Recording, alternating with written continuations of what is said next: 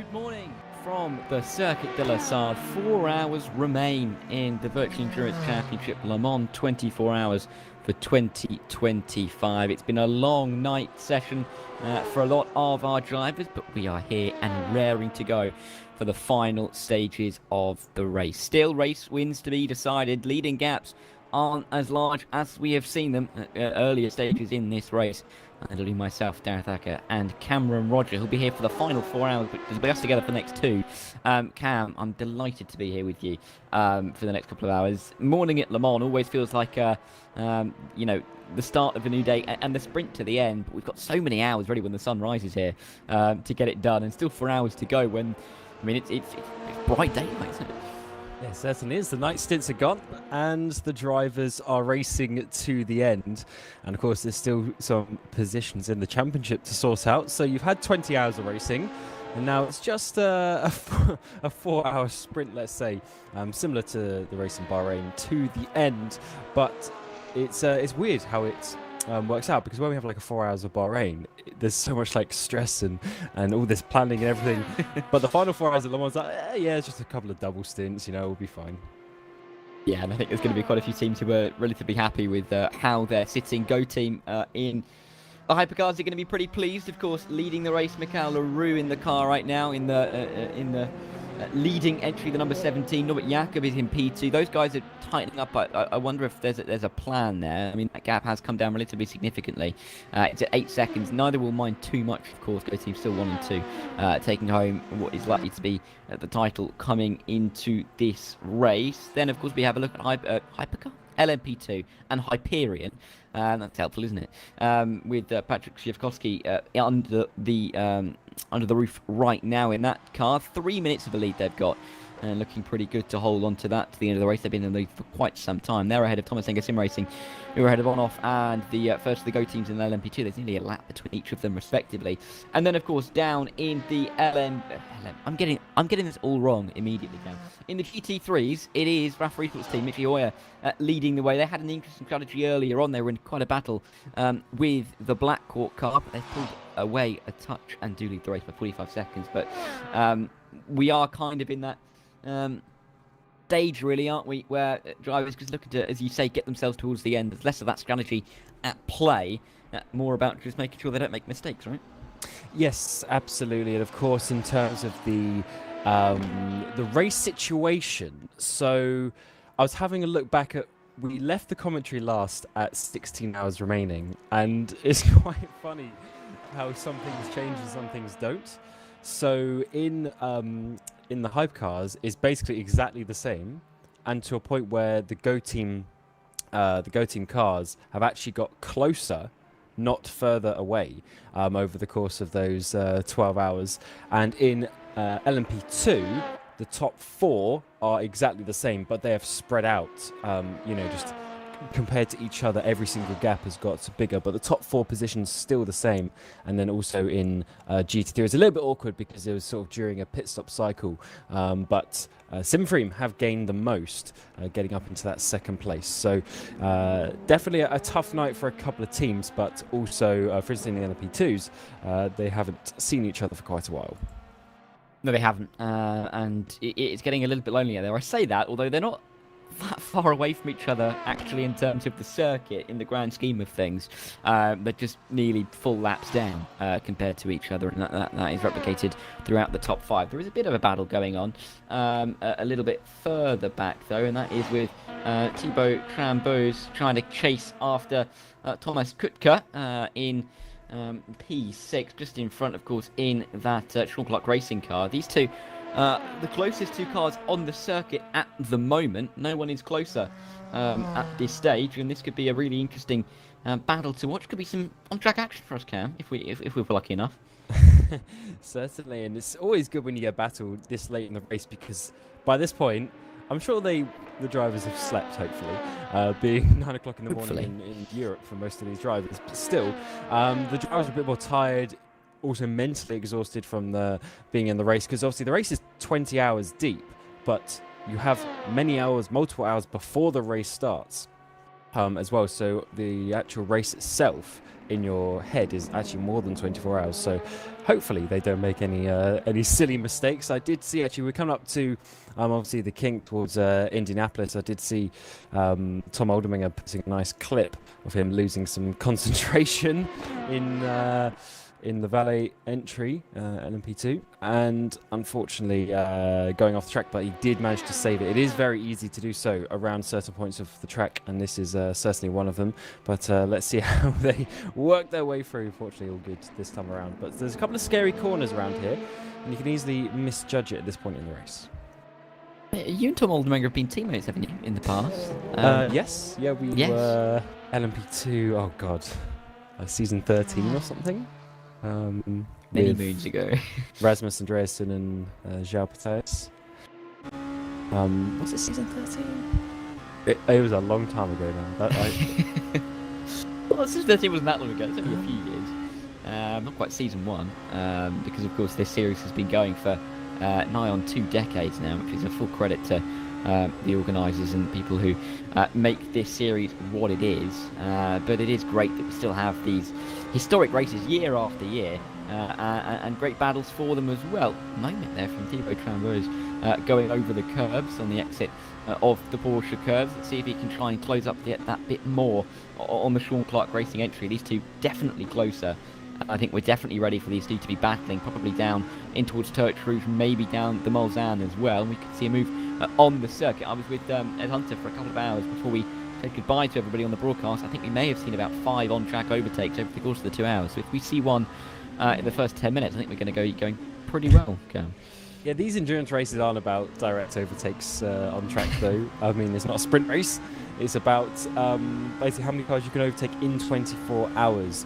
As we had a couple of LMP2 pit stops there, the leader Hyperion, also Go Team down the pit road as well, 37 with Jelle Binsbergen. But as we come up towards Tertre Rouge, Kutka takes the risk on the BMW, goes wide though, and that is going to open up the door for Trambeaus to get the run, because look at the momentum difference. You don't often see this in the LMP2s. The slipstream isn't the most strong in the world, and look at the run he's just got to wait about another 1.5 kilometers before he gets towards the braking zone, and then the Seawolf entry might be able to get that move done. He's got the position, but under the brakes, is Kutka going to brake later? He does on that inside line, retakes that position and just about holds on to the 6th position. Yeah, with the more favourable line through the corner as well, enabling him to get a good exit off the corner, sprint away a touch and be under far less pressure down in towards the second chicane than he was in the first. He's not quite able to get that one done then, but clearly he is ready and up for the fight, and this one could continue for a little while yet. Kutka should be safe here. We'll see if there's any kind of move that can happen down in towards Mulsanne corner, the tightening right-hander, but there is nothing to say, and we won't see this battle reignited. A couple of pit stops as well going on towards the top end of the LMP2. We've got the Thomas Wenger Sim Racing car in, the on-off racing car in. They've been second and third for pretty much the entire race up to this point, and they're staying high in the pit lane, even though there's a lap between them. Yes, we also have down pit road Kakmakali for Caspian as it stands as well. So that's interesting to see the P2s and GTs in at the same time. But of course, strategies vary a lot over the course of the race. Trambeaus, unfortunately, just losing a bit of momentum as the lap goes on. And Kutka is going to be able to hold on to that. Michi Hoyer trying to get every bit of slipstream that he can from that LMP2 in the battle at the top of the GT3 categories. But of course, the strategies do go up and down because, of course, with pit stops and such, Simframe now to the lead of the GT3 category. I have to see how that one's going to balance out with 3 hours and 50 minutes still to play. And we have seen a lot of strategy games being played in that GT3 class. I think we saw maybe not as many on-track overtakes towards the back end of the broadcast yesterday, but we did see a lot of strategy games taking place and changes for the lead with drivers coming into the pit lane, and that involved Rafferty Sports and Blackhawk, and it seems that Simframe got themselves into that conversation now as well, with Christian Malguera now taking up the lead of the race. How long that will last, remains to be seen, but with a 15-second gap back, they are relatively comfortably in the lead. Bode again, nearly getting himself out wide and off the road, coming in towards the final couple of chicanes now. We'll have to see if he can get it done this time by, but I think he's clearly being held back, or he will feel like he's being held back a touch. There's a bit more pace to unlock in that Silvernet race car. Absolutely, and I'm just looking into that issue in the GT. Well, I said issue, not really an issue, but I mean the situation that we're talking about in the GT3s. I actually think Simfream are ahead because Simfream pit 1 lap prior to Rafa, so they've now both made the pit stop, and the gap is 16 seconds. So I do believe that means that it's actually Simframe leading the way in your GT3 category, and just a 15-second gap back to Michio. This is actually the car that we're talking about. They overtook Michio not too long ago, and now they've caught up to Simframe there. So this is Christian McLaren in the Simframe Esports entry, leading the way for GT3. So that is good to see. So we do have a lead battle towards the end of the race as well. This is going to be good fun. There's Mitch Hoyer as well in the picture-in-picture. He's chasing down the Hyperion entry, so all of the top leaders looking at each other in different classes. Yeah, and we are seeing, I think those somewhat in the end, the strategy games coming towards the end, they aren't going to be racing to the end of this race. 16 seconds it is between them. And I think for Simframe to come through and win this, I think it'd be a fantastic achievement, wouldn't it? Of course, RAFA Esports have been really quite consistent, and they have been the benchmark over the course of the season. And so with them playing around with the strategy, doing something different again, they've tried to keep themselves involved in the battle, and with that they absolutely have. They're only 17 seconds off the lead, but Simframe I think will feel like they have a really good chance here at getting this win under their belts. And if you're going to win one race in a season, particularly, not that they've only won one, but if you're only going to win one race in the season, Cam, I think you have to circle that Le Mans 24 at the start of the year as the one to target, not least because it's double points, but also with the prestige that comes with it. Yeah, absolutely. It would be their first win of the season, though. They came second last time out, and then they're second in race 2 of the season as well. So they've had a few. They've been third 1, 2, 3 times as well. So they've got a lot of podiums, but unfortunately, Caspian and Rafa have been so dominant at being out there at the top. It's very difficult. So it's quite an interesting season actually for the GT3s, because Blackhawk won race 1, Caspian won race 2, and then 5 races in a row. Wow, that's a big off there for Kutka. But yeah, 5 races in a row for Rafa, and basically they just need to show up and win the championship with how the points work. But even then, if someone can take away that 24 Hours of Le Mans victory, I'm sure Rafa will be slightly disappointed with how the season went. Yeah, it's fair to say, and but for Simframe as well, if they can finally get that win after all of those podium finishes, then I think there's going to be a big, a little bit of a party down there for them. Trambo, though, still trying to find his way through. You mentioned that Gupta had that big off track for a moment, but he's still there. He is still ahead, and Trambo just can't find a way through. The closest he got was just about pulling ahead as they made their way into the first of the chicanes in the Mulsanne. But since then, he's not really been able to lay much of a glove, and they've been running nose to tail. But nothing seemingly can be done at the moment by Thibaut. And there's a bit of a slide coming to the final chicanes. Thomas Kutka is still holding on at the moment. You almost feel like you have to be 2 or 3 tenths back at a maximum to make a move here, because, as you mentioned, slipstream is difficult to come by in these LMPDs particularly. And we are seeing that almost play out in front of our eyes, aren't we? Yeah, do you remember? I'm trying to think who I commentated the race with. Maybe it was Hugo, actually. We did a 4 Hours of Bahrain a couple of years ago, and there was an unbelievable battle in LMP2. We were covering it, because obviously only being in a 4-hour race, it doesn't spread out so much. And it must have been like first through 6th was in one massive train in LMP2. And on that front straight, it was incredible, like how close they were getting to each other, like almost bumper to bumper, 5-6 cars in a row, but they couldn't overtake. It was incredible to see, because they were pushing each other to the limit, but the car just doesn't have much in the way of slipstream. So if no one makes a mistake, it does become quite hard to make the overtakes. So you don't generally have to use the traffic or use a bit of strategy, etc., rather than just pure overtaking. Or you have to get them offline. So as you know, in Bahrain, you can sort of go to that outside in turn 1 and then try and get a little bit of a cutback through turns 2 and 3, that sort of stuff. But it was just an incredible show to have this 5-car train, and it was all because it's not like they were in a slipstream train, there just wasn't slipstream.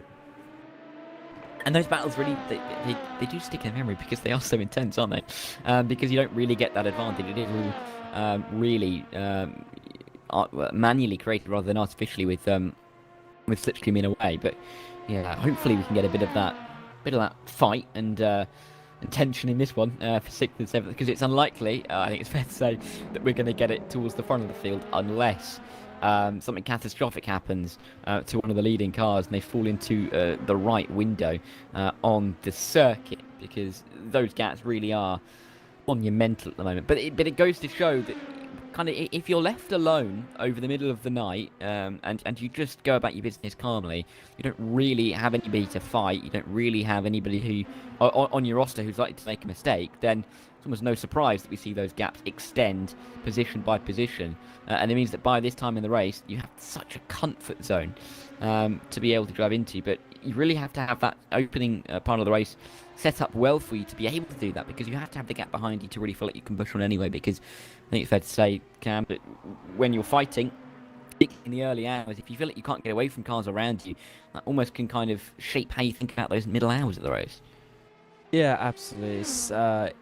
I always loved these 24-hour races as a driver.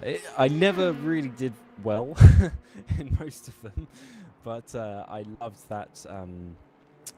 But I guess basically the process of it as well, with all the planning, the difficulties of especially the middle hours of the race, as you're saying. Because once you wake up again, you have a bit of a nap. Once you wake up, these final 4 hours aren't so bad. But it's the drag over the nights that's where you earn the money. Basically, that is where you earn the money, and you can basically win or lose the race. Of course, it was fairly static, seemingly this time around. However, the amount of times, even so, the one time I actually did win this race, which was it? That was season 11 in Division 3, so it doesn't quite count. But we were winning. So basically, we already won the championship because our rival crashed before 12 hours in the race, which means they don't get any points, because you get points at half race distance, right? So we already knew we won the race because won the title, because obviously they were behind us in the championship.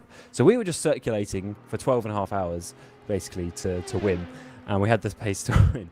2 o'clock in the morning, I decided to bin it, coming through Corvette at the end of the Porsche curves, and just I remember I was there like, that is the most silly thing I've ever done in my life, because there's one thing crashing when you're trying to go fast, but we just did not mean it. And it's just, things like that happen overnight, but unfortunately, fortunately, this time around, nothing really happened.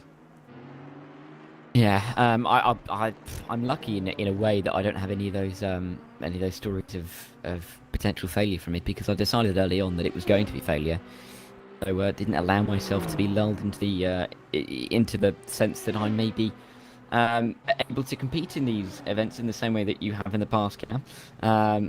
So yeah, I can't really make fun, because I couldn't do much better myself. And these guys, particularly in this race, are right at the top end of racing here on RF2, because we've seen them year after year perform at such a high level, and really even transfer across some of the classes, which can be a difficult thing to do. But for the likes of Simitric, particularly in that Alpha Esports car in the GT3 at the moment, champion in multiple classes over the years here in the VEC. And it can be done, but it really takes a high-end driver, because for some of these cars, drivers can be real specialists in them. LMP2 drivers who love their LMP2, wouldn't even think about doing a Hypercar or a GT3 because they are so good at the LMP2. To transfer over classes can be a difficult feat, but there have been drivers to be champions in multiple classes, and we could see that replicated again today with champions being crowned. It is funny how it translates with certain people being able to just pick up anything and go fast, but for me, The only class I'd ever be anything good at is one of the prototype classes. For some reason, I just can't drive a GT3 car to save my life. I mean, some people say I can drive the other ones. But I was so far off in the GT3 cars compared to P2. Like, the P2s, I could have respectable race pace just to justify me being in Division 1 for the year or two that I was in Division 1. No way would I have the race pace to justify myself in GT3. I don't know why, I just can't drive them. But then you see the likes of, Jone Simicic, Mitch Hoyer, they're going to be, because, I mean, Mitch hasn't been here the whole season for Alpha, but he is still technically going to be the champion as he's driven.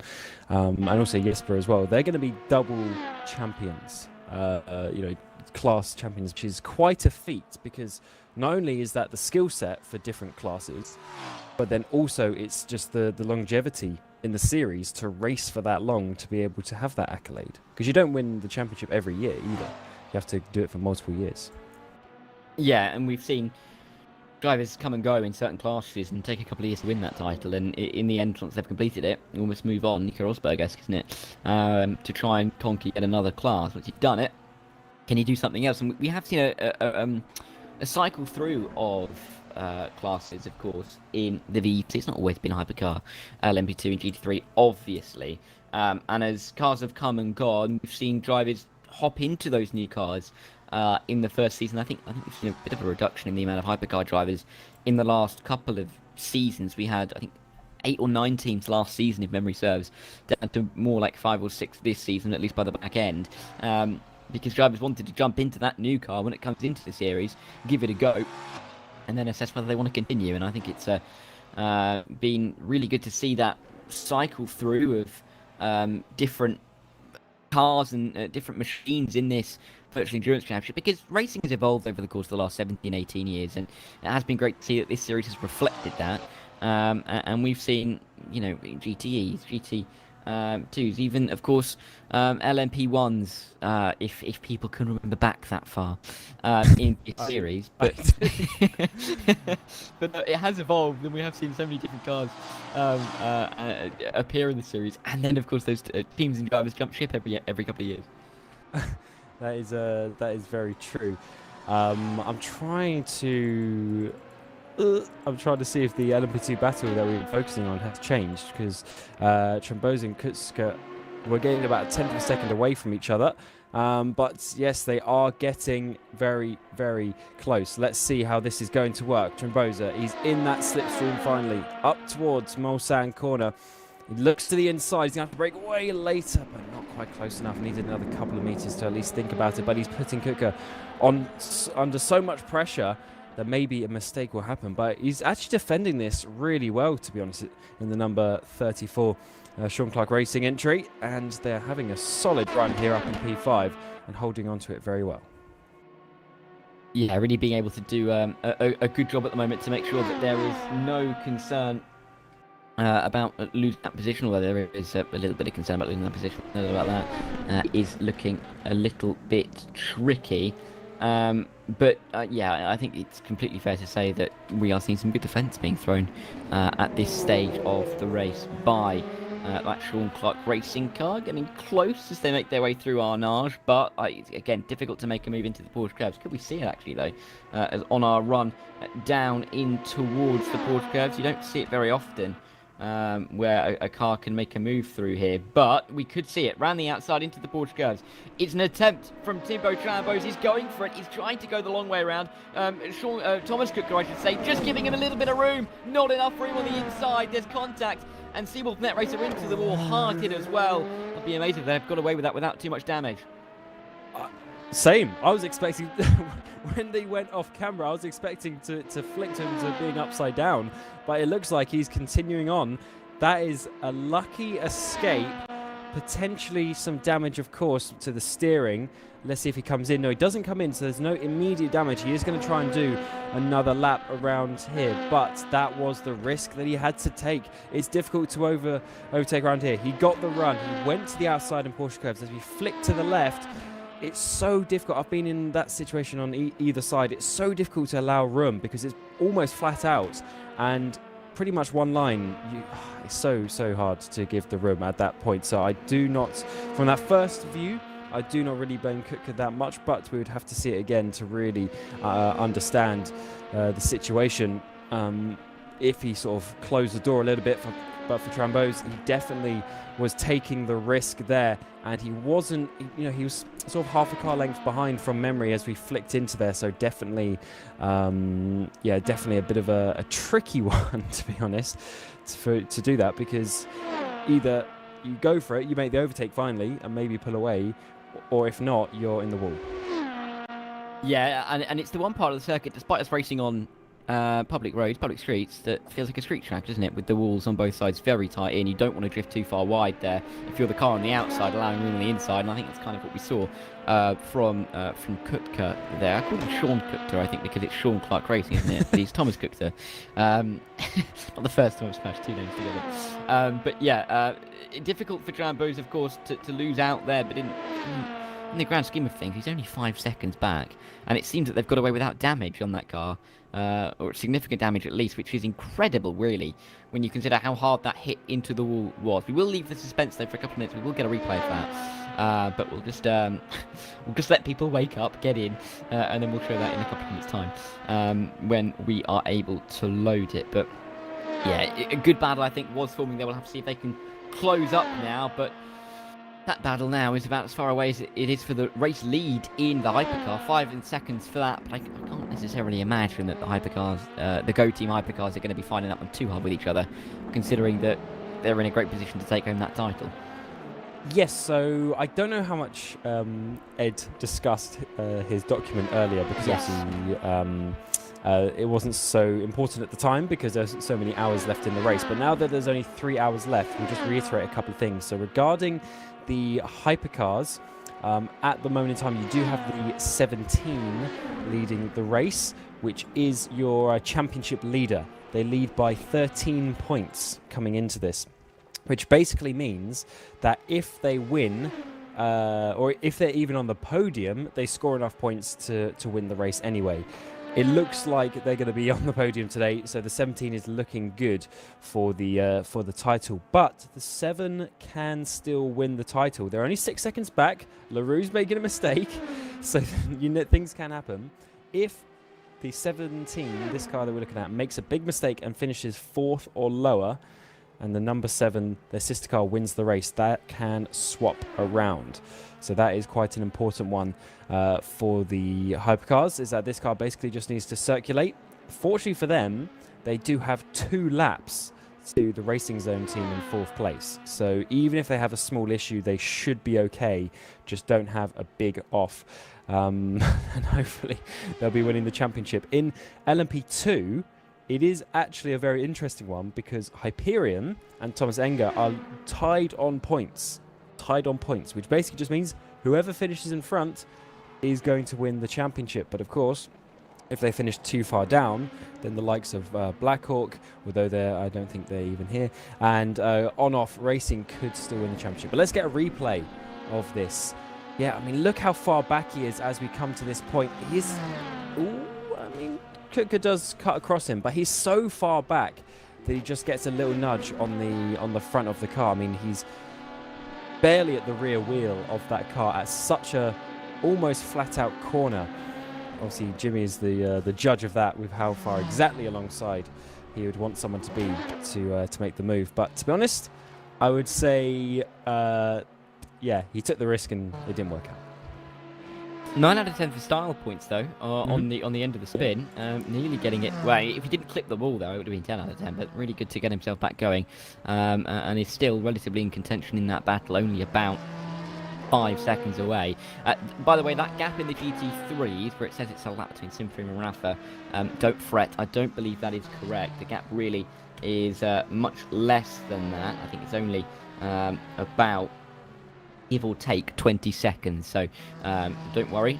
It may reset itself. We'll find out in a second.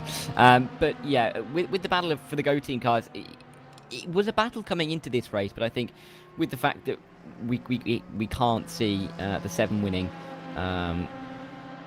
with the 17 finishing in P2, I wonder if there will be some team discussions and being like, yeah, well guys, don't take them out, because realistically that's the only way that the 17 would drop the required time to allow Blackhawk through and drop into P3. So we'll wait and see. The gap is 8 seconds. It's bubbling. It's one of the closest battles on the circuit, mind you, but again, how much of a battle we will see remains to be seen. There is Mitchy Hoyer on the circuit for the RAF Esports team. Not quite a lap down from Simframe, only about 20 seconds or so. There we go. It jumps back into life. And that's stayed pretty stagnant, I think, it's since the pit stop, isn't it? Yes, it has. I think the timing just needed them to complete the lap to reset itself, but all good. And to finish the point on the championship permutations, by my maths and what Ed Hunter wrote, which I'm trusting, is that Rafa Esports basically are the champions already, because they needed to finish 20th or above, but there's not 20 cars in the category. So they, basically by showing up, they have won the championship in that. But we kind of all knew that with them winning 5 races so far, and potentially a 6th if they can get up to the Italian squad up ahead of them. So definitely a dominant season from them.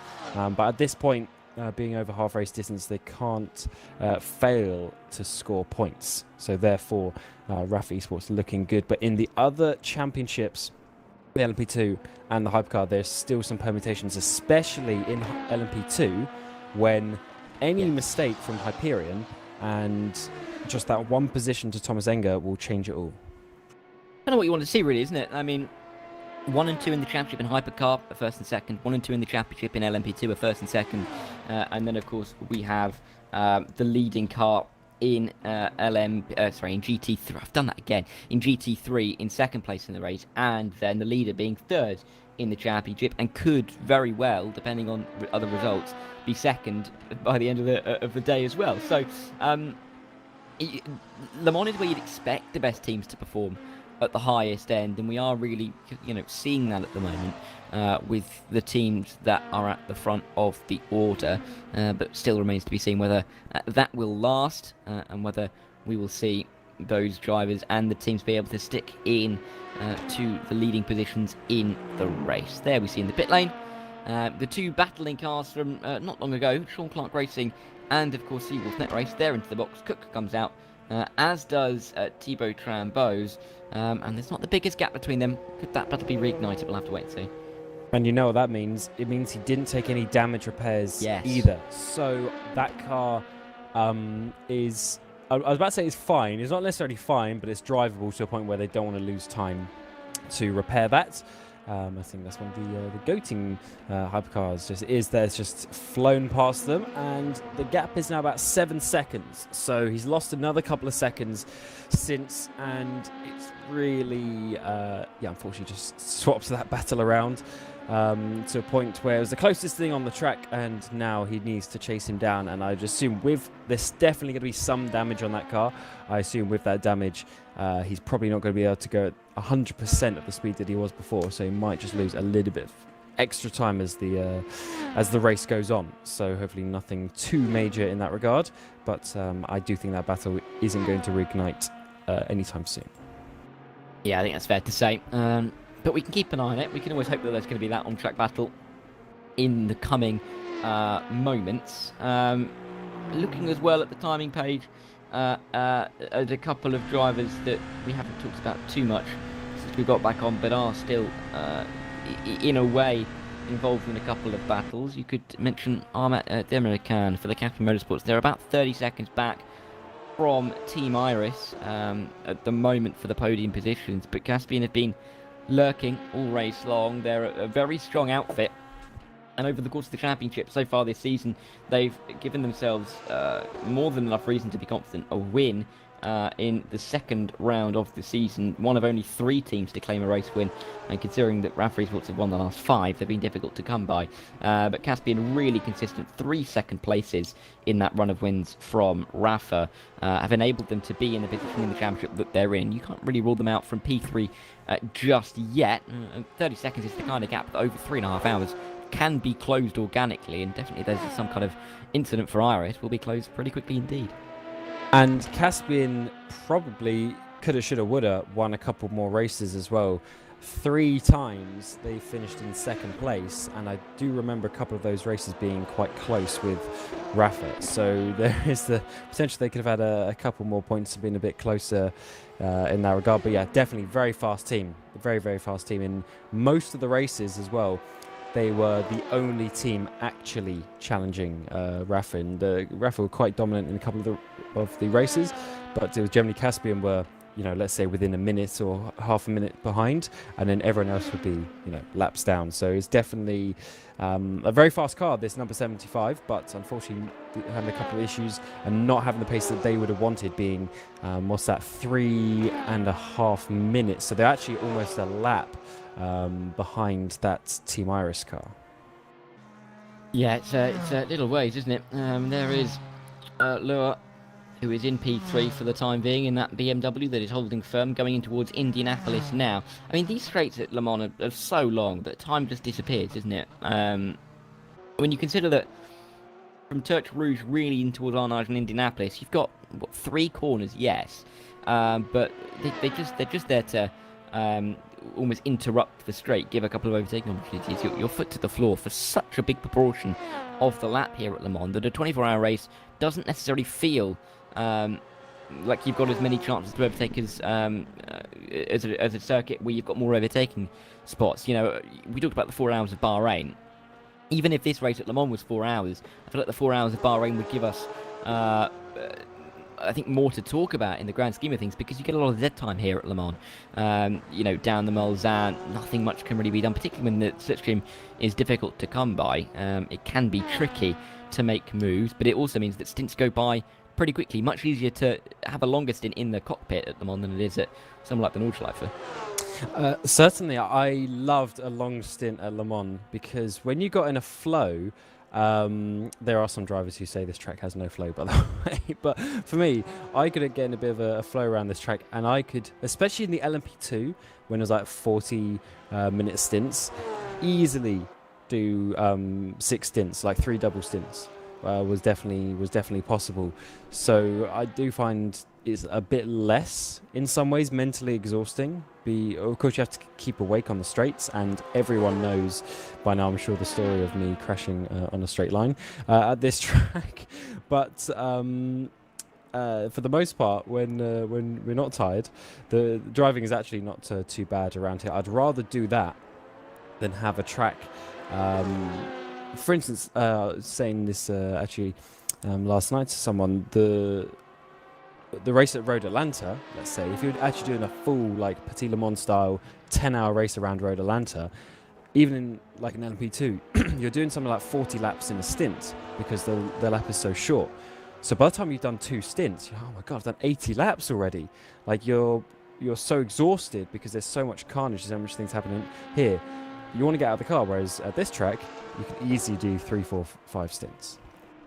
Yeah, and again, mainly because I think it's fair to say, and you're right, there is a certain element of rhythm to the circuit, but it's also because you do just get to kind of disassociate a couple of times down the Mulsanne, particularly if you're on your own, in the same way that Demolican is at the moment.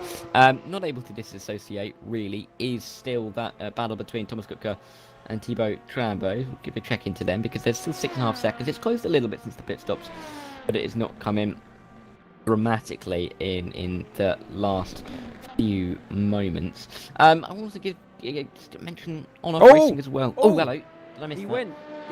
He spun around.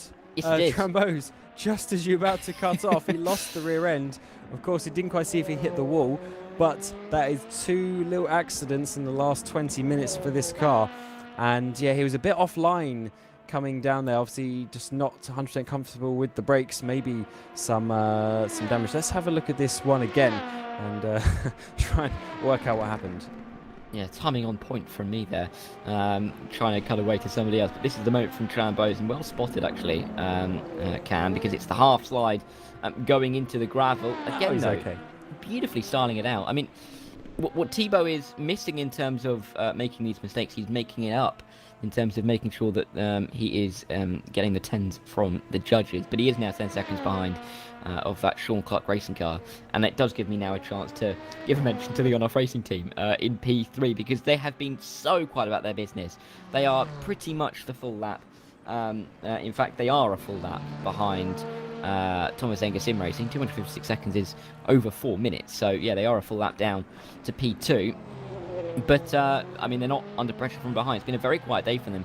But to pick up a podium in a race like this is still very much a target that they will have set themselves, and going pretty well in terms of doing that at the moment. And remember that on-off racing, in theory, can still have a win of this championship if... which position is it? It's P4. So if Hyperion and Thomas Enger finish P4 or below, which in theory is still possible if they have some big accidents and big damage, but it really needs both of them, is the situation, not just one.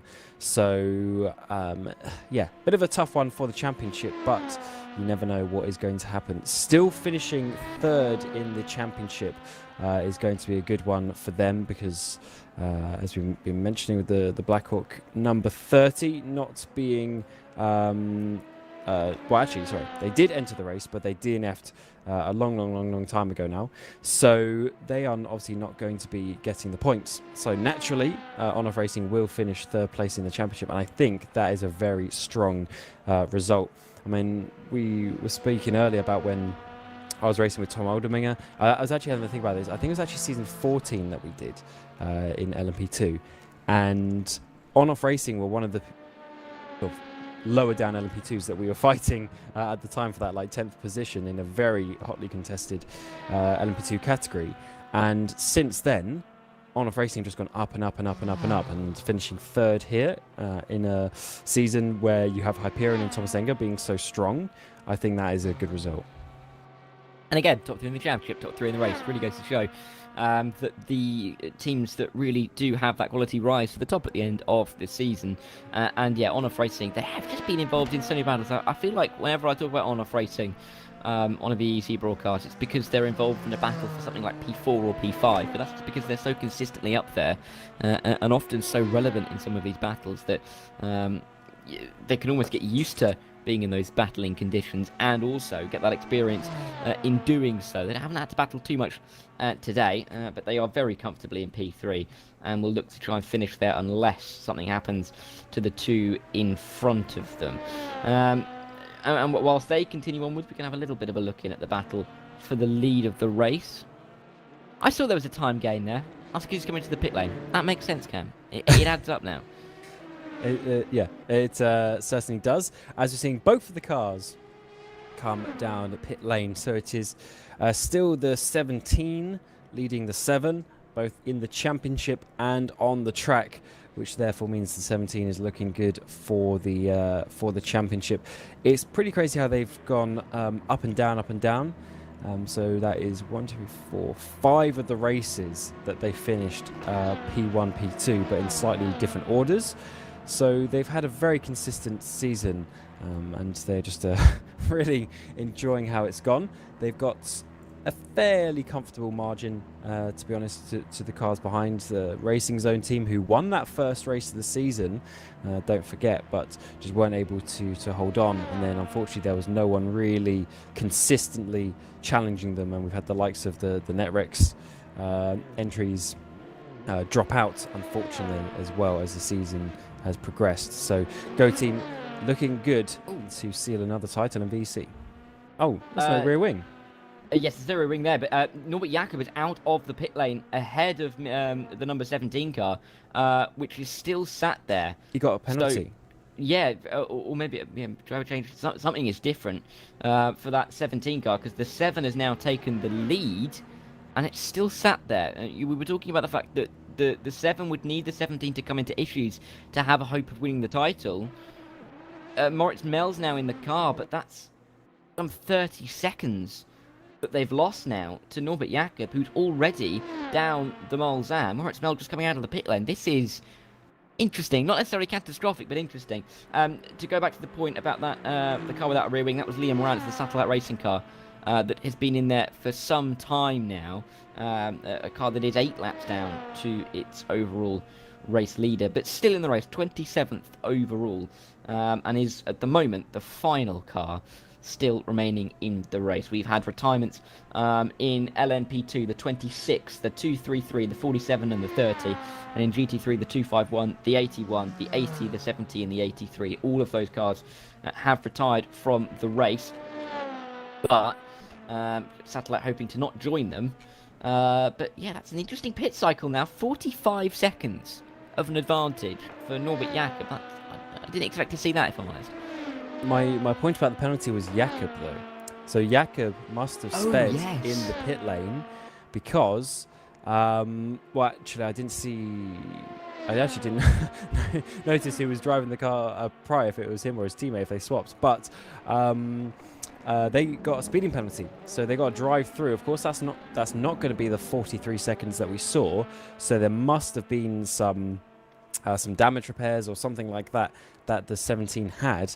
But it's very interesting because their pace looked pretty decent. So definitely some issues coming to Go Team. It's not going to be an easy one to work out who's going to be winning this championship. But I think, the 7's still going to have a comfortable lead even after their drive through. So the 17's got some work to do now to catch back up.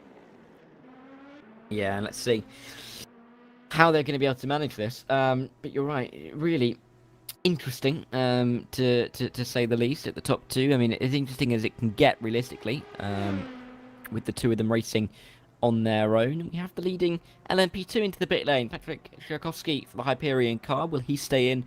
Will he jump out? Remains to be seen. You could probably do 3 hours 13 to the end, couldn't you, in one driving sim? Would be a bit of a push, I think it's fair to say, especially with teammates, but we'll see if Hyperion elect to change around their drivers. Go Team coming to the pit lane as well from the LMP2s.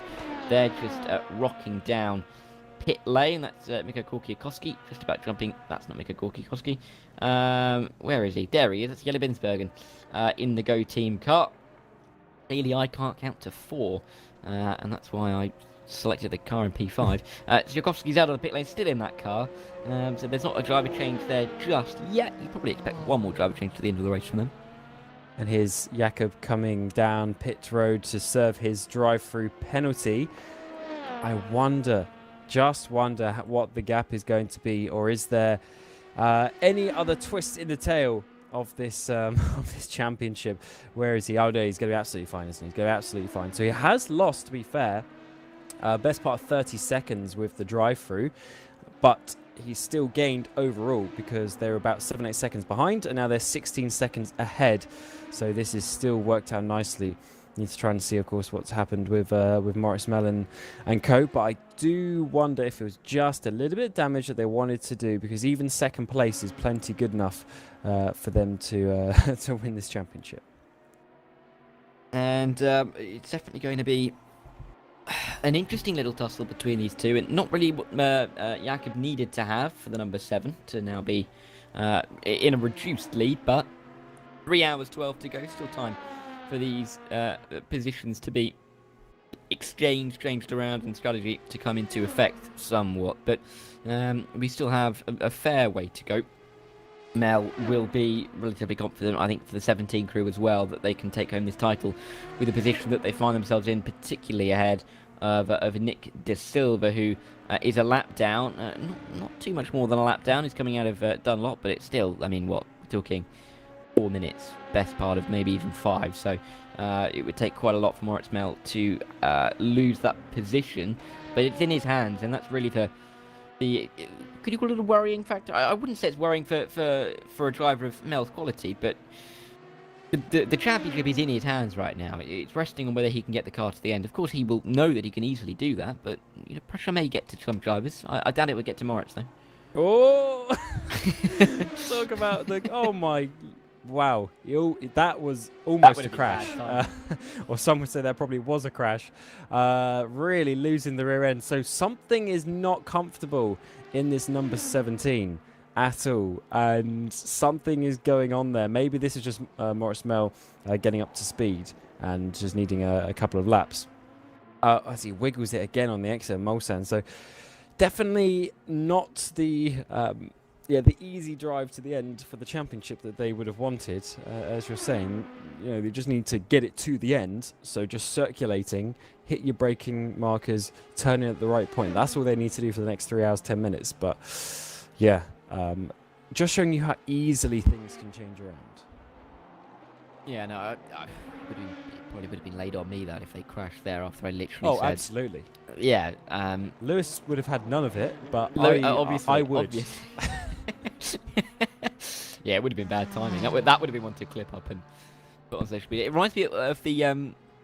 it's like a perfectly cut screen, though, isn't it? Anyway, we continue on. 16 seconds is that gap for the lead of that class. 170 seconds it is in LMP2, but it is just the 25 seconds in GT3. Christian Margera still leads the way ahead of Michi Hoyer for the time being, at least. Michi Hoyer not really able to do much to indent into that gap, actually. It's been bubbling around that 25-26 second mark, and I think maybe he would have I think he actually has lost a couple of seconds coming through the Touch Rouge as well, so he doesn't look too comfortable. There's a yellow flag out. Who's that for? I'm not too sure. Could be Salvatore Zittiello, just come into the pit lane. But that car looks alright, doesn't it? There's not too much damage visibly. Yeah, sometimes it does. Oh no, because the engine's pulling away. Yeah. Sometimes it does give it, flashes when someone comes down pit lane, but he was already exiting, so the timing didn't make sense on that one as he comes back onto the track. But carrying on with the point you're making of Michi Hoyer, he has lost time. At one point, I did take a little screenshot, and I believe the gap was about 16 seconds, and that was an hour and 15 minutes ago. So in the last hour and 15 minutes, they've lost another 10 seconds, which is a sizable margin, to be honest. And we always know that the Sim-Free cars have been quick. They haven't been able to challenge really for the championship. They are in third place, but they are miles off. They are 57 points off Rafa, so almost the whole race win here at Le Mans. So yeah, not enough to challenge for the championship, but they're still a very fast squad, and of course champions previously in this series. Another brief yellow in Sector 3. Again, down the timing page, I cannot see anybody falling away from anybody else, so it may just be a bit of a ghostly yellow flag. However, we do have that Black Hawk car in pit lane. That came down pit lane before that yellow came out, so it was something different. But Nick De Silva is still in that car. We'll see if he jumps out and someone else jumps in, but Black Hawk look like they're going to wrap up P3 in this race. And therefore, by virtue, P3 in the championship, because they're between themselves and Racing Zone. They came into this race tied on points in the same way that we've seen it for the leader of the standings in the LMP2s, which meant that whoever finishes ahead was going to take home that position in the championship, and they've got a couple of laps in hand at the moment, so it's looking pretty good for them to hold on to P3 in the championship. P3 in the championship as well. In the LMP2s, I think is a bit of an interesting discussion to have, because On-Off Racing are gaining on Black Hawk Racing. It's a 9-point gap to overturn, but of course they're third, and Black Hawk their Black Hawk aren't even relevant, are they? So looking good for On-Off to get up that P3. And for Sean Clark as well, they're looking to wrap up the top 5 in the championship, and the position that they currently occupy, P6, would be enough to do that, it seems, at the moment. So looking pretty good for a couple of these teams as gaps continue to fluctuate. It's 14 seconds at the moment in the battle that we were looking at between Thomas Kutka and Thibaut Trambeau. We'll see if that decreases, but it's been going up of late, hasn't it?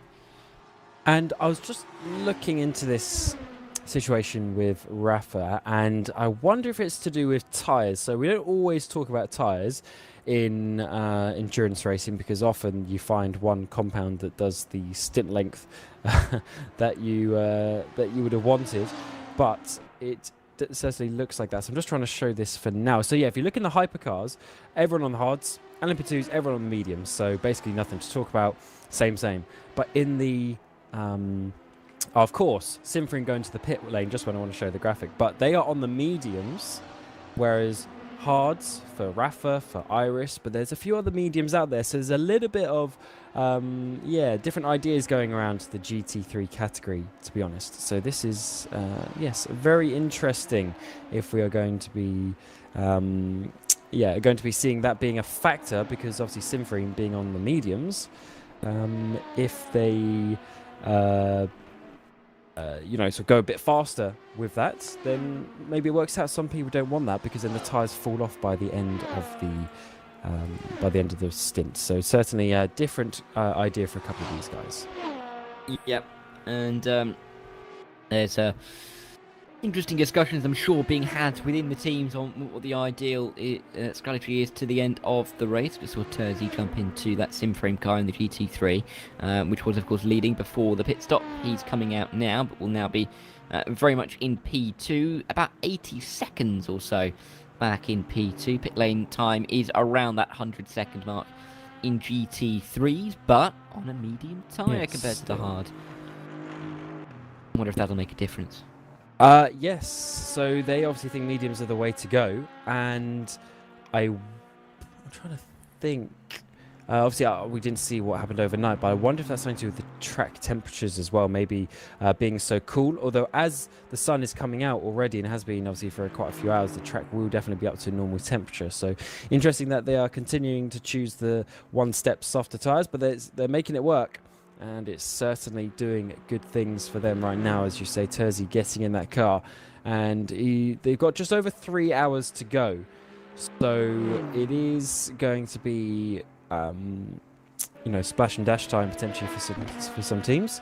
But in the LMP2s, they pit with about 3:15 to go, which should be fine. That's 5 stints in the LMP2s that they'll have to the end, so that should be fine. But for the GT3s being shy of an hour, I assume they're going to need to pit for a couple of laps of fuel at the end.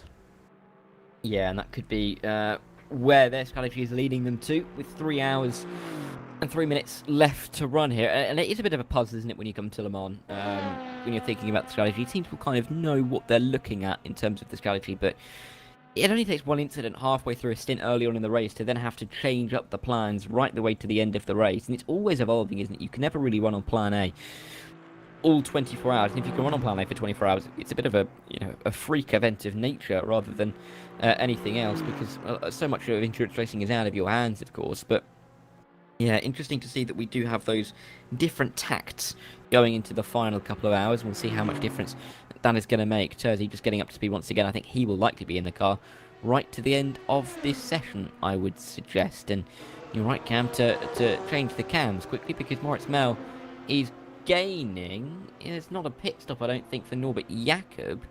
That might just be the timing coming in and out again without meaning in the end, but yes, it is. Norbert Jakob not gaining as much as I thought he was.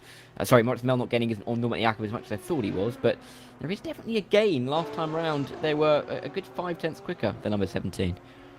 Yeah, the timing does fluctuate, obviously, up and down. It's not, with the track being quite long, I think there's a factor with it. Being slightly up and down, going from like 9 to 7 seconds, but we just need to look at the average as such, and it is definitely coming down. So last lap he was 2.3 seconds quicker than Jakob. The one before that was a second, so that is 3.3 seconds lost in the last 2 laps. And if you average it out, that basically means Moritz Mel is going to catch him. So that's the important bit. And it was a very respectable lap time, actually. It was a 3-minute 19.0 from Moritz Mel. I mean, that's faster than the Racing Zone team's fastest lap of the race. And it's just a few tenths off the fastest lap of the other Hypercar teams. So Mel's, not quite on quality speed, but he's getting close to it at this important point in the race. 3 hours remaining, and they need to regain this lead from their teammates. They do, absolutely do. I was wrong as what I was saying before. Their last lap time was 2.3 seconds faster than the number 7s. I realise now that I've been looking at 2 timing pages over the last 24 hours, and on one time page, the best lap times on the left-hand side, the last lap times on the right, and on this for VEC, it's the other way around. So that's always helpful. Yes, which is delightful news. I've got it confused in both now. Oh, they are cracking. that is. It's dreadful. It's absolutely dreadful. But of course, nothing that we can.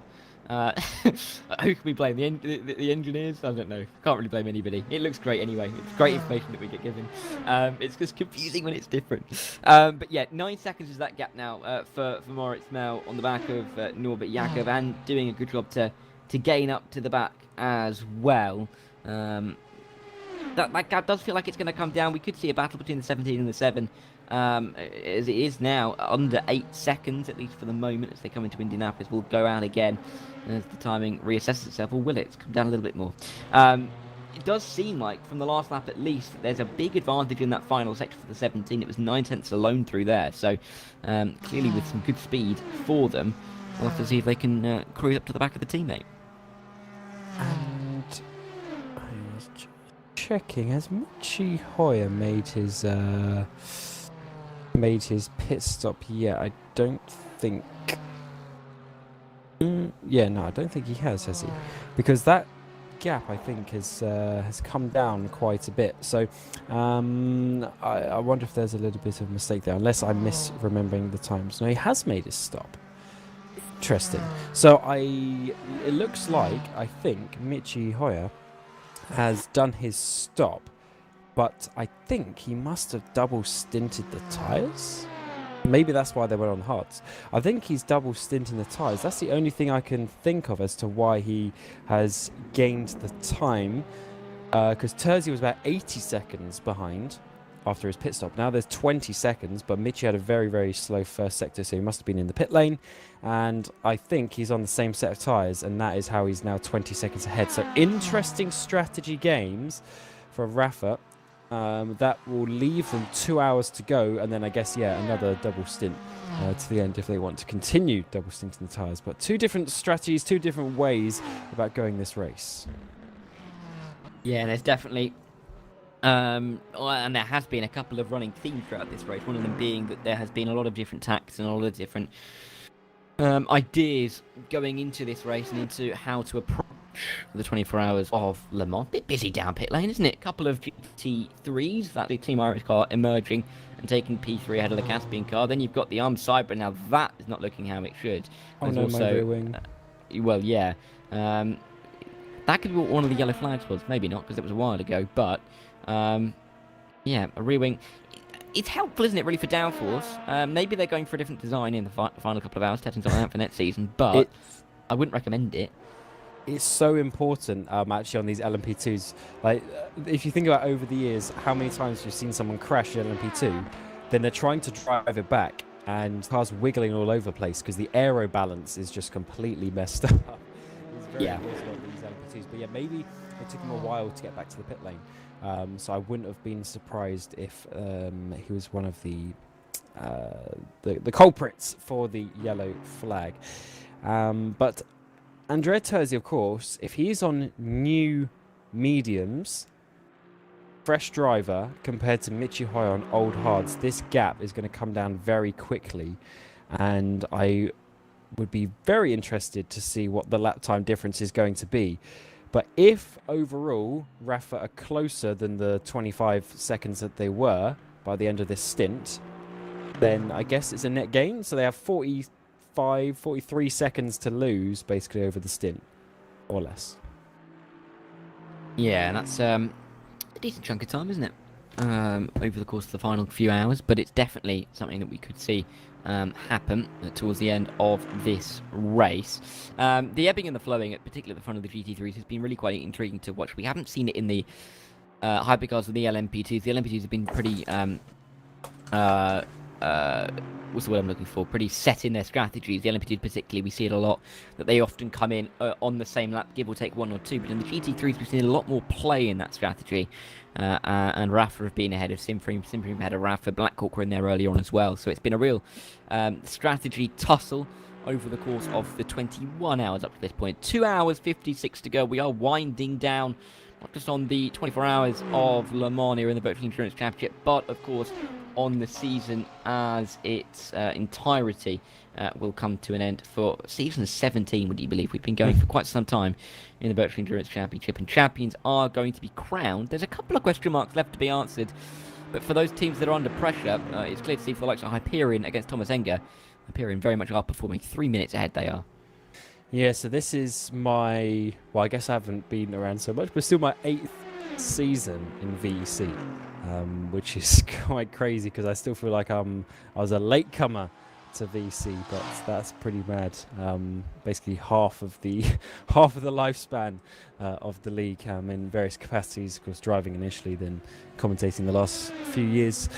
Very, very much a staple in the rFactor 2 community, and has been it's been there for a long, long time. And of course Jimmy Allison. The funny thing with Jimmy Allison as well is he sets a minimum age on the forums to sign up, but now that we're at 17, it's at a point where there's probably people who were born after, or in theory it's possible that there's people who were born after VEC started, which is amazing longevity in the community, and we still have 36 odd cars come into this event. It's pretty amazing. It is. I mean, because the first, I think admittedly, I'm pretty close to that, in being younger than the series in total. Zach Sweeney, of course, is even younger, so I can shove that towards him. But yeah, it's been such a fantastic run, and there's been so many drivers throughout the years that have, come and gone from this championship, but have won the championship. Names that many will recognise down the years, and so it's been a fantastic part of the community. Has the Virtual Endurance Championship, and again, it's one of the old faithfuls. There's lots of series that come and go, but it feels like VEC, you know when it's going to be. It's every single year, and you kind of know what the competition is going to be like, and I think there's something really nice about that. Oh, absolutely, and there's been various different iterations of it. Every couple of years, something changed in terms of the cars or the format, or 3 classes, 2 classes. The type of tracks that we raced on changed a bit as well. So it was ever changing, ever flowing. There was rarely a couple of seasons in a row where something was static, because even if you think, so we got the hypercars, obviously the GTs and the LMP2s stay kind of similar. And last year it was similar, but we had the van wall, and then obviously the year before that we had a couple of the DPIs as well. But there was big changes, because on the second year of the DPIs there was a big change, and then that's when we also went from the GTEs to the GT3s. So all these things change a lot over the years. I mean, when I started 8 years ago, it was the URD mod with the LMP1s. We had the 4-wheel drive on that as well. And we were using all sorts of different modded tracks and stuff like that. So it's ever flowing, it's ever changed, and you have to go 17 years. You can't do the exact same thing every year in a row. But a lot of drivers, ironically, are actually in a similar situation. There's a lot of drivers here who are still around back when I started in this league. Yeah, more run than when I started, but that's a little bit easier, a little bit sooner. I've also devised a fun game for us, Cam. Over the next 15 minutes while we're together. Go. I've had a look down the list of champions, and I've realised that there are at least 15 different class names that we've had over the course of the history of the Virtual Championship. I'm just trying to wonder how many you can get. I mean, some of them are pretty close in the names, but they're not the same. There's a lot about LMs going on, but I think that this could be a fun little game. People in chat can take part as well if they'd like to. Answer the postcard, please. We'll see how we go. Well, do you want me to say them out loud, or should we? Go on. Well, obviously, so we got Hypercar, LMP2, GT3. Mm-hmm. Then yeah. Then obviously we had LMP1s. We had LMP3s for a time. Yes. We had GTEs. We did have GT.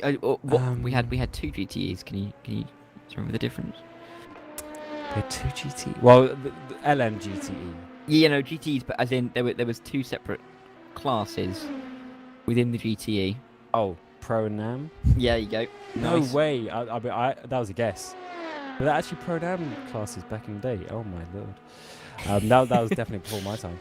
What else? What else were there? This is actually quite tough. I thought it was going to be easy. This is actually quite tough. Hang on, you've got 1, 2, 3, 4, 5. Well, I'll give you 5 more because I think 2 of them we are also had the somewhere. McLaren Senna, but didn't we just call that the hypercar? Or did we actually call it the GTR, the Senna GTR? It was LMHC, so hypercar HC. really, but it was Yeah. before hypercar. I'll give you that. 4 more. 4 more.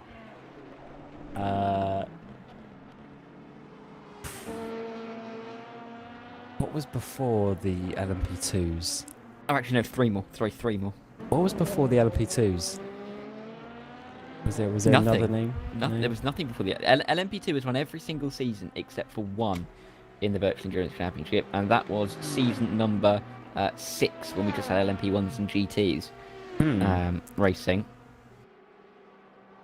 Well, is there something right silly at the like start, though, GT3 Pro and Am? well, these two, there's 2 of these cars, 2 of the 3 only ran. One of them only ran in season 1, and the other one only ran in season 2. Oh, and then the was other there? car. If it was that long ago, was it GT1, GT2? Yes, it was GT1 and GT2. Oh, And now That's you've got fair. 1 more that was season 15. It was a different name for a class that- DPI Yes, it was. DPI. There we go. Cameron Roger, ladies Oh. and gentlemen. with the Look at VEC that. knowledge. I mean, you did help me quite a bit with some of those. And be literally, fair, as though, I couldn't be said me. that, Nick De Silva has said GT1, GT2 because he's one of those names who's been around for a long time in this championship as well. Yeah, I completely forgot because obviously 17 years ago, well, there weren't LMP1s. Yeah, yeah. So it was prior iterations of that. That's a cool little thing though. I'm glad that I was able to get there in the end. I wasn't. I could have been meaner because technically there's also GT and LMGT, but I mean it's the same thing. It's fine. But yeah, that's pretty good going actually. Yeah, that's good Congratulations, fun. everyone. That is good fun. That's you can do that with Ewan later if he's not listening. Yeah, I'm trying to think what Ewan's is he sleeping? I think he's sleeping right now, isn't he? I think he's sleeping. Yeah. Because basically I'll be honest. there's multiple broadcasts going on, people jumping around, and Ewan decided to sign up for every hour possible, Every and hour. then yesterday was like, actually, I should probably get Dara to do a couple of those hours on VEC because I need time to sleep. And then I also decided that after I said yes to that I could then do another hour somewhere else, which was slightly overlapping, so I had to tweak that around. But we're here, we're fine, we're having a lovely time. So Um, I will try that with Ewan then, because there's no way he would have heard that. And if he hasn't woken up by the time we get going, then we can shred him for that. You But need to send me that list then, so I have it actually written okay. down, because I can tell you what I said. I'll type it out for you. But it's a that's a very good thing though, because just again showing the longevity of this championship, as we're seeing the 2 rivals continue. Kutka and Trambosa are into the pit lane once again, and separated by just a few meters for now. But obviously, when they go back out onto the track, Trambosa will be behind as he was. They have been in for definitely 2 stints. So are they going to stay in for another one? Yes, they are, which would make sense because then, because then they're probably going to do a double stint, and then they'll then end up being 2 stints to go at the end. So that would make sense by doing 4 and then having 2 stints for their other rival, their other teammate, I should say, because the way the stints work in the LMP2 is obviously being a shorter stint length means that you can be a little bit more flexible. It's a lot easier to do more stints, which was one reason why I quite liked it actually, because I'd rather do a double in the LMP2 than just do 1 double in the GT3s with the stint being so long. Yeah, and with these guys running towards the end of the race, I think you'd say that depending on how big some of these teams are, then we could see a couple of driver changes still to be seen. But I think for some of the drivers who've just jumped into the car, they're probably running to the end. Thibaut Trambosa, I think, is going to be jumping out at some point. He's been in the car for a little while now. He's only a couple of seconds now behind of Pablo Arlen. A battle that we could start to see develop over the next couple of laps. Trambosa has been in a fair few fights in his stint, hasn't He has some of them with himself. Don't mean that in a harsh way. I just mean obviously the second crash. The third one there. The second crash down at Indianapolis was, of course, all on his own. I'm trying to. Is the car crabbing just a little bit, or is that? No, maybe that's just him turning to the side on the straight. I think the car is actually all good in the end. He is now behind undercover as well, but obviously undercover, I assume, would still owe us a stop in the grand scheme of things. Yeah, yeah, I think you're right there. A bit interesting, really, to see the possibility of these two tripping over each other on the circuit. Undercover Raijin, obviously going under the radar again, living up to the name very, very, very well indeed. Pablo Arlen doing a decent job to keep them inside of the top 6. And for Undercover Raijin, it's been a decent season, you feel, for them in that LMP2 class. P9 in the championship at the moment. A couple of really good results in... oh, hello. That's wide. Very wide from Thibaut back there. A season best of P2. They won't quite replicate that tonight. Today. It's only 9:30 in the morning. Yeah, they will continue on and have a really good finish in the championship, which is really, I think, what they were aiming for by the end of the season. What we've just seen, though, goes back to you saying that he was having some issues with finding himself, though, doesn't it? Yes, obviously not 100% comfortable in the car at this time. I've been there. Do not worry. I know the feeling. It's not fun, I can tell you that. Do you want to know an interesting story when we go talk about the history of VEC? Season 10, we had the URD mod in the LMP1s. It was 4-wheel drive. So basically, a lot of the time you turned the car was on the power, because you'd be turning in, the front would do nothing. As soon as you just blip the throttle, obviously the front would then pull into the corner. It was a very weird way of driving. Also, there's a whole long story with the physics, but basically the fuel tank was a caravan out the back of the car. So when you're on a full tank, you had all this weight sloshing around behind the rear axle. It was a whole drama back then. It was a very difficult car to drive, right? So we get to Suzuka, and we're having a so-so season, but my teammates were fast, and in practice I couldn't get past turn 1 every single lap, and I'm not even joking. Every single practice lap I did, I'd do the out lap, I'd get to turn 1, I'd flick it in, the rear would come round, and I was getting so stressed. And it got to a point where I did literally 150 plus attempts into turn 1, and I was like, nah, I'm not doing this. We then get to the race, and my team, we ended up winning the race, right? There's a bit of rain and stuff, 8-hour race, we ended up winning. I was begging them to let me do the final stint, just for the sake of, doing it. But we didn't need in terms of driving time, but just for the sake of doing it. And they were like, you are not doing it, because they were leading the race. And like, you're not getting in the car if you literally can't get past turn 1. But yeah, that was an interesting car to drive. Loads of people loved it, and I did enjoy it, but it was difficult.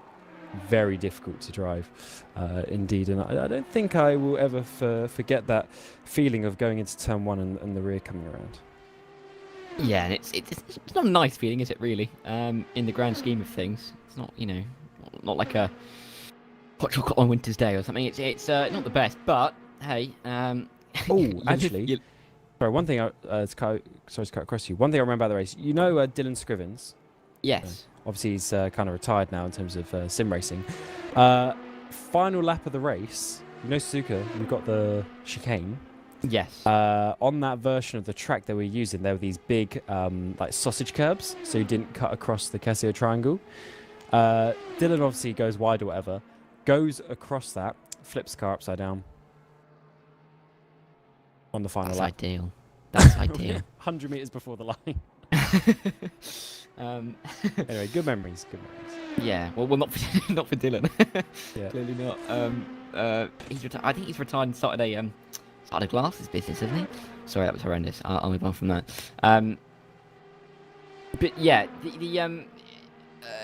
there's so much history, I think, around the VEC that there are lots of drivers that every now and again come back after a hiatus and still do want to come back because it is just that kind of community aspect that has been built up over time, and the group of drivers that know each other very well and really know how they're going to race with each other, which is really quite something special about this series in its entirety.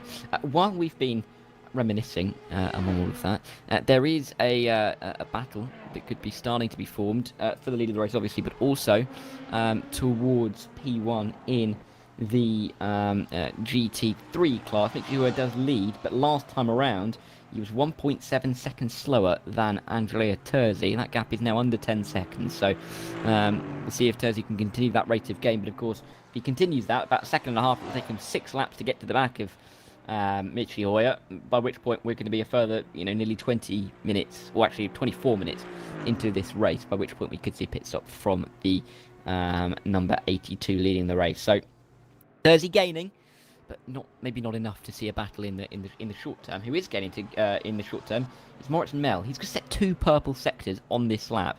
Fastest first sector of the race overall, second sector fastest of the race overall. A little bit of traffic in the third sector may stop him from getting a perfect 3 from 3, but he really is turning up the tempo here. Yeah, this is going to be good. Had a little bit of traffic in sector 3, but look at the way the car changes direction there through the final couple of corners and across the line. What is the lap time going to be indicated? Yeah, unfortunately did lose a little bit of time in that final sector in terms of setting a purple lap time, but the sectors are good.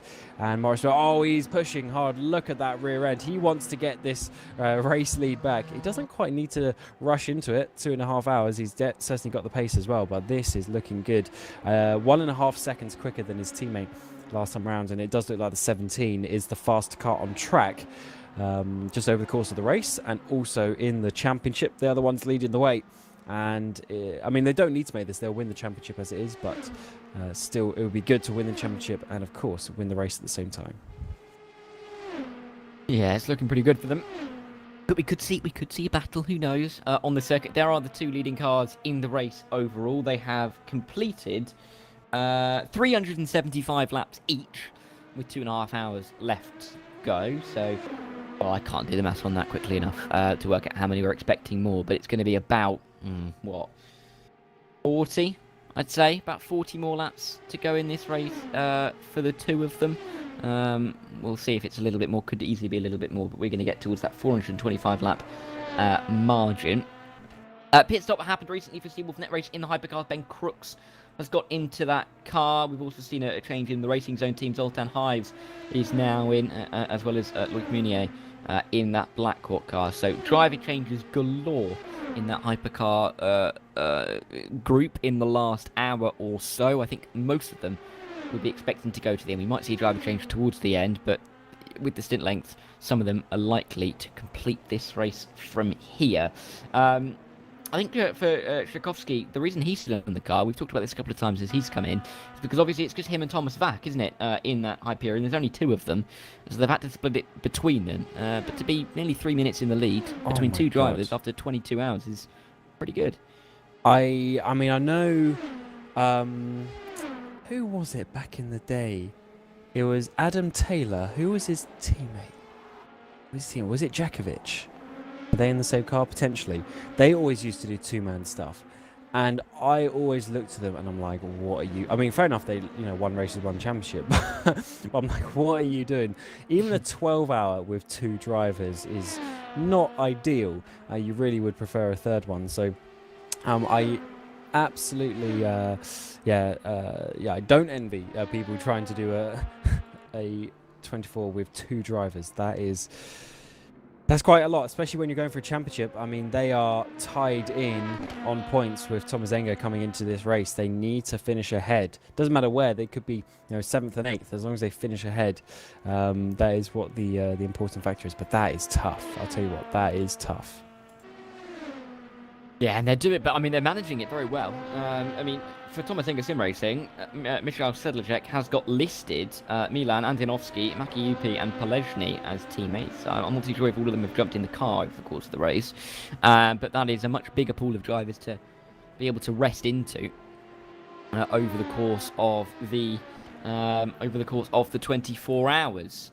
We are about to see, though, a battle for the race lead, possibly a battle, maybe just a wave for the overall race lead in the hypercars. A second between them. This is by far the closest battle on the circuit, and that's because the next closest battle in terms of time distance is about 7 seconds in the GT3s. We'll highlight that in a little bit, but I think this is going to develop first.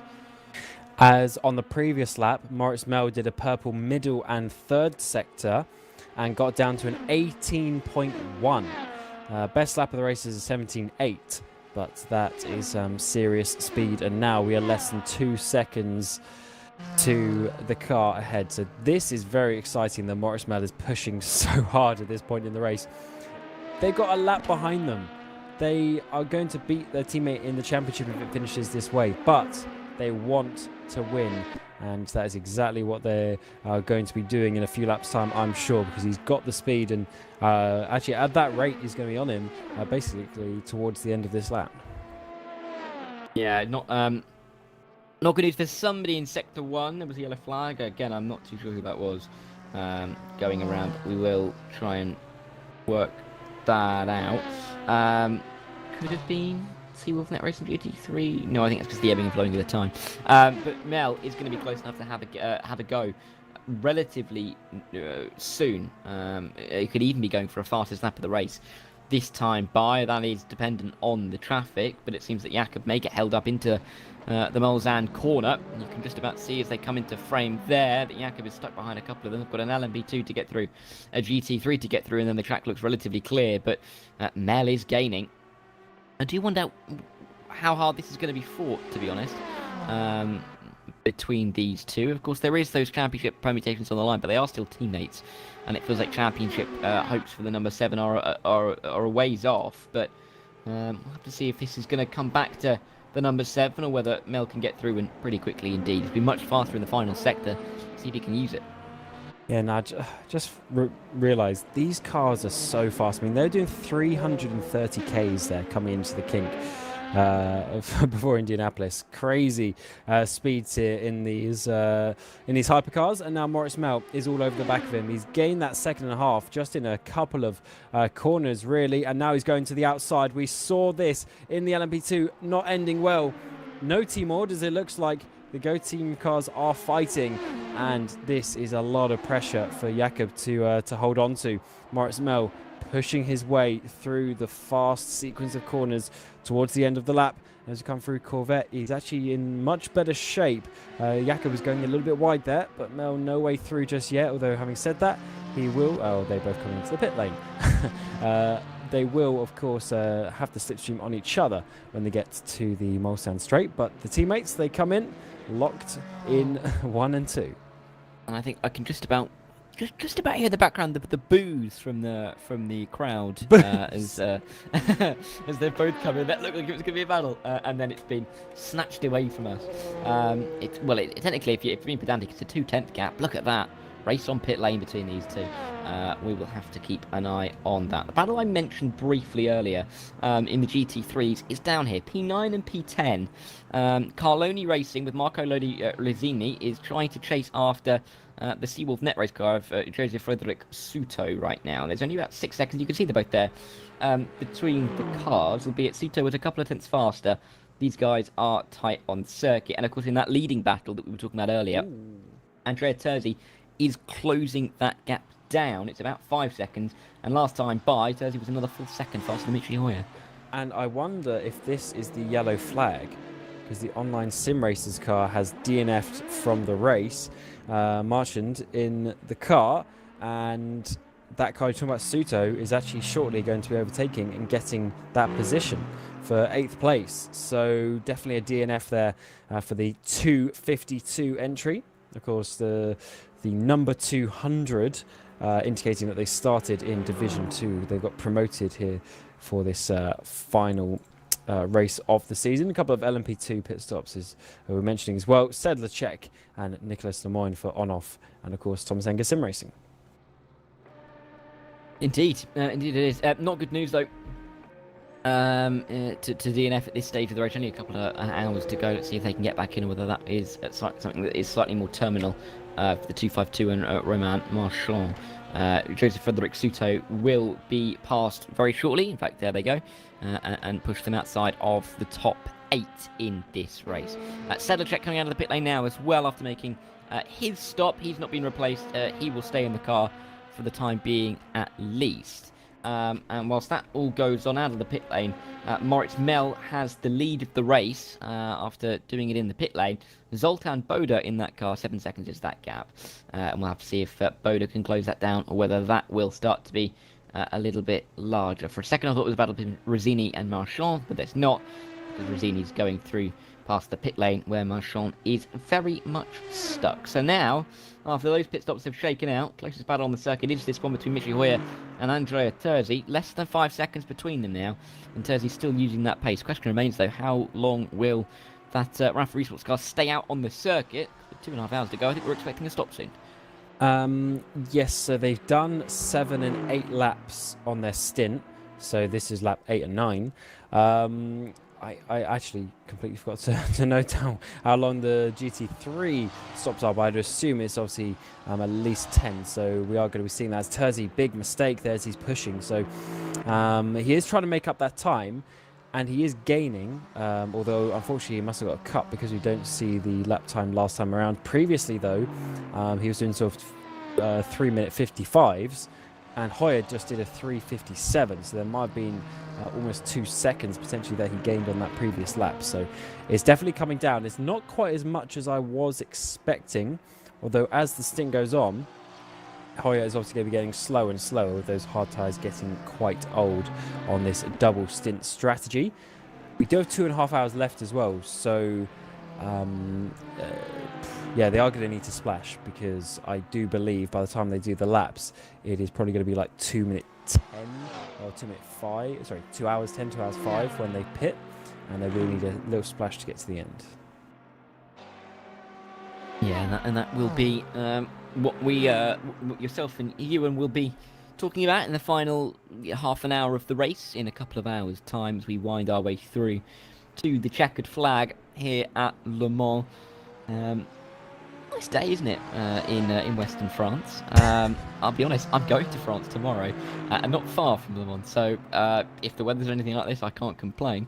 But it's something that can be said about these races every single year. There's almost that consistency, isn't there, in that drivers and teams will kind of know what the weather's going to do generally, and once they have that plan for the race, and in this case know that it's going to be dry most of the way all the way through, then it's pretty easy to try and plan that strategy. It doesn't always go to plan, but it enables those drivers to just try and dial in and get into that rhythm that they're used to, because this is a circuit that they'll know inside and out. And again, a lot of the time is dead time. There isn't too many corners for a lap time that is, for some of these classes, nearly 4 minutes long. But they know it very well, and they know their braking zones, and they know their reference points, and it's all about that consistency, isn't it? It absolutely is. And regarding the weather, it's a big hindrance for the driver planning, because say a driver is doing a double stint, but halfway through their second stint it starts raining. You kind of have to send them in. But what happens if the driver that was supposed to take over for them isn't quite back yet, because they were expecting to still have another half hour before getting in the car?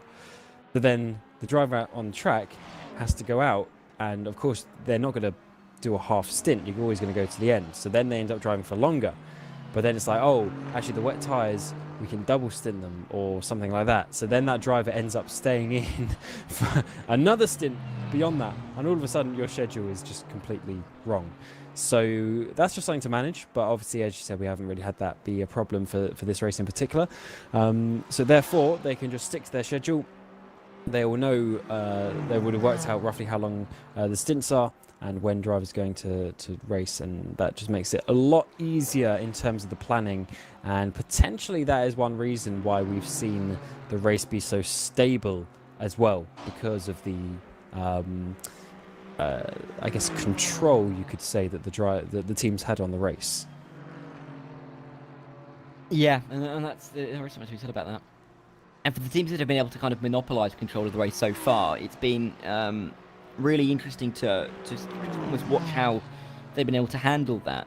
We haven't seen that theme run through in the GT3s because, of course, with the changing face of the race, but particularly in the hypercars, yes, with the two different cars, the same team managing the race, and with Hyperion at the front of the LMP2s, it has been interesting to see how they've been able to keep a really keen handle on everything that has been going on in the race, and to be able to just deliver on their own strategy, deliver on their own ambitions and pace, and let everybody else do what they're doing, in some of the cases, fall by the wayside in the race. So it's been impressive to watch, but also you've got those battles kind of with yourself at the fronts of fields, but then you've also got those battles doing strategy with others, and that's kind of what we've seen between the faster classes and the GT3s today, with Andrea Terzi still trying to gain up. It's been so much ebbing and flowing. The car in second has almost always seemed faster than the car in first in this GT3 class, all race long.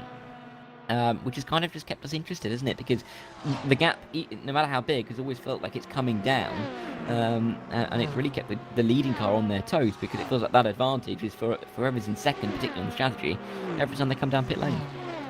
And it is interesting how the gap goes up and down there, because every lap I see Terzi faster than Michi Hoyer, but he's still 4 seconds back. I guess he has just gone down a little bit once more, but he's slowly getting. There's another 7 tenths on the previous lap, and as you say, it's always good when the car in second place is faster, because, well, we need to see what happens. When's he going to catch? What happens when he does catch? Is Michi going to survive? But remember, the Simfream car was 25-ish seconds ahead. So if Terzi doesn't regain those 25 seconds in front, so even if he passes Michi and goes 5 seconds up the road, if he doesn't get the 25 seconds, then it's still a net gain for Rafa. So it makes sense to do that strategy. They have 2 hours left, which means they can do another double stint after this. So our Simfream then going to continue doing their single mediums. Do Rafa, knowing that there's a splash and dash as well, do Rafa then still commit to the double, knowing that it's actually a double and a bit? There's quite a few sort of thoughts that they need to do before this next pit stop. It's quite an important one. Yeah, and with every almost passing minute in a battle as tight as this, each decision, each little variable means that much more, because there's less time to try and recover if something goes wrong, and yeah, basically less time to rectify mistakes. You know, if you have those differences, 19, well, with 5 hours gone, 19 hours to go in a race like this, there's so much time. There's the night phase, there's the morning again to try and gain that back. But with 2 hours to go, if you start to make little mistakes, or the strategy decisions are maybe not 100% the right ones, then you are going to start to see that really affect you and your chances in the race, because there's less time to try and make up for the mistakes, make up the time that has been lost. The top two, though, in the GT3s, though, now very firmly in the same shot. You could just about see there Michi Hoyer for the Rafa Esports team coming through the frame, and you can still see him there. I'm just my 9 down, it's actually the same thing. You can see him. You can see him in the distance, getting ever closer. About 3.5 seconds now, and we know how much faster in the final sector Terzi is than Michi Hoyer. And we could see yet another gain. It was 7 tenths on the last lap, so the advantage is coming down lap after lap, but it's still relatively significant in the grand scheme of things. Yes, it was.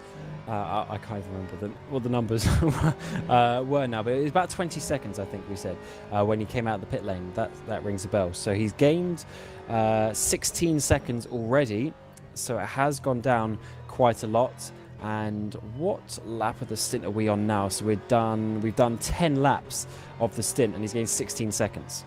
So now 11 laps he's done, gained 16 seconds. So he's on average about 1.5 seconds quicker per lap. And what would that be? So he would then need to do 30 laps to gain the 45 seconds back. So that's not going to happen, because of course you don't do 30 laps in a stint. Oh, sorry, it would be like 27. But still, he's not going to gain the... he's not going to gain that back, is he? So as the Go team, 1 to the left, 2 to the left, 1 to the right, and that is just what the GT3s have to contend with as he's trying to chase down for a race victory. I mean, there's only there's only 27 cars on the track, and yet all of a sudden 5 of them were covered by about 3 seconds there. 4 of them by about 1 as they made their way over through the Dunlop chicane and then up towards the Turks Rouge S. So it gets very busy down there, but all of a sudden they go away, and Andrea Terzi is now left with a little bit more calm around him now. He's lost a bit of time in that opening sector to Michi Hoyer, as you'd expect. He's lost 5 tenths though, which is time that he could have done with gaining rather than losing, of course. But still getting in close. I mean, I guess you could say that Hoyer should lose that time when the other cars come through, but they've come through at a pretty opportune moment for Michi Hoyer. They've come through down the straight on the Mulsanne, so there hasn't been the loss that, for him, that there was for Andrea Terzi, and that's kind of part of the deal of a track like Le Mans. You can really be affected by the traffic much more than drivers around you, and that's part of the name of the game, isn't it? It sure is. Everyone is out there on the track with the same right to be there. Although, of course, when it comes to the overtaking, it is more on the responsibility of the faster class to do so. But everyone's trying to win their own race, win their own battles.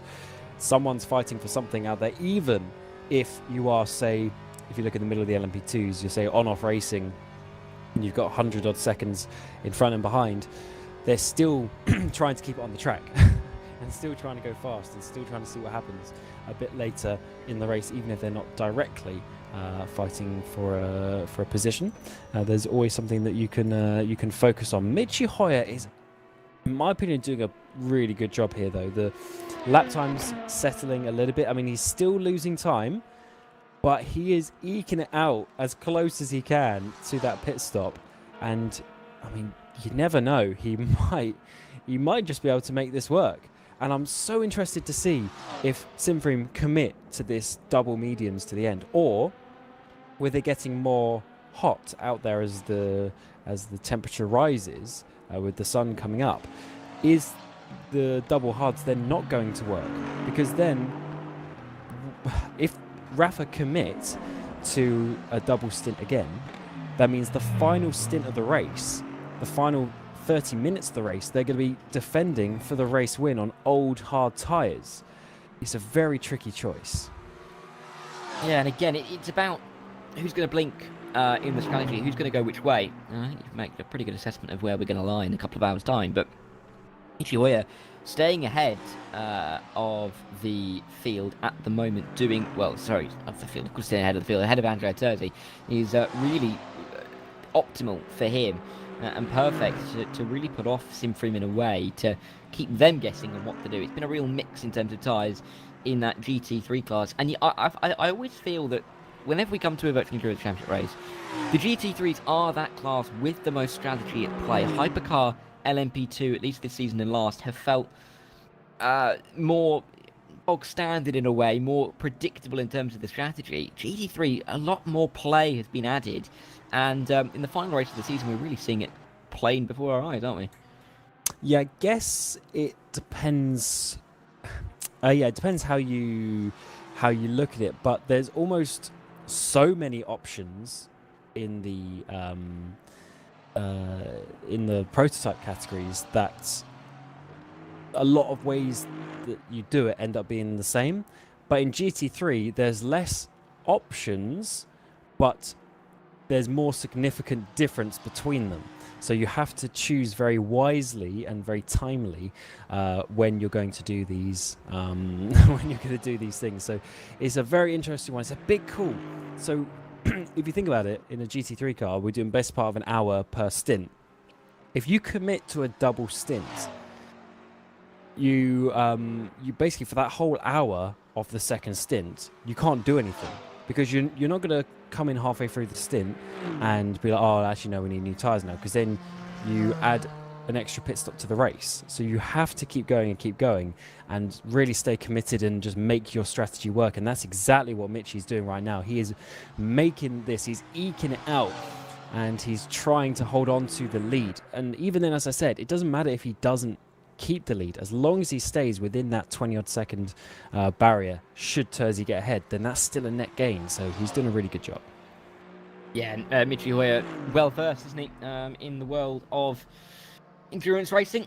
So no surprise to see him being able to deliver these kinds of performances right at the crunch point in the race. And of course, in the season. Looking as well as we'll give this battle a rest for just a moment. We'll have a couple of checks in on battles further down the order, namely for this battle for P8 and P9 in the GT3.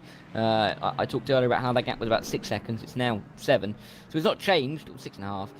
It's not changed around much, and Marco Lodi-Ruzzini is trying to gain on Joseph Frederick Suter, who is just about there in the distance, if you can see, going through Arnaud. So there is Ruzzini trying to catch up. That gap is about actually 6 seconds yet again. That battle continues. There may be a battle to keep an eye out for, maybe towards the end of the race, as we talked about earlier, between Trambos and Kutka, the Seawolf Net Race car, and of course the Sean Clark Racing. After that little bit of contact, and the moment for Trambos, that gap has extended now to over 20 seconds. So it may be a bit of a long run to close in, and then of course that leading battle in the hypercars, 12 seconds between Moritz Mell and Zoltan Boda. That was a good time to cut to it. Zoltan Boda decides to lap the Team Iris car. A bit risky though, wasn't it, to get him through, but he is just about through, and is about 12 seconds off the lead after coming out behind his teammate. That is fair. As a prototype driver, that was always one of my favourite ones, because you have that little, it's not quite a chicane, but there's like this little kink, but you can absolutely send it over that left side, because there's a curb, but behind the curb is tarmac, so you just send it over there. So yeah, this is one of the more fun places to overtake, even though on paper it doesn't actually look that bad, but a lot of risk, and certainly is, worked out in the way of the number 17, hasn't it? The 17 was chasing for a long time. Moritz Mell almost doing qualifying laps to get back past his sister team, but now the Boda's in the car, and there was a little bit of a difference at the pit stop. But since then, he's actually pulling away as well. So very, very interesting. Very interesting situation for those guys, swapping one way, swapping the other, but the 17 is looking very, very strong, isn't he, to win the championship at this point. So pit stop time. So this is the number 99 Simfring car coming down pit road. They are chasing down, of course, Rafa Esports with a single stint strategy. When Rafa's on a double stint strategy, Michi will be coming in at the end of the next lap. And yes, they are going to have to splash at the end. So they're probably going to need about 15 minutes of fuel, maybe a little bit more, maybe 16, 17 by the time we get to the end of the race. So they will need a good maybe 5 laps of fuel to take. So it is going to be a decent stint. Therefore, Michi Hoy is not going to really be able to do like a double stint and then the 5 laps at the end. So it'd be very interesting if they commit to the double stint once more. But let's see what Terzi does as well. Do they keep on the mediums, or do they go the hards and try and make something work?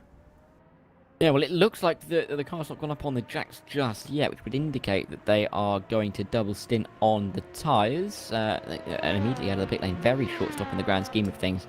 Only about 33 seconds, I do believe. So, not the longest pit stop in the world, and we have seen him on seemingly that same set of medium tyres, going towards his next stint in this race. We've got 2 hours and 12 to go. Michi Hoyer, of course, has that lead.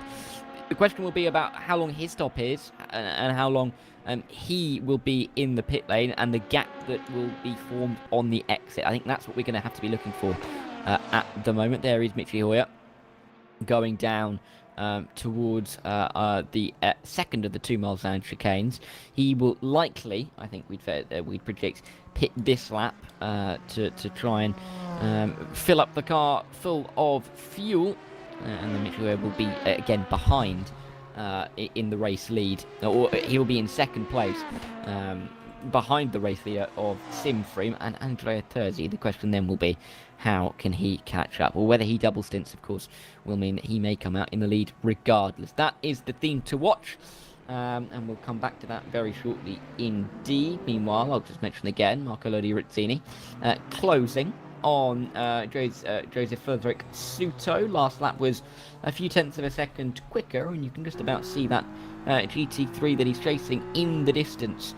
Carloni trying to find themselves inside the top 8 in this race, and for a team that haven't had too many headline performances. Their best result came in the opening round of the season. They're 19th in the championship, but a top 10 would be a very good way to round out their championship campaign, and may even promote them ahead of one or even two of the Team Iris cars. So good news for them as they continue onwards in P9. But we'll jump back then to this class's race leader, of course, in the form of Michi Hoyer, who is just about to come in towards the Porsche curves now. It's through Arnage and Indianapolis. Oh, I'm ahead of myself. No, he's not. He's just come out of the... no, he is out of Arnage and Indianapolis. I'm not going crazy. He's about to go into the Porsche curves now. Of what we do believe will be his last sector before he decides to come down pit lane. This lap in the middle sector, Hoyer was 6/10 faster than Terzi, which is somewhat to be expected. As he gets very close to the wall with Terzi, of course, on that higher fuel load. Round the outside goes that LMP2 armed Cybra car. But Hoyer will come through the final couple of corners. Will he dive into the pit lane? We expect him to do so. A little bit of a wiggle as he comes through. But as he comes through to the final sector, they often dummy us whether they come into the pit lane or not with the lines that they take. But Michi Hoyer definitely into the pit lane. And he's going to be making this stop now. Certainly is. So, he slides it. I love that first little chicane that we have. Definitely a place you can crash if you wanted to. But yeah, Michi Hoyer coming in. I was thinking about this just now. So they're going to have basically a stint, and then a stint and a quarter, stint and a half maybe. Maybe not quite a stint and a half, but yeah, a stint and a quarter. So they could do like a single stint and then a stint and a half is another way of doing it. But I don't know. It's a tough choice. But I wouldn't want to be there in that final 4 or 5 lap dash at the end on old tyres that you've been on for 2 and a bit stints. What a choice to make. So difficult indeed. But obviously we're getting the change of tyres now, and then on the exit we'll have a look. But where is the Simfreem car? He is coming through the final sector now. So Terzi didn't stop. So Terzi is double stinting those mediums. That is how they've decided to do it. He didn't change tyres, and therefore he is going to actually be in a very good position, because he will then be able to do what I said and do a stint and a bit to the end, whereas Michi's stuck in a difficult situation where he's going to have to do 2 and a bit stints. And he's going to be a long way behind it. We're talking 30, maybe even 40 seconds, nearing on that, probably more like 35. By the time he comes out of the box. So not good news for Casper Stoltz now in that Rafa Esports team car. Casper. Goodness me. Casper will be likely going to the end in that car. We might see a change for the final half of the stint. However, he is going to be the man to try and take that team as far as they can. Of course, new tyres on that car. 39 seconds behind. That's a big margin now for Simfreem. I think they're going to be feeling very pleased with how these last couple of hours have gone for them. Very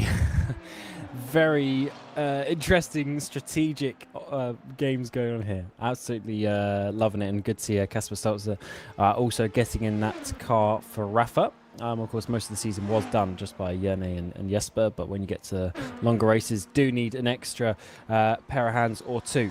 So 40 seconds.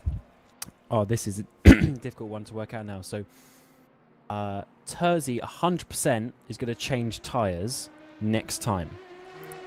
Whereas, in theory, Rafa could go to the end. That will then equalise the gap to approximately what we saw at the end of last stint, but then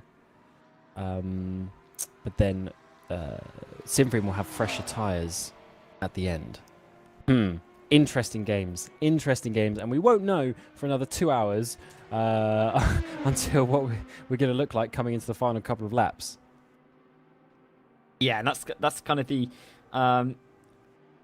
almost exciting aspect of this race, that we don't really know how this one's going to play out until we get into that final half of the stint with these guys, and how much time they have to spend on pit lane between now and then. So really intriguing. Where the intrigue has maybe left us in the LMP2s, and is somewhat dampened by the teammate rivalry at the front of the hypercars. This really has been an exciting race in the GT3s, one that has been strategically battled all the way through the race. There hasn't necessarily been many changes for position on the circuit between the top two running cars in the race, but strategically and in the pit lane, there have been well over a dozen swaps for position, probably even closer to 24 stops, or changes through the stops over the course of the opening 21 hours and 54 minutes of this race. The task is now on to Casper Stolz to try and put in a really good performance. And as he continues onwards towards Indianapolis and Arnage, the leading LMP2, Patrick Szyrakowski, comes through. And again, what to say about them? Patrick's been in the car for some hours now. I'd expect him to hand it to Thomas Vack probably at the next stop. But he has done an incredible job. Still 170 seconds ahead of Michael Sedlacek in that Thomas Enger car. They have gained a little bit, but we're talking 10 seconds in 2 hours when they needed to have gained more like 45 to have any chance of trying to go after the race win. Yes, this is a big stint. I don't necessarily mean stint as in the one that he's doing now pit stop wise, but a big stint in general driving wise from Hyperion. 2-man effort to the end of the season in a 24-hour race, in a tight championship battle. You're only one place ahead of your rivals, which is exactly what you need. A lot of pressure there, to be honest, for a team who didn't necessarily challenge for the title so much in the last couple of seasons, but now they've got this opportunity and they are trying to take it with both hands, as he uses a lot of curve there through the four chicanes and then out onto the lap. So yeah, I'm very sort of big congratulations to these guys if they can win the championship, because it's a very difficult situation that they are in and they're making it work. They're doing their absolute best to really just hammer home this advantage, aren't they, really? It's been an incredible race so far for them, and we'll see if they can get it home to the checkered flag. There's not really any battle to speak of at all in this class. I mean, the closest battle is for P8 and P9. Luigi Russo is 45 seconds back from Paolo Penimpedo for the Arm Cyber team, but that is the closest battle. It's 45 seconds. Of course, we have that battle in the Hypercars, the 18 seconds, but then again, we'd have to look back to the GT3s. So again, we'll have a bit of a check-in again with Marco Lodi Rizzini. He is gaining still on Joseph Frederic Suto. We might see a battle here. It's still about 5 seconds the difference between them, though. He gains 2 tenths on the last lap. So, I mean, it's incremental. I'm feeling like it's not incremental enough, Cam, but something's happening. I mean, I feel like we're waiting. We might be waiting a while, but you never know. By the end of the race, we could have a battle for P8. We could do, and I don't even think it's going to be by the end of the race if the gap is that small. So that's very good, and just shows you that the teams in some ways, don't care what position they're in. They just see the car ahead of them, and they try and overtake. And look who's gone off there. That is the exact position that we were just talking about, and that is Suto, who's gone around, coming through karting on the exit, and it looks like he's continuing, but that must have been a heavy crash. I doubt he's 100% okay in that car, so definitely some slower lap times coming his way, but it does seem like he's continuing on. Yeah, and they will continue through at least one more time in the battle. There is now that difference, though, with Rizzini in the pit lane. We'll have to see if that makes any impact on this battle. But with those guys now in the pit lane, the closest battle on the circuit in terms of time gap is going to be that one for the overall race lead, which is about 18 seconds, which is not what you really are happy to see from the neutral perspective. There is also Casper Karajavi gaining on the Sean Clark racing car. This is, of course, after Thibaut jumped out of the car and is given over to Casper Karajavi, and we'll see what he can do in trying to close that gap in, because Thibaut had a couple of little mistakes, didn't he? But with a fresh face in the car, could he do anything to close on who is now Jussi Nirola in the Sean Clark racing car? And what a battle that has been. It's a shame that it's got opened up by a couple of issues for the Seawolf entry, but this is definitely something that is going to be keeping tight, I think, before the end of season 17 comes our way in 2 hours 1.5 minutes, and there's still plenty of positions actually that are within a reasonable opportunity for change, although I think the Go Team cars, they've already swapped around. I think that is just going to increase from where they are, but there's still a few out there which is certainly keeping us on the edge of the seat, especially the one in GT3. I cannot wait to see what happens when we get to that final pit stop. It really is a game of cat and mouse. So 22 hours into a 24-hour race, and it seems like still a few things left to be decided. But yeah, this Seawolf car, obviously 3 laps off the lead, so they've had quite a few issues, but they are one of the number 200 entries. So they started in Division 2, they worked their way up. They I'm just trying to have a look in terms of they only got promoted, I think, for this race by looking at it, and they are currently 16th place in the championship. So getting a P7, you know, top of Division 1, I'd say it's not too bad a result if this is where they finish. Yeah, it's going to be a really exciting way to close out their race. 2 hours to go then of the 2025 VEC Le Mans 24 hours. It's the end of the season. It's the end of my stint in the commentary box. Cameron Roger will stay here for the final 2 hours, but he's just about woken up from his nap, and taking you through the last 2 hours will be the man, the only, Ewan O'Bleary. Thanks very much. Yes, we will be here for the final 2 hours of the season, and very much looking forward to it, closing it out in season 17. Yeah, myself, Ewan O'Bleary, Cam Roger, going to take you to the checkered flag here this afternoon at midday in UK time, just 1 o'clock, just after 1 o'clock in Central European time. It is going to be an interesting finish to this one, with the GT3 race especially very much on the line here at Le Mans, and the overall race as well, which, while it is between teammates, they certainly weren't acting like they were teammates yesterday when they were racing one another. They were going hell for leather at times, so let's see whether they do that again. I've got to say, Cam, this year's VEC Le Mans, from, you know, it's been a theme now the last few years that we've done the first few hours, then come back after 12 hours to do the finish. I must say, this might be the year where things have changed the least, perhaps, from when we finished at 8 hours in and came back at 4 to go. That not that much really had actually switched around in the time we were away. Yeah, precisely. I mean, I was making that a point similar when we started, that in terms of, was it the, I'm trying to get my picture back now, the LMP, yeah, LMP2s, the top 4 were the exact same. The hypercars, all of them, there's only 5 of them, were the exact same. And then in the GT3s, it was a bit difficult with the pit strategy, but the general order was basically the same as well. So yeah, that middle 12 hours as such, if you want to call it that way, they stayed fairly stable. There's no rain, no major dramas, no crashes that were big enough to upset the order. Very interesting, very interesting. But I was just saying with Dara, the conditions, I guess, also lead in favour for the teams to have quite a lot of control over their races. There wasn't any variables or outside elements that could change that. No, exactly. It does make you realise, doesn't it, just how much rain affects you here at Le Mans, just how much you're sort of waiting for that to be a real factor in these races. I didn't know down all the years that we have had rain at this race, but remember, particularly wet race, season 8, the winning margin, for example, was 7 laps between first and second. It was such an attritional race. It's not going to be like that this year. In fact, it may well be a record.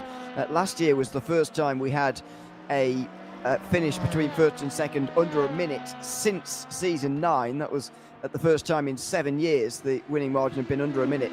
This year, I mean, if I was Go Team, to be honest, I would be orchestrating a photo finish, and then we would legitimately get the closest finish. But there's another 2 teams who really haven't changed at all in the 12 hours we're away, or indeed the 12 hours we have been broadcasting this race. They've been metronomic, and I don't think I've seen either of them make a single mistake, actually.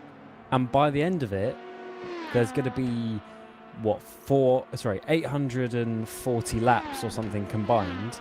and they're going to be separated by hopefully, easily less than a minute, hopefully less than 20-30 seconds if they can stay that way. So the consistency of that is just absolutely unbelievable if you think about the percentage chances. Yes, they haven't been challenged in a way where they would need to push, but Ewan, I know you're having a little nap, but Moritz Mel went back to second place. When he was chasing down Jakob, oh my word, he was doing quali lap after quali lap. He was hanging that rear end out. He was pushing and he was taking some risk, but he's kept it on the track, and that's the important bit as they go past their sister LMP2. And they're doing such a good job. I mean, look at that, the way he pitched that car in there in towards Porsche. He's really sort of in a flow with the car right now. Let's hope it continues on. Yeah, he certainly is. I mean, 17 seconds currently the margin. The 17 car is the one that has been leading throughout most of the day, and they're also the ones who are leading the championship right now as well. In LMP2, the championship is being settled by race winner. Patrick Sulkowski is currently the race leader and also the championship leader as well, nearly 3 minutes ahead of the Thomas Enger Sim Racing team, who are going to finish, well, if it says what it is, in second place, and therefore second place in the championship as well. That's, as you mentioned, the class where things really did stay the same over the course of the night. Led me to believe, actually, that not a lot had happened throughout the entirety of the field, but that wasn't quite true for LMP2. We did see 3 retirements while we were away: Simfream Esports, Valley Esports, and RFRO Sim Sports. So for that person asking where Valley Esports, unfortunately, they are out of the race in LMP2. But yeah, that's really where the point about things staying the same over the course of the night has really rung true the most. Yes, it's the thing with going overnight is a lot of things end up happening because people get tired. Generally, you're starting to have some driver stops where somebody's getting in the car for, let's say the third time. They start making some mistakes as Moritz Mel comes in, interestingly, now out of sequence with his teammate after pitting on the same lap last time. But yeah, things start to happen overnight, and it's always in the darkness as well, so less visible traffic, people misjudging things. But overall, though, as you say, if there's only that handful of cars that DNF'd overnight, that's a really good going. I mean, I've seen times where we've ended up with basically like 15 to 20 cars coming into the final couple of hours in a VEC race, so we're still going strong in that regard. Yeah, we had 37 actually get to the finish last year, by the way, which is very good going. We had 45 start, admittedly, but that's 8 retirements over the course of the day, and then more at the end as well. So yeah, very good start to, or very good finishing rate in season 16. Again, I don't believe it was a wet race that time around. We had 5 cars finish on the lead lap as well. That's got to be a record. Normally we have very similar Le Mans to what we have in the real world, where there are 2 cars on the lead lap, but some close finishes down the years, and then obviously that was blown out the water last year in the real world. Even that, we didn't need a safety car for those 5 to finish on the lead lap. I must admit, I don't quite remember it being as close as that last year, I must admit. But yeah, five on the lead lap, covered by less than 3 minutes, all of them. We would have been going well to have repeated that this season with only 5 hypercars to begin with. I'm trying to remember that race. I have a feeling I didn't do it last year. I have a feeling the same for me. Because I remember the weekends that it would have been on. I had a few things. I must have not done that last year. That's a shame. Happens, unfortunately, in the real world. I've missed actually quite a lot the last couple of years, which has been a bit of a shame. But yeah, I do not remember that at all. So maybe I missed it, unfortunately, Ewan. Because it is always good to end another season of VC. One thing that me and Dara were talking about was just obviously the longevity of the championship, and even you. I mean, you have been around before me. What was it, like season 7, season 8? So you were going into VC, wasn't it? I started watching it in season 8. Yeah, obviously wasn't working on it back then. I was about 12. So, yes, it was season 8 when I started watching it. Yeah, it's always been a great series to watch, and now work on as well. It's been great the last few years, again as well. Yeah, it's the sort of staple, especially back then, and it still rings true now. It's just the staple endurance championship here on rFactor 2, but actually across sim racing as a whole as well. There aren't many series that are quite organised like this, quite with the format like this, especially in those LMP1 days. That I don't think, in my opinion, there was really any other series to compete with this one. And so yeah, it's always been great to see. I mean, things have been different in the last few years, of course, with the introduction of hypercars. We do now have them with the Ferrari and the Porsche that we've enjoyed this season. We had the Van Wall last season as well. But, DPI just the year before that. Things are a little bit different through that sort of era, especially when the LMP2 was the top class as well, and LMP3 was introduced. That was all a bit different as well. But I mean, yeah, back in those LMP1 days, there's very little to compare to the Virtual Endurance Championship. There was, and that's why so many people like me watched it so religiously over those years. Even though back in those days, of course, the prospect of having a server problem was a lot more real than what we have these days. Thankfully, it's pretty plain sailing technically compared to what it used to be like. Yeah, I mean, even 5 years ago, everyone knows rFactor had a few issues here and there with servers around that time at endurance races at Le Mans. So I'm glad that has been sorted out. It got to a point where you couldn't really do more than a 12-hour race. So yeah, things just improve over time, technically speaking. And of course, also one thing is just the quality as well of things like the shots out there, just with the reflections and the lighting and everything. Of course, the day-night transition has been there for a long time, but the lighting or the pictures that you can get at the early morning sunrise or at sunset are just absolutely remarkable. So yeah, things like that just continue to improve over the course of time. And obviously we need to see how basically how everything unfolds in the future. There's no way the VEC is going to stop anywhere after 17 years. So there's going to be new, of course, challenges in the future, and I'm very excited to see how the world of sim racing changes, because there's definitely been some, and I mean this in terms of everything, not just in terms of this championship, in terms of everything in the last 3 years even. There's been big shifts into the norms of sim racing and how things work. But of course, the championships still go on, and people are still fighting for these race wins at the 24 Hours of Le Mans.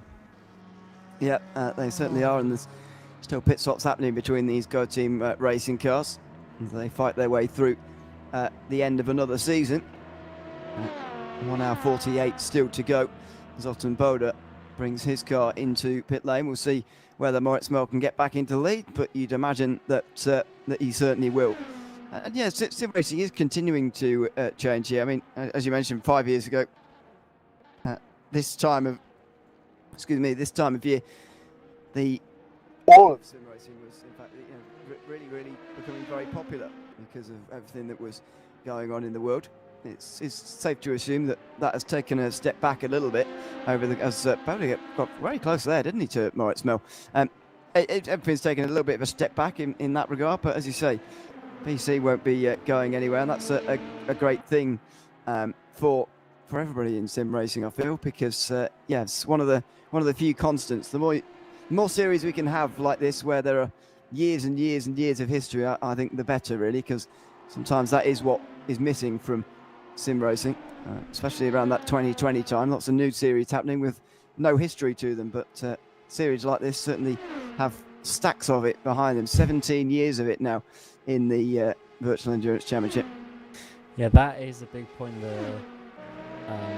The prestige still remains, of course, for the champions, and there's so much in terms of stats and record books you want to get your name up on there, which is very good indeed. For this race in particular, as you're saying, Ewan, that gap came down quite a bit. I mean, it was somewhere around like 17 seconds, wasn't it, before the pit stop? So Boda has gained quite a lot on Moritz Mel. That can't just be a one-lap overcut, potentially something else going on there. But either way, Mel still leads the way, but the gap is way less than what it was before. Yeah, I wonder whether they're short-fused slightly. Don't think any of these two will be making just one more stop before they have to finish this race and this season. I think they'll have to do two. So short fueling a little bit there in the number 7 car just to try and get a bit closer. And then once you're in the draft of the 17, then things might be a little bit different. You might be able to, just battle away with them a little bit easier. And, we'll see what happens. But 3 seconds apart, it's so much closer than what it was even a lap or so ago. And surely they'll have to make 2 stops to get to the end. It was about 1 hour 47 when they came out the pit lane. I don't think that is able for the number 17 to actually do one more stop and make it home. I'd assume they need to make 2. Yes, I believe the same. I'm just trying to have a look exactly at the live time. Although actually they are doing quite long stints, to be fair. So I will keep updated on that when I see the pit stop of another team. We're also getting very close to the lap 400 marker by the end of the hour. So that is quite a fun stat as well, because of course in the real world, the reason why 397 has its name is for that lap counter. But obviously in the real world, there's way more variables. In sim racing, you have a static race like this, no rain, no safety cars, nothing. We can go a lot further. So that lap 400 will come very quickly. Yeah, I think that record is not likely to be broken, to be honest, at Le Mans, ever, actually. I need to work out what it is in the VEC, actually, but I don't think it's to be broken here either, given the LMP1 days. Oh! Hello! Moritz Mel locking up into the first chicane there. That's the Seawolf Net Race LMP2. He very nearly went into the back of. And now he'll go around the outside down the Tetrarouge S and get in front. But wow, that was close to hitting that LMP2. Locked it all up in towards the first chicane. That just proves the point that these guys are pushing and they are not chilling out. Of course, we don't see people locking up very often, because as much as they break to the limit, there also is some margin of error that you always give yourself. Whereas there, I mean, that was just fully stamped on the pedal, trying to not hit the LMP2. So maybe that's a little bit more of an indication of what can happen and what the car can do. But Moritz, he's been in the car for a couple of stints now. He is pushing like a madman, trying to make this work. So fair play. He came into the car second place, and he's now leading. But still, that is just showing you the risk that he's taking with less than 2 hours to go. So he is certainly feeling that pressure from his teammate behind. Yeah, it certainly is. There's a little bit more traffic through that second chicane. You'd think with the field size, the way it is, I mentioned the LMP2 retirements earlier on, but there were quite a lot of GT3 retirements actually overnight. We saw Brabham Motorsport unfortunately have their problems at the time that they did. Team Iris, though, one of the big contenders earlier on in the race, retired as well. Not so long after that. It was quite a long time ago after that. We also saw one of the Black Hawk Racing cars out. Real shame for them. G-League Esports, another one who were challenging up towards the front. The SRC Commerce Esport car was also out, although that car wasn't quite challenging up towards the front as it was, as some of the others were. It's remarkable how these hypercars keep finding traffic, and they found a bit more down here in towards Indianapolis, even though there's only 22 cars making up slower traffic at the moment. Yeah, they're all seemingly on this half of the track as such. There's like a half a track where there isn't really any cars as they're going past the rFactor there now. So yeah, they sort of all find each other at once, and then they've got their sister LMP2 up ahead. Very interesting, last time we saw them overtake the sister LMP2 is at the exact same point of the track coming up towards Porsche curves. Very funny how those things work themselves out, but Maurice Mel continues his way on through the curves. The car looks a lot more in check this time around, although having said that, I did have a little slide on the on the rear end there, and once again, so maybe he is pushing. I thought he was taking it kindly for a second, but maybe not, as he's going to go all over the inside tire right there to get past his teammate and cut in. Yeah, he is driving very aggressively, isn't he? He feels that, and Boda is looking fast. I tell you what, Boda has caught up a bit on that previous lap, so both teammates are looking very fast. Yeah, they are. Even in around their teammate, they were still being aggressive as well, as far as pulling back to the racing line goes, in towards turn number 1 as well, into the first chicane. And Mel is just under 2 seconds, around 2 seconds in front at the moment. It's very interesting to see how these teammates are racing for this one. In terms of the championship, they are not likely to change, to be honest. Team number 17 are in front by 13 points coming into today, and so with these two out front like this by such a margin, it's not likely to change.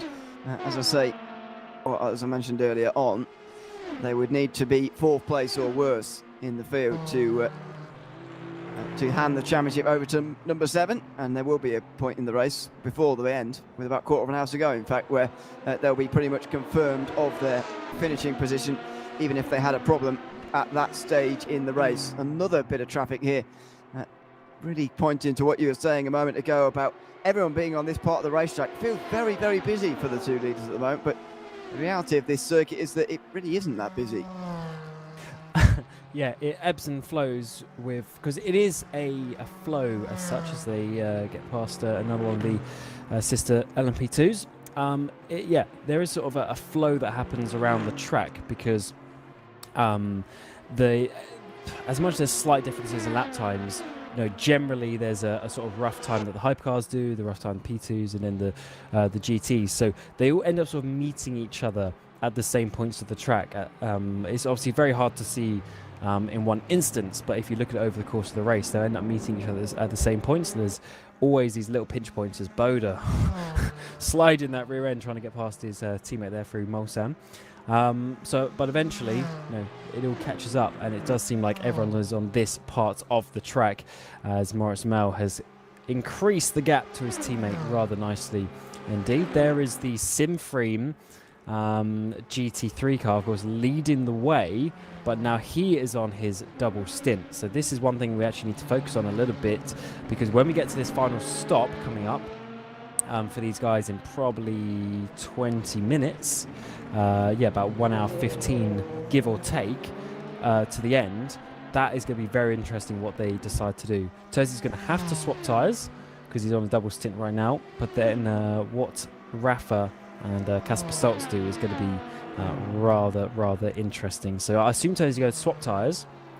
He'll then have basically a stint and a quarter to the end on that one set of tyres, whereas for Rafa, they're already on those tyres, and if they do another tyre swap, the gap's going to be what it is. They need to save the tyre swap to get that 36 seconds back, but then they're going to be on old tyres at the end. It's a big gamble.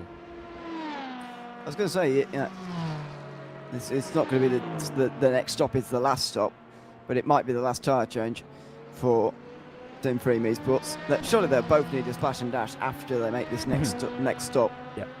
Yeah. And that's why it's difficult, because the double stint will be a 2 1/4 stint as well. Yeah.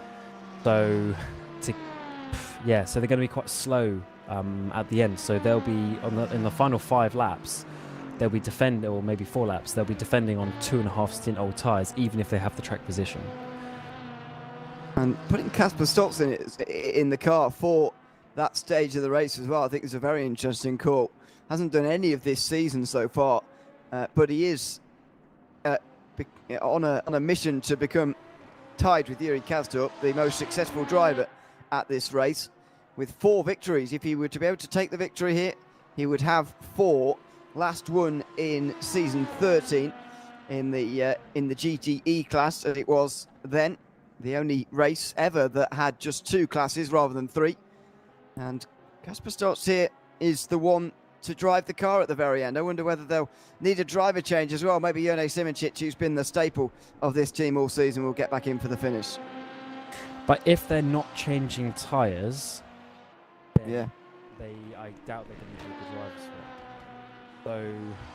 So, yeah, weird and interesting strategies coming out at the end of a 24-hour race.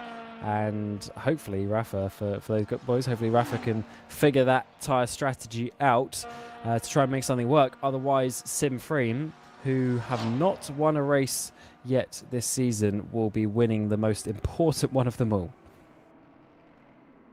Yeah, a bit surprising for them on a season to have not won any of the races this time round, especially considering their 3rd place in the championship. Yeah, they've always been there, but just not enough to do one step further onto the win, I guess. So they've been consistent, but not quite enough each race.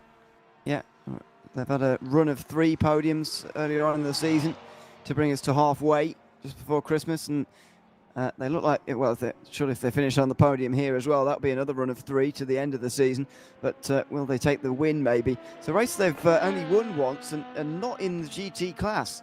They won in LMP2 back in season 14, 3 years ago, although Andrea Terzi, who is driving right now, was part of that team. So they do have drivers, individuals with experience of winning this race, but not as a team in the GT class, which last year was won by PS Competition, by the way, in the BMW. It's going to be Aston Martin versus McLaren for the title this time round. Will it be Aston Martin's 3rd win at Le Mans, or will it be McLaren's 1st? Don't forget, we've not had GT3 very often in the Virtual Endurance Championship 24 Hours of Le Mans, and so yes, it's meant that McLaren haven't had a chance to win this race before, but this is their best chance so far, anyway, in season 17.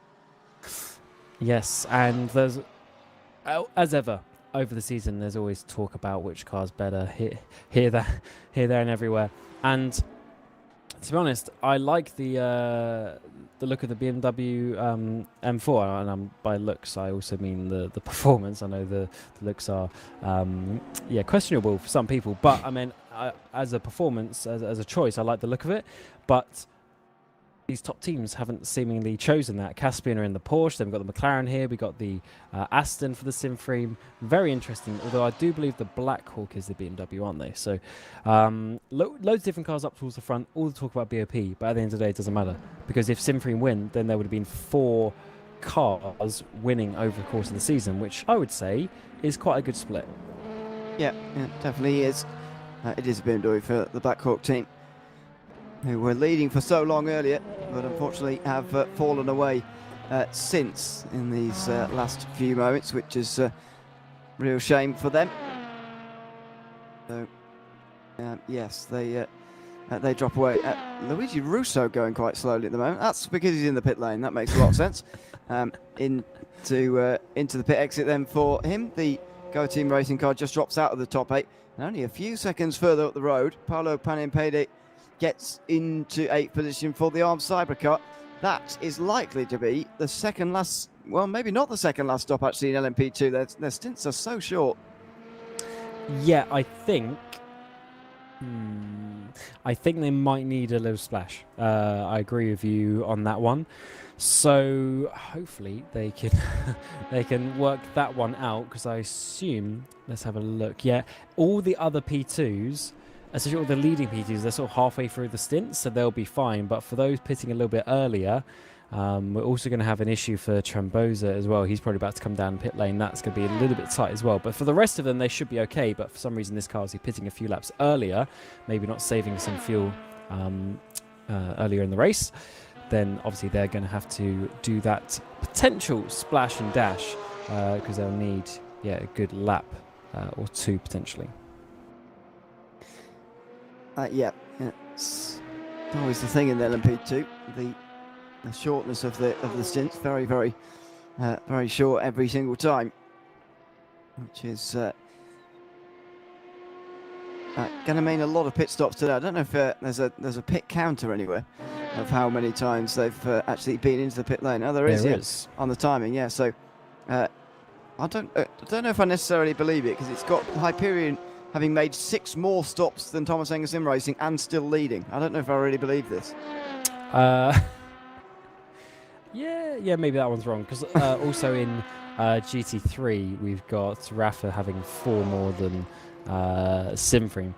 But I think there's just a couple of anomalies there potentially. But maybe not a perfect system. Yeah, not sure I'm going to believe that.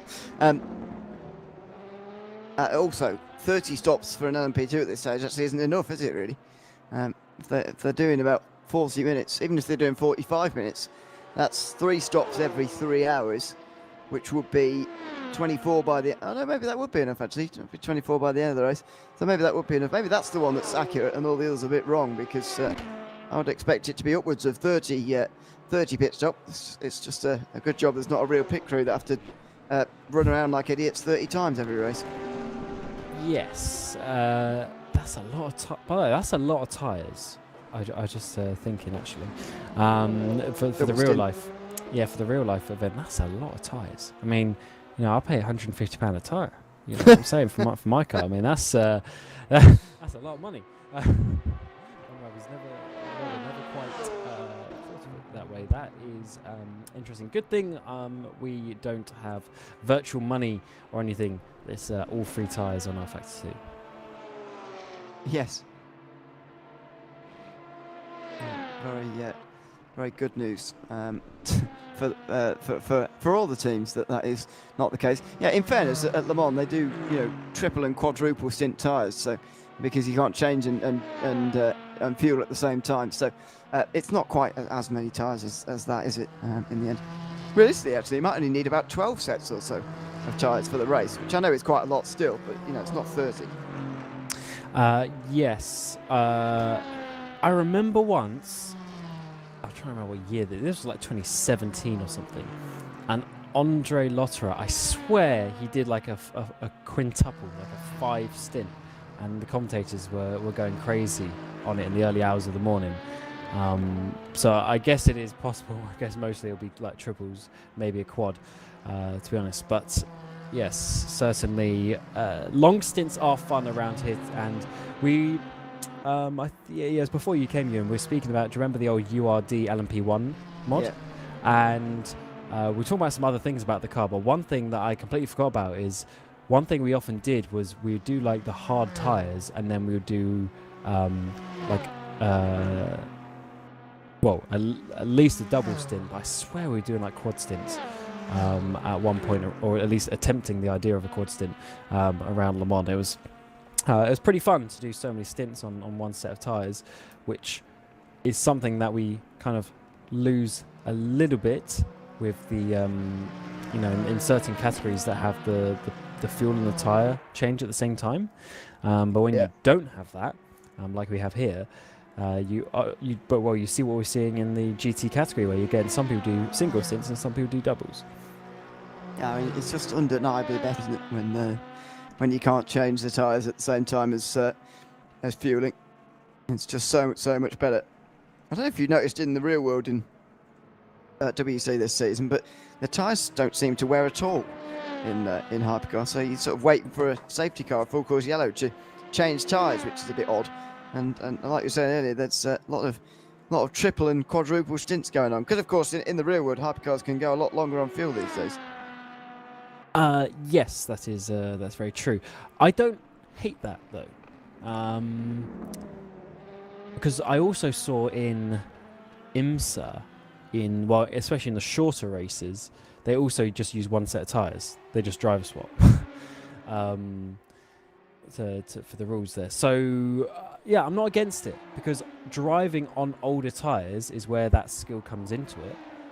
And it's like, okay, well, do you want to change tyres and lose 30 seconds, or do you want to stay out there for another stint again and try and make it work? It's a very interesting one. I'd like to see more, doubles rather than singles versus double stints. I'd rather see like doubles versus triples, and then when you get to track like this, maybe even a quad stint. I would like to see that. sort of return a bit more into the world of sim racing, because obviously I've seen in real life they are trying it, but obviously it's difficult to just snap your fingers and make a tyre that you want. Yeah, it is. So, yeah, we'll keep an eye on the GT3s. I mean, it is always fascinating to watch that develop. And for Sim Freem Esports, the prize would be a first GT win at Le Mans, if at all possible. Back when they won the championship 4 years ago, they didn't win the final race of the season. As one of the LMP2s gets close to them here through the Porsche curves, they'll get away with that there. It was, as I say, Kasper Stoltz's third victory that year. Well, it's either going to be Kasper Stoltz's fourth victory this year, or it's finally going to be Sim Freem's first. That seems like the two likely outcomes from this one so far. So just under 35 seconds now, the gap. To be honest, I can't even work out or begin to comprehend actually what kind of a gap that Terzi's going to be pleased with or needs or whatever for when this final tyre change is going to be coming up. We're surely only a couple of or a few laps away. So, as it stands, with Rafa being 35 behind, Rafa will get the track position, and they'll probably be like 5-10 seconds behind, something like that. Is that correct? Yeah, that sounds about correct. But then they're going to be on fresher tyres. Interesting. Yes, then they're going to be on fresher tyres, whereas Casper's going to stay on the tyres that he's in now. Yeah. So I think either way, they're going to have long enough to make that overtake, to be honest. Actually, now that we've thought of it. But Rafa are a lot closer than they were before, because before we noticed them doing this a few hours ago, they were just kind of 20 seconds behind and not really doing much. At least we didn't notice it. Of course, we didn't cover the hours prior to that, so we didn't see exactly how the strategy was developing in the early hours of the morning. But since we noticed, Rafa are definitely closer than they were before.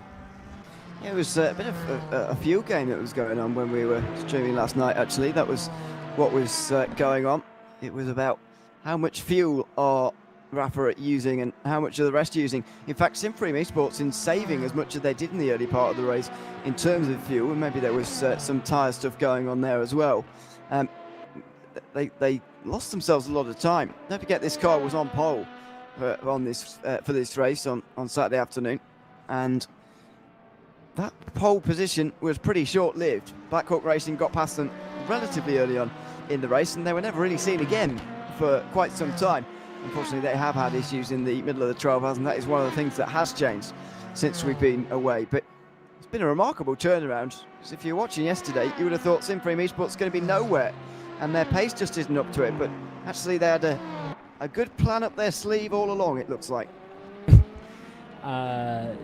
Whether they knew it was going to work or not is a different story. But if it does work, then that is obviously what they're going to say that they intended to do so. Looking at the stint counters, I've just realised Maurice Mel is actually potentially a couple of laps different to his teammate, so that might actually push him towards needing a little splash more so than his teammates. So that could be quite an interesting one, although second place is still enough for the 17 to win the title. They need this number 7 needs the 17 some big issues to swap that around at this point, with 1 and 3 lap gaps being behind them. So yeah, not too big of an issue, but just a little something to think about in terms of the fuel numbers. At least the 17 might be a bit tighter. It looks like in an hour and 10, the 17 is going to be confirmed at the title anyway, because they won't be able to lose the laps required. But we have seen issues in the past, and you can never say never at this stage. We've seen late drama at Le Mans, and we surely are shaping up again here. We've got Sven Guhud into the pit lane for Team Iris. He's been one of the quickest drivers from this Team Iris side so far today. is now onto pit lane as well from that third position. That is another penultimate pit stop. 1 hour 22 still to go. And so there will be a splash and dash required a little bit later on for that team. Now, how much longer can Simframe and Rafa Esports team go on for here? 31 seconds the gap between the two of them. And in fact, there you go. Terzi's into the pit lane right now. He couldn't go on any further. 1 hour 22 to go. Definitely splash required. We knew that, but now then, final tyre change of the day. Is there going to be a driver change maybe to send them out for the final stint of the race? Yeah, this has worked out quite nicely. So they're averaging about 55 minutes a stint, I should say. So that would mean another. So they are going to have a good half a stint, to be honest, at the end. So that makes me even more concerned for the Rafa strategy at this point. The issue for them is if they do a tyre change to the end, they're just going to be in second place because they're going to be that gap behind. So I think Rafa might as well try it, in my opinion. See what happens. And take the consequences. But they're so calm in that second place. They've got a big gap to the Irish car in third. I wouldn't be too worried if I was them. And I think that is the only way they have a chance of winning this race from the maths that I can do. They've definitely won the title. We know that the Rafa Esports team, they are going to be champions in season 17. Joni Simoncic is going to win another title for himself. That'll be his third now over the years. And Jesper Pedersen's second, I think, it will be. So Simoncic is starting to put himself up there with the VEC greats, isn't he, with 3 titles. As Christian Malgera gets into the Simframe Esports car. What a job he's got. 80 minutes. They've sent him out 80 minutes. Do what you can. Try and win as a Le Mans for the first time in the GT3 class. Love it. Absolutely love it. Let's just double check the tyres that he's on to confirm. So that's updated to Rafa being on the mediums. If that is correct, then our talking is a complete waste of time. Because there's no way that Rafa were going to do a 2.5 on the mediums. So if so, that's just something that we missed at the previous pit stop. We obviously didn't update straight away. Or one actual thing is there could be, I believe they can mix the tyres on different axles, and I'm not sure which one it uses to show here. But either way, if that is some correct information from Rafa, then that tells me that they're going to do a single on this tyre and then the 1 and a bit on the next, which, yeah, they're just going to be behind. So interesting ones. Very interesting ones indeed in terms of what we are going to see by the time this all works out. Because maybe my maths is completely wrong and in half a lap's time we'll see something different. I know. I think they could still throw everything at this and just try and double stint mediums anyway, or 2.5 stint mediums. That sounds difficult, but what else are you going to do? Trying to win here at Le Mans. You're much better off trying to win by defending with bad tyres than you are trying to overtake someone with good tyres. But when they've also got good tyres, nobody could pull back a 30-second margin. So it would be a lot easier for them to come out in front and try and defend. Yes. I don't know which one I'd prefer to do, to be honest, at this time. And is, in that case, if they are single stinting, are they going to put someone else in the car for the final stint and a bit to the end? So by the time they come out, hour and 15 minutes remaining. So that is going to be about 4 laps, 5 laps. Maybe 6. Yeah, it is going to be, almost a stint and a half to the end. Not quite a stint and a half, but close enough, because by the time you have to allow, in terms of the fuel that they need to take, because you have to allow for that extra lap at the end, depending on where you finish compared to the Hypercar leader. So they don't want to short fuel in that regard. So definitely an interesting one, but it's all going to be shown here. The strategy that we talked about for the last 2 hours or so is going to be proven one way or another by what Rafa do right now. Certainly is. They pull it into the pit lane now. 1 hour 17 still to go. are now pulled to a stop, and they are not changing tyres. It is going to be just a fuel stop for Casper Stoltz. Well, I'm not sure if he's going to be the one to take them back out onto the circuit, but he will be the one to, whoever it is, do the defending here from the Simfreem Esports team, who are going to be very close to them here. But if they're not changing tyres, they're going to have a shorter stop compared to what Simfreem did, because Simfreem changed. So that means they should come out ahead, if my maths is mathsing correctly. Yep. So therefore, Rafa retake the lead. Michi Hoyer has got in the car. Casper gave him a little bit of respite. And now we go to the end. Same tyres on the wagon, though. So Michi is taking Casper's old, used medium tyres. And he needs to do a stint and a bit to the end with an 8-second advantage. So in theory, both cars are in the same boat now to the end. But Michi has already had 10 laps or so on those tyres. So it's going to be a tough one. I have to say, Christian is one of the fastest drivers in this championship, and an aggressive one as well. So when the moves come, he is going to be making them. And Michi only has 8 seconds to hold on for 75 minutes. Christian Marguerite was one of our champions here in the GTE class back 4 years ago, when Waveframe Esports, as they were called back then, took that title. That was the first of 2 titles in 2 years for them, as they moved up to LMP2 and won straight away there as well. Andrea Terzi, the only driver who did both. But Terzi and Marguerite have done some of the driving here in the last 2 hours. They've shared it out between themselves, and now they've just got to go and chase down the Rafa Esports team at the very end of the race. 7.5 seconds the gap for Michi Hoyer. I must say, I'm surprised that Yoni Simičić hasn't been used towards the end here. I do wonder whether there's something else at play there, whether he's not able to be here on Sunday morning. I mean, he has got a young child. Yes, exactly, yes. So that may be part of it. Yeah, he probably took a bit. Well, obviously we didn't see who did the night stints, but I wouldn't be surprised if he did some of the night stints, and then is with his family this morning, which is a good thing when you have multiple drivers in the car. You can sort of swap them around a little bit as the Go Team cars are coming in. Interestingly, at the same time, if you remember about 10 minutes ago, I said how there was a couple of laps difference on the stint lengths, but they've equaled themselves out, and 14 to go. So they will need a little bit of more of a splash at the end, but it doesn't really matter for them. They've got a minute to Blackhawk, who will be doing the same thing. They have, although Mike Smell's going to have a real awkward pit exit here, isn't he? He's got that teammate right in the way. The thing with the pit boxes, when you're not able to drive through each other, which is the way it should be.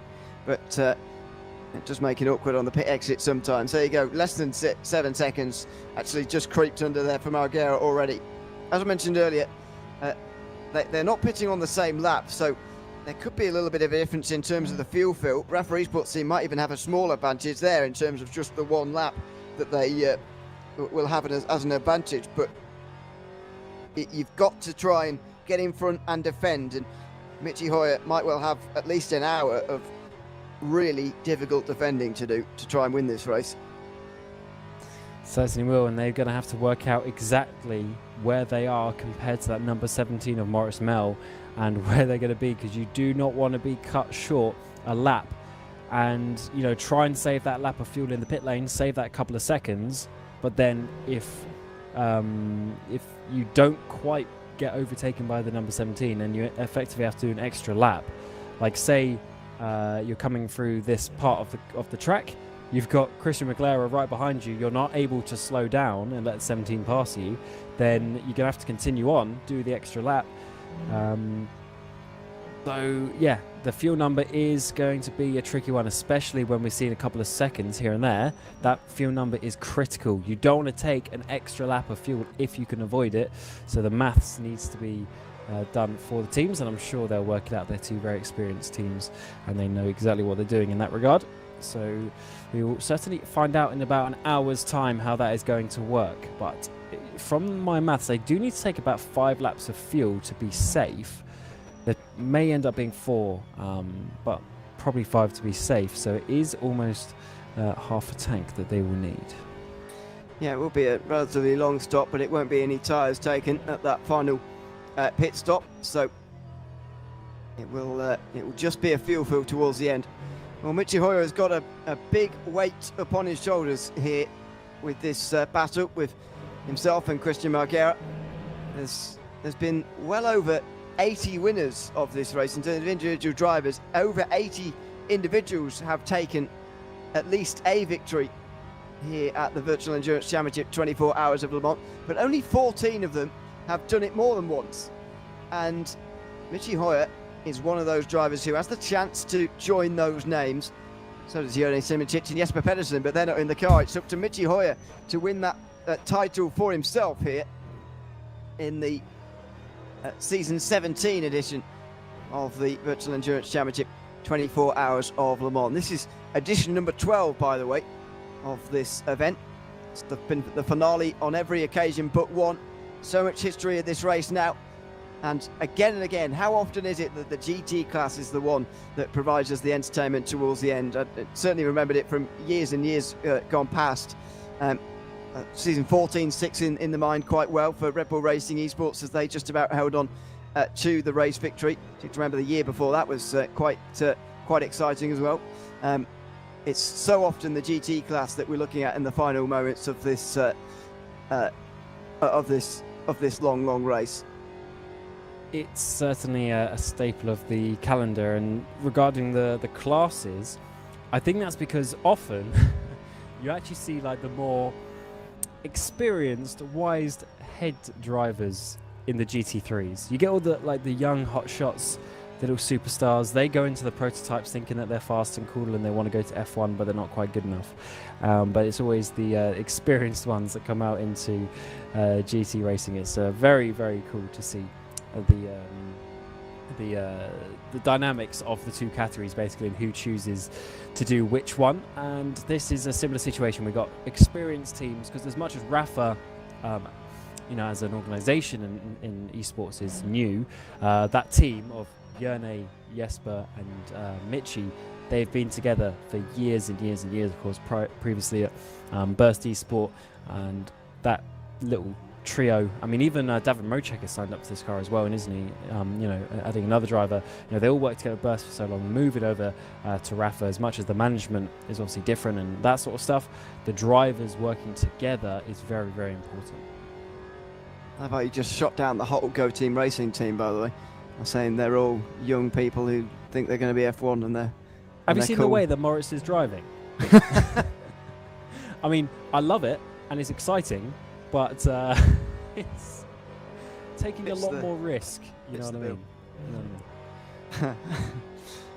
See how they react to that later on. It's right. It'll be fine. I've got a good relationship with them. Yeah, well, exactly. Yeah. Did you ever race against them when you were VEC driver? I guess maybe not. Against? Yeah. Because this was what I was trying to work out the other day. So season 14 was when I did Division 1 with Burst in LMP2. Oh, and yeah. Go Team must have been racing then. Was they were, yeah. Was that even the year they won? Didn't they? Yeah, was that even the year they won the title? Oh no, not 14. Was it 15? That was the year before. That was the year they got close to winning a race for the first time about 1 million times, and they couldn't do it. But eventually they obviously did. I think maybe even in that season. Yeah. Oh, I forgot you did some of that season as a driver. Yeah. So the Nürburgring race, right? This is the maddest thing I've ever done. The 6 hours of Nürburgring, I did the first double stint, so an hour and a half. Zhao got in the car. I came and commentated for an hour and a half. When he was coming into the pit lane, I then jumped off commentary, went back in the car, and then did it.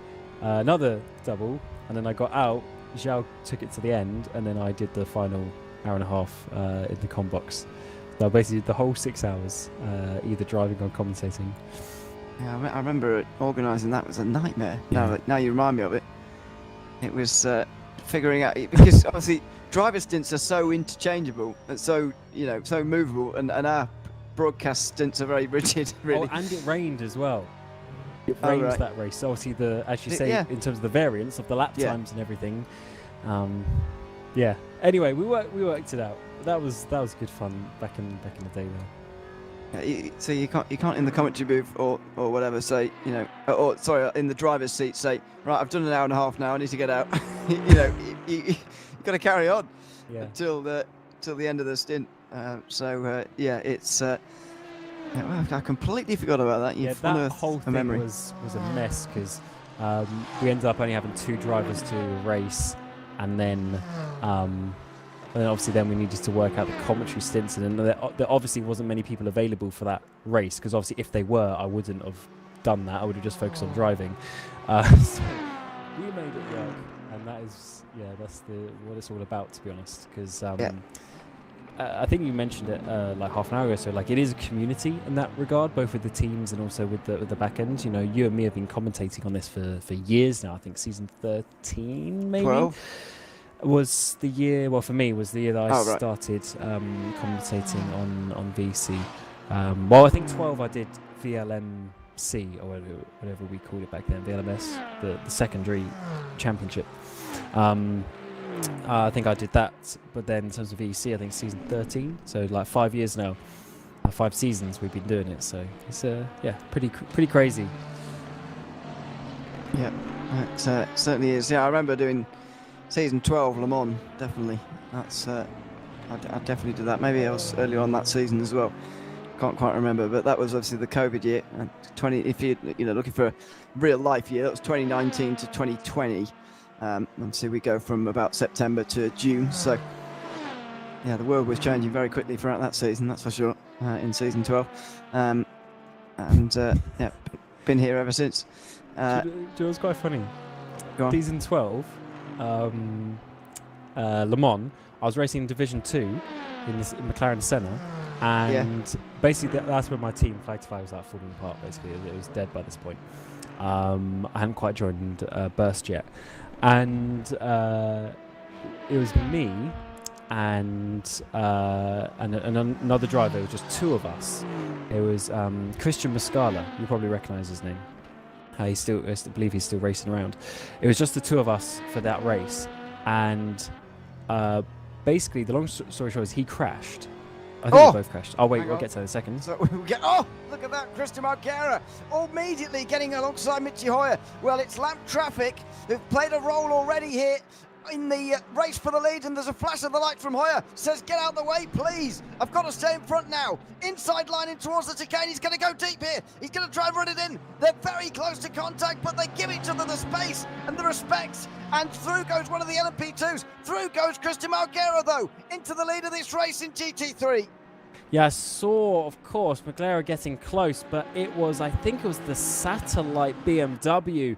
So slow in that final chicane, causing Michi some problems, and that could be the race-winning move. Of course, older tyres for Michi Hoyer that we've been talking about, but unfortunately, that is not going to be enough for him to come back, and potentially not enough grip, I should say, for him to come back. But let's see, he's got to try this, because if the Symphony car gets up the road, I don't see much in terms of strategy that they can do to chase it down. So this is all about the driving that he can do now. This is going to be a very crucial run down the Mulsanne Straight and on the way towards Indianapolis as well. Somehow in this McLaren he has got to get on terms with that Aston Martin and get past him again here, because as you say, through the corners these 2 cars are no match for one another with the tyres. But you could tell by the way that Michi Hoyer was flashing the lights there that he was absolutely furious with that satellite BMW, and I think rightly so in some sense as well. Through the 4 chicanes was just nowhere near quick enough, and really, really held up the RAFA Esports team. And it is one of those things I would say is probably an inevitable overtake, but I can totally understand why Michi would be disappointed with that situation, to have such an easy overtake for Simfring. You'd at least want them to work for it, but that was a gift, an absolute gift for Christian McLaren, and they are surely going to romp off into the sunset if Michi Hoyer can't quite stay in that slipstream. He's losing out just a little bit through those chicanes, and as we get up towards Indianapolis, that'll be a good marker in terms of the gap. Of course, he's going to brake as late as possible. He's going to try and do what he can do, and he is staying there, to be fair. The top speed looks fairly even, to be honest, between the 2 of them. but as you come up and then through the Porsche curves, if he can't stay with him by the end of the race, by the end of the lap I should say, then that is going to be a very difficult one to overcome. And the reason why he's staying in the slipstream, by the way, is because there's not been very many corners yet. And now that there will be, this Simframe car will get away. Look at the slide from Hoyer. Oh, he's pretty deep into Indianapolis there, goodness me. They're both into the gravel as they try and one tries to get away, one trying to stay with them desperately here. He's just overdriving a little bit at the moment as well, is Hoyer, just in these last couple of moments. But I just checked in with his stream a couple of moments ago. He's not pleased at all with the lap traffic. And oh, well, you don't need me to tell you that. That comes as no surprise. Yes, of course, yeah. I've known Mitchie for quite a few years now, and I can imagine the reaction that he would have had on his stream. As I said, I do think it is inevitable. I don't think they would have been able to hold up for a whole hour, but the fact that there is a whole hour to go, there's old tyres on the cars, there's going to be another splash and dash pit stop, there's still opportunity if he was able to keep the track position, but now that is gone. Yeah, tough situation because now they are behind on strategy and position, so double loss in that regard. McLaren isn't just romping off into the distance as I was expecting. Let's get a replay of how this happened though. Yeah, Mitchie just caught right up the back of the GT3 car. To be fair, I mean Rance didn't make it easy down this front straight either. I think it's Rance that's in the car at the moment. So yeah, not ideal. Actually, it might be a Maya. Actually, sorry, the sister car. But certainly, then as we get towards turn one, Mitchie tried it. He broke late, but what racing this was. Both of these guys are aggressive, you know, sort of Rubbins racing kind of guys, but they did make contact. So that is very nice to see. Exactly, yeah. It shows that you can go side by side without running each other off the road. And indeed, it looks better when you do.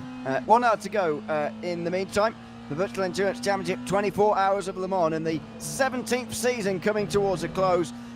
The lead in the last couple of moments has just changed in GT3 as Mitchie Hoyer overtaken by Christian Marquera. This is the onboard though, this is the vision through the Porsche chicanes. This is what Mitchie Hoyer will be so unhappy about. Yes, it was the 65 of a Mayer, actually, Heiner Mayer. And yeah, I mean, he was just so much slower than the rFactor. And yeah, I can see why Mitchie's not so happy with that. And then there's not a lot he can do here because he's on the outside. He's really got to risk it. Sometimes that's just the way traffic falls, though. Unfortunately, it would have been nice if the BMW got out of the way before the chicanes, but then at the same time, he's not going to jump out of the way. You know, he can let him pass, but he's not going to jump out of the way and just slam on the brakes. So yeah, awkward timing with that one, unfortunately. Yeah, well, it looks like that's the way that the referee sports team maybe have lost this race victory. We will. Oh, goodness me, he's still pushing hard, isn't he, Mitchie Hoyer? We'll keep an eye on these guys while we're chatting. But yeah, that was very much on the edge through the second chicane. And unfortunately, the chance for he and Simičić and Pedersen to become two-time winners of this race in two different classes, which is done by even less amount of drivers, is drawing towards a close here. They are going to be able to console themselves with the championship, but that's not going to feel like much of consolation because they've known for some time that they were going to be champions. They've known for so long that the come down from it has already happened. Really, the race win is what they really wanted this afternoon, and they're not going to get it. And they will feel that that's been rather taken out of their hands as well, because of that little bit of lap traffic. That is a real shame. But based on the difference in the tyres between these two, it does look like this may have been the inevitable result anyway, in fairness. Yeah, and Simframe have got the speed. Like, what can we say? Rafa have had similar races like this where they've got, you know, a 3-minute gap behind, and it's a fairly comfortable win because, you know, they've got 3 amazing drivers, or well, most of the season's been 2 amazing drivers in that car. But here, Simframe, to be fair, have brought it to them, and they've had the speed, and they are also on a seemingly more superior strategy as well. So you cannot take anything away from Simframe, and that incident with the BMW did not solely affect the outcome of this race. There was so many chances after that for Simframe to make that overtake that just brought it forward a little bit. Yeah, well, exactly. Yeah, it's it's sometimes a shame to see it settled that way, but yeah, they would have had plenty of chances anyway. And now you can see the gap growing, 2.5 seconds out to that McLaren in behind. And so the likelihood is that the gap between first and second overall, I think, is going to be narrower than what it is going to be in GT3. Now, to be fair, if I was the referee sports team at this stage, I would be tempted to pit at the earliest opportunity. I know that will put you fat on fuel, but put some new tyres on, put softs on or something. I don't know. Just try, do something very different to try and win from here. Maybe softs won't work, but you get the idea. Just maybe do anything with 2.5 minutes back to Team Iris. There's little point just following them on these older tyres. But if they change tyres, they're never going to get that back, because at this moment there's not enough differential in the tyres for McLaren, because he's only done however many laps it is now on the stint, 6. So there isn't the time differential really. Obviously there'll be a gain, but he's not going to earn the 37 seconds or whatever it is. Even if they only did 2 tyres, it was 19 seconds. I don't see them gaining that time back. So yeah, very tricky situation. That's why they needed either better strategy or track position, and as I mentioned earlier, they have neither at this moment in time. So it's a tough one, unless McLaren makes a mistake, unless there's some traffic that goes in the opposite direction. You never know. Yeah, and that is all true, but the likelihood of that kind of thing actually changing the hands of the race lead is decreasing now as the gap between the two is increasing. I just think, you might as well, I get that, but, you might as well try and do something, because after all, them following them on older tyres like this is never going to get them back on terms with Sim 3 Motorsport. So yes, there's not much of a difference between the two cars in terms of the tyre wear for Sim Premium has really not taken a hold yet at all, and there wouldn't be much of a difference. They certainly wouldn't catch the 39 seconds, or at least it wouldn't seem like it. You're certainly not going to catch them in this situation either. So, I mean, just might as well try something to change things. I don't know if they will, but just feels like, they're not going to go down without a fight here. With 2.5 minutes behind them, they've got some real freedom here to do something a little bit strange to try and pull off a strange result. Do you remember British Grand Prix 2020? The first one. First one. Because not the anniversary. What was the second one? Yeah, no, not the anniversary GP, the normal one. No? I thought it was oh no, yeah, you're right, yeah. Yeah, because the second one was when they went softer tyres and it was a 2-stop strategy in the next one. Good memory. I actually didn't watch that race, but I still remember what happened. Bloody hell. So the first Grand Prix, Max Verstappen pits for fresher tyres. And then what happened? Lewis Hamilton lost, whatever it was, 20 odd seconds, 30 seconds on that final lap, and he was too far behind. If Rafa pits for tyres in the idea that you're mentioning, and then something happens to Simframe, that's only small, 10 seconds, but they're not close enough now to capitalise, I think they'll be very annoyed with that. But it's true. If you don't do anything and then nothing happens to Simframe, then you also finish in second place. So, yeah, rock and a hard place. Very much so. You're not. You're certainly not the ones who are dictating things from this point in the race now. Unfortunately for the referee sports team, like you say, if something happens to Sim Premier Sports like they did on that occasion in the Formula One, you're kicking yourself for pitting. But also, if they just follow each other like this and just generally lose about a second a lap and end up finishing whatever it would be 20 seconds behind, they'll also be annoyed that they didn't try anything to, maybe a little bit, maybe not too much, but they'll be a little bit annoyed they didn't try anything to try and actually get ahead of Sim Freem Esports. But there you go, still 52 minutes to go, and that looks like it's the move for the race done in GT3. I'll say a shame for it to be settled with a little bit of lap traffic there. And I'm sure that it's going to be one that Michi Hoyer's replaying in his mind for some time.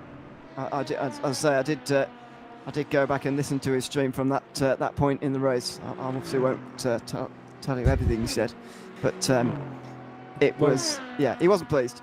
There's quite a funny comment. I just went onto the YouTube to see a comment, and Roman Marchard, who's actually in one of the entries today, although DNF'd, he said, if Rafa wants to win, Michi needs to defend like a lion. If he gets past, it's 100% a Sinfreen win. That was obviously when Michi still had the lead. His next message, rip. I think, yeah, because as he was typing that in real, obviously the YouTube stream it's delayed. As he was typing that, I think in the real world he was being overtaken. Yeah, it's just the way he went rip afterwards because he was so confident with the first one. Yes, Roman, we were all thinking the same, but unfortunately that hasn't worked out for Michi, and it is McLaren. But that's certainly a good, funny comment. But also, Georgi Nedev as well, of course. I believe from Go Team Racing, unless I'm wrong. Crazy 5-second gap in 2 classes after 23 hours. That is a very, very good point. It is unbelievably close, and the percentage of margin for inconsistencies between them is incredible. And the fact that we got it in 2 classes is even better.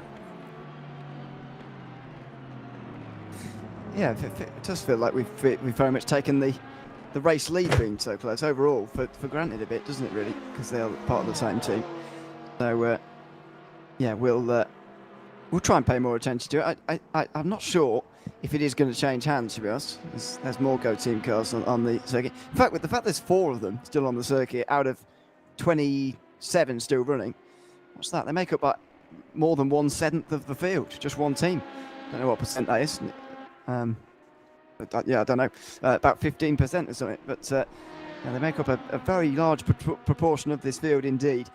And Moritz Mel only holds 7 seconds, so final pit stop be coming up shortly for these 2 Ferraris, and final of the season.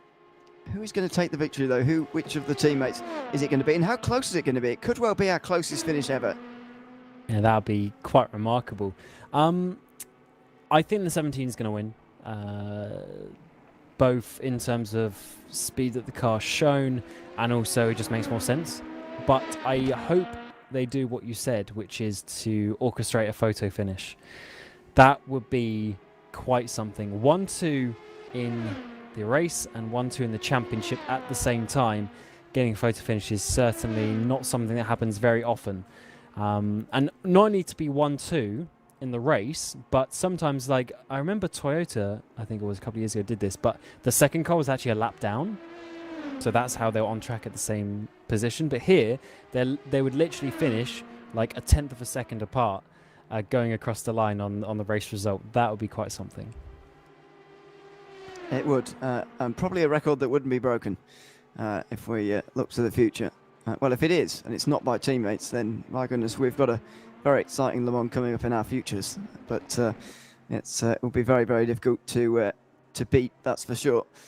Just actually reminding myself to have a look at LMP2, Division 2 rather, and where everybody is currently standing there, because when we were broadcasting yesterday, Team Shiba were dominating in Division 2, but they've clearly had some trouble overnight.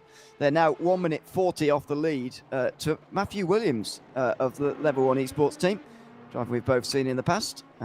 Indeed, we've seen Level 1 in this division as well. I think they've been up and down a bit this season as far as the divisions go. So Level 1 Esports leading from Team Shiba and Online Sim Racers, who are currently going to finish on the podium at Le Mans 24 hours in about an hour's time, about 45 minutes time. They've got, by the way, 48.5 minutes to go in Division 2. They started about a minute after us. In GT3, Bros Racing are leading by a minute over Simframe Esports. That's number 55, Simframe Esports, by the way. A very, very strong team to be in Division 2. Currently, Daniele Canistrazzi driving. We've seen a lot of him in this division in the past, as one of the BMWs in our division there has just gone off for a spin through Corvette. Yes, so I was just quickly checking that 55 Simframe. They're actually 9th place in the GT3 standings. Of course, the standings include both divisions, and there's a slightly different points structure to make that equal. But yes, they are.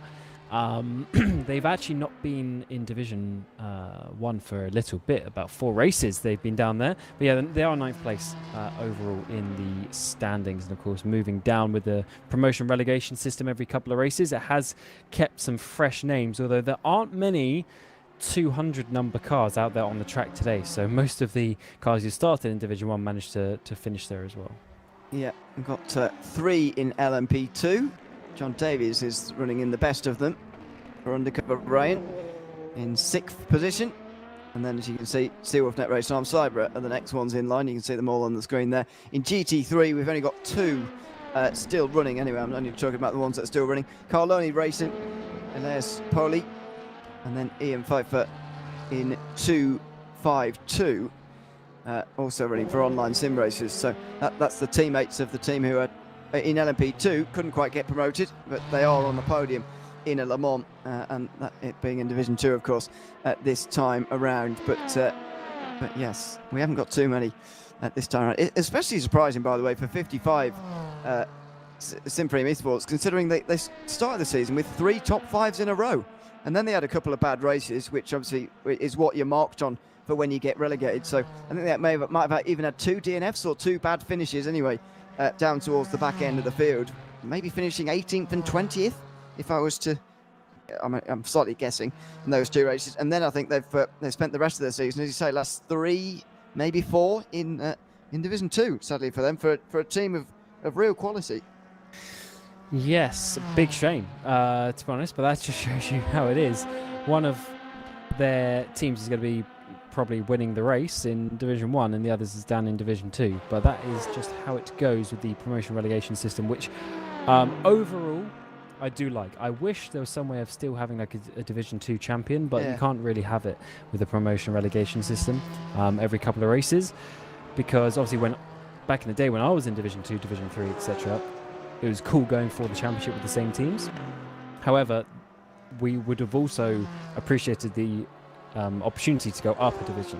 So you kind of both things, it's one or the other. And I do like it with how we have it now, because anyone who's not performing, you go down, someone winning Division 2 comes up, and then you get a couple of races to prove your worth. Yeah,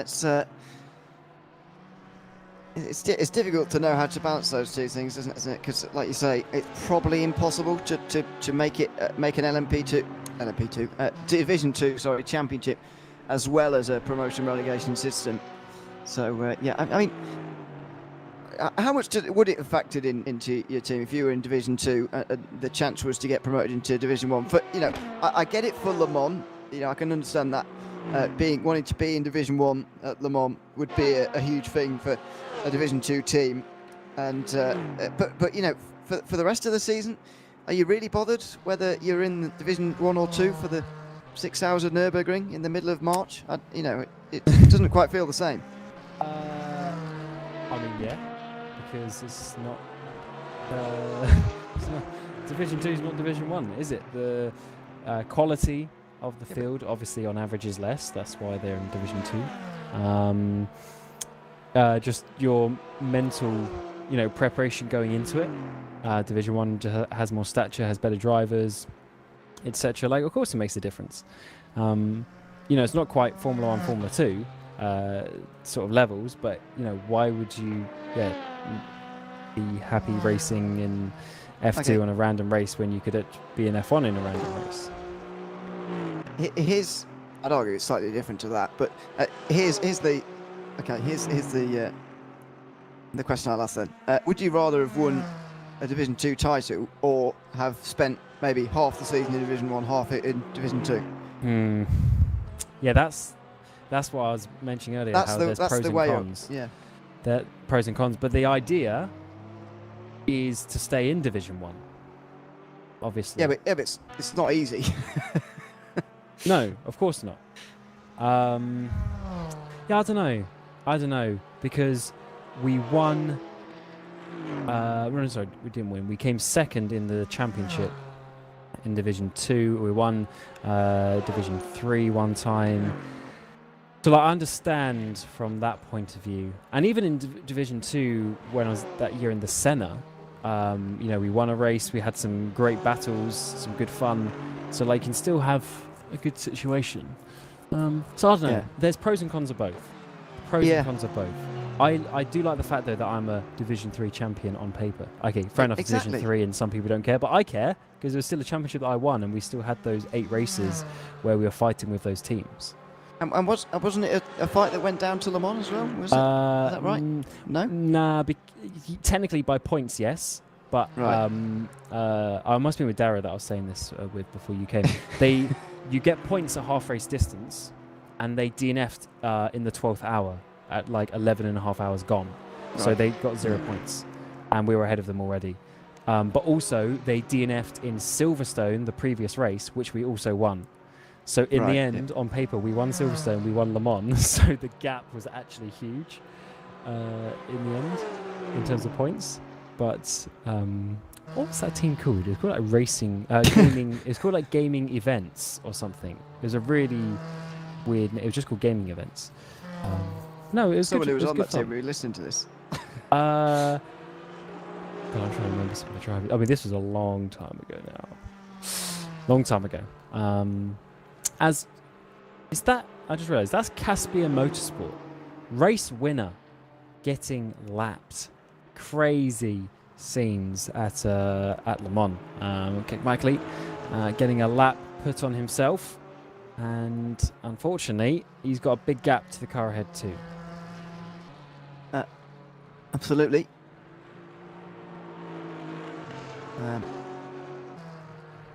Yeah, it's. One thing Oh, I go on. wanted Sorry. to actually say was that when Michio got overtaken, I was saying about this race in season 12, right? After my teammate crashed, obviously I then realised, okay, we're not getting to the end of the race. Like, it's just not going to happen because it was in like the 5th hour or something. Oh. I then got in the car and I'm like, okay, let me just drive. Let me just see what happens. Because actually, by this point, Christian Bay said, oh yeah, I don't want to drive again. So like, fair enough. I'm going to get in the car, see what happens, right? Because if it starts going well, I'm an absolute lunatic. I will try and do as many hours as I can in a row and just see what happens. And coming through that kink to Indianapolis, I was just getting so overconfident that I was trying to take it like flat out. Because normally you'd like lift or at least just dab the brake a little bit where there's that little bit of Astro on the entry, just to take a bit of speed off. I was just going flat out into there. And one time I sent it in, I bounced it over the curb.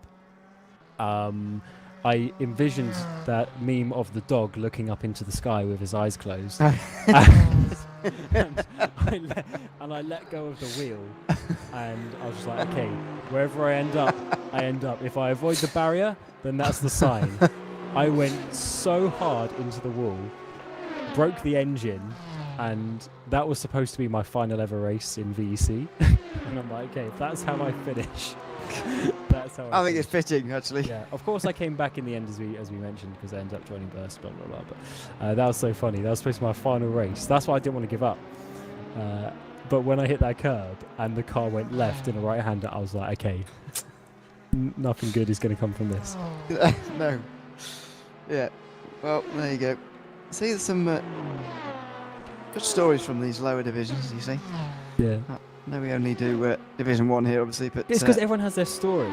Yeah, exactly, yeah. And that's why I love that Jimmy still does it. At one point a couple of years ago, he was going to do just one division. And then there were so many sign-ups. He was like, well, you might as well at least do it. You know, of course, it doesn't get broadcasted. We don't talk about it so much, but there's still, you know, what was it, like 40 cars, three drivers. There's still 120 people, you know, having their season, having their championship, having the opportunity to win races. So I'm a big, believer in that sort of stuff. See, that's why I'd bring back Division 2 Championship personally. But there you go. Food for thought. As I said, there's pros and cons of both ways. Yeah, well... I'm not against the system that we have now, but by any means.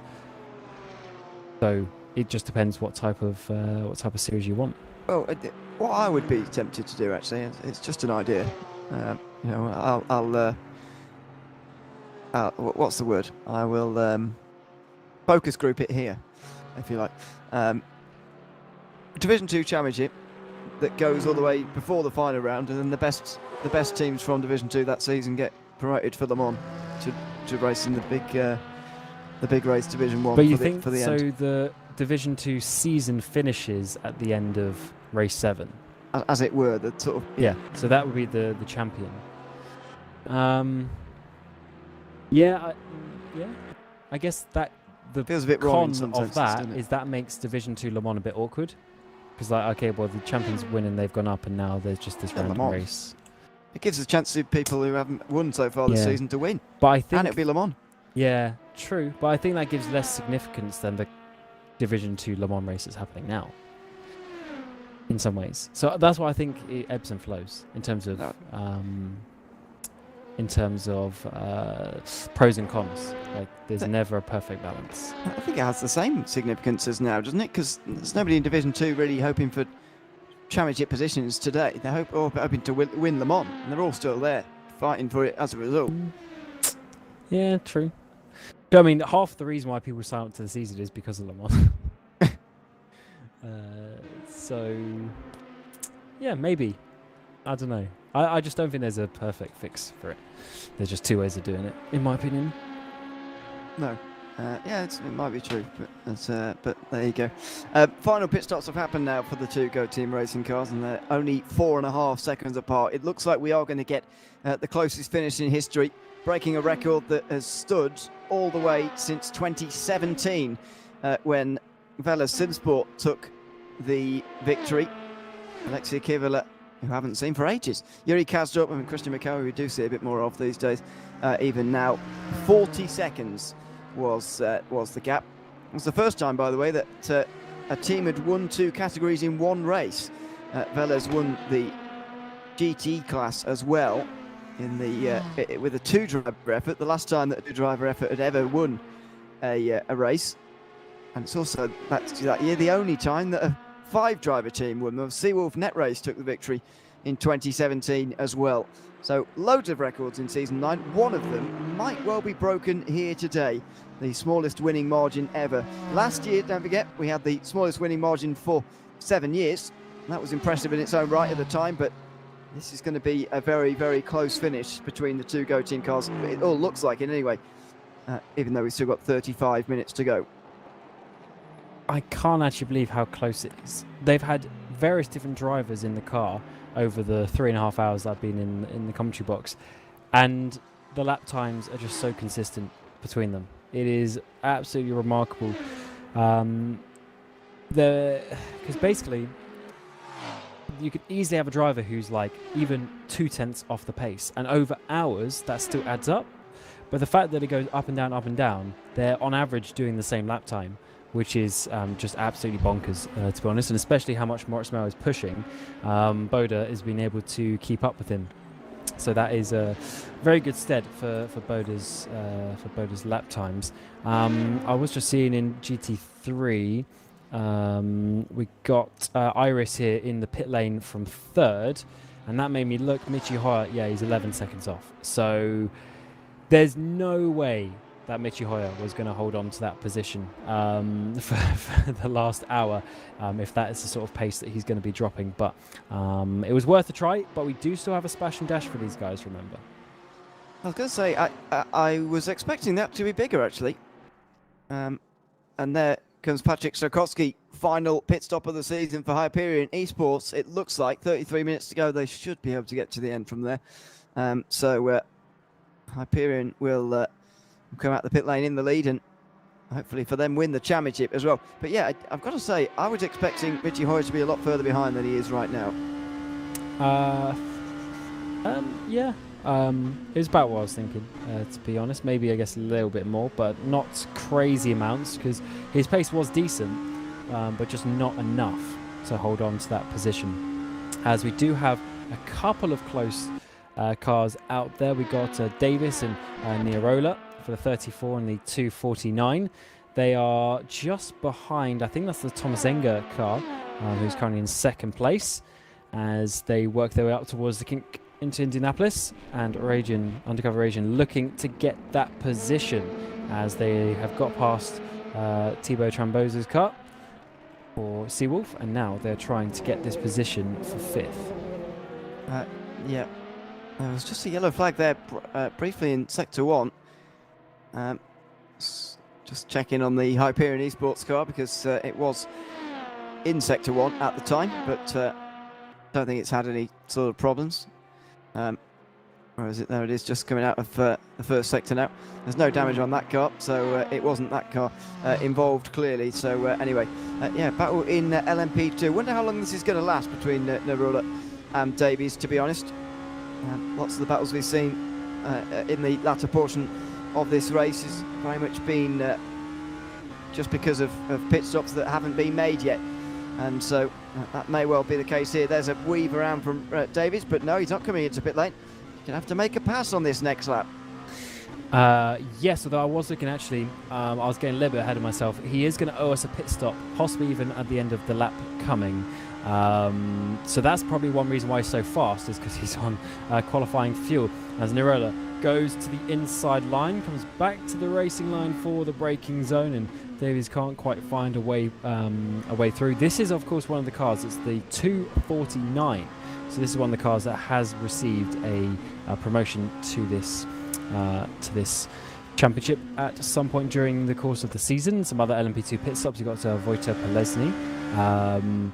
And then also Charlie Rigo coming in at the same time. But let's come onto the straight though. A little bit of traffic. That's going to give Davies a run. That was very, very close for John Davies there, as he very nearly hit the back of Houston Nirola, actually onto the Mulsanne straight they come then. These two Oricas, the same manufacturer, of course, in the spec class in the LMP2s, side by side for Davies. He's going to get his nose in front here as well on the left-hand side. Can he get his whole car in front before this first chicane? Not quite. Absolutely level, side by side between the two of them as they come out of the corner again. But it is John Davies who takes the position on this occasion.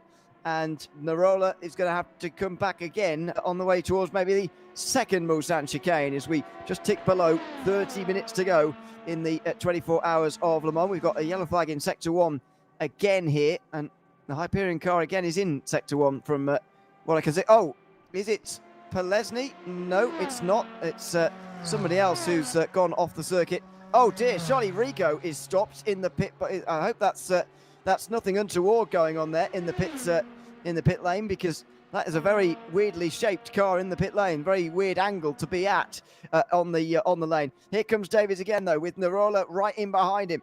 This battle is not done yet by any means. Down in towards Mulsanne corner, it's not going to change for Nirola. He was not close enough, sorry, and was not aggressive enough either, as he now comes out of Mulsanne corner. Is he close enough here maybe to maybe make a move? Don't think so, to be honest. Half a second away. His better chance was down there at Mulsanne corner, but you can understand why he didn't want to make it, as there's only this long run coming into Indianapolis for you to lose that position again.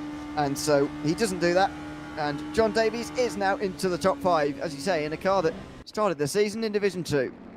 I do believe he's going to come into the pit lane low. So let's see. So this is on-off racing. We just saw rolling backwards, but during the pit stop. That is...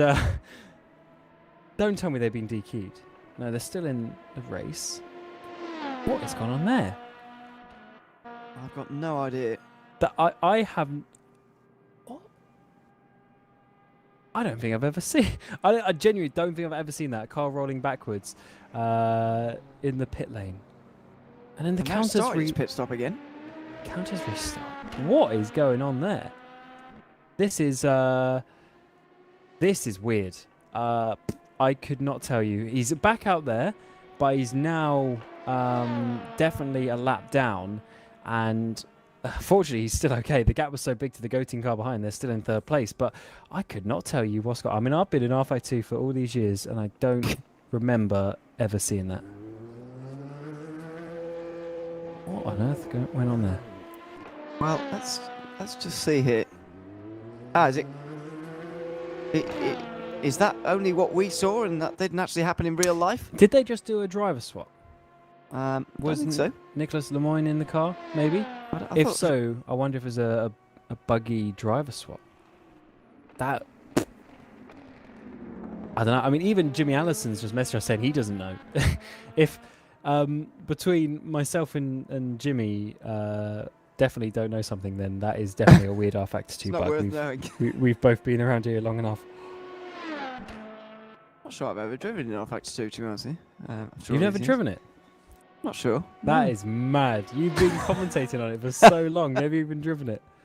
I mean, to be fair, I guess it's similar with other sims to me, but I still at least drive it to try it out, if you know what I mean. Oh, John Davies has gone off. Has he? we'll Or has have he just to- made his pit stop? Maybe.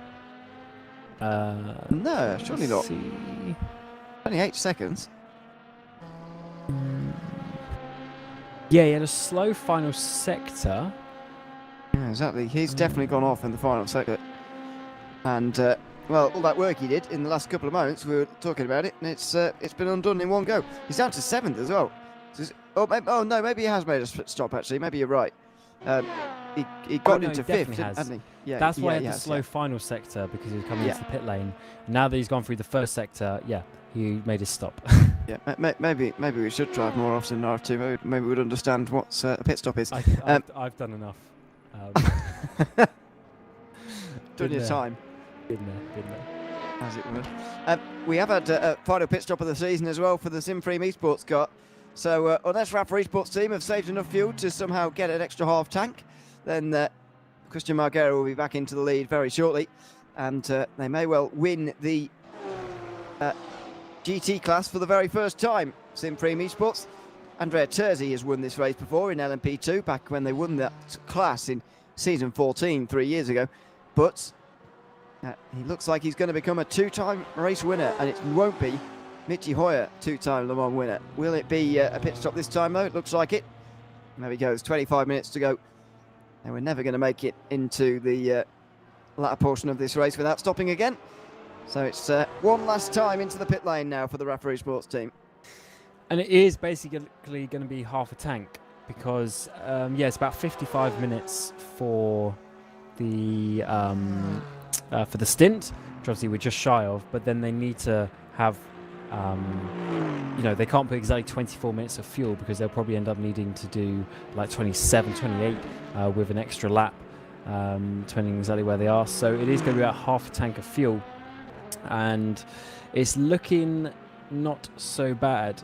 Looking not so bad for Michi Hoyer as it stands, as he comes out of the pit. Is that?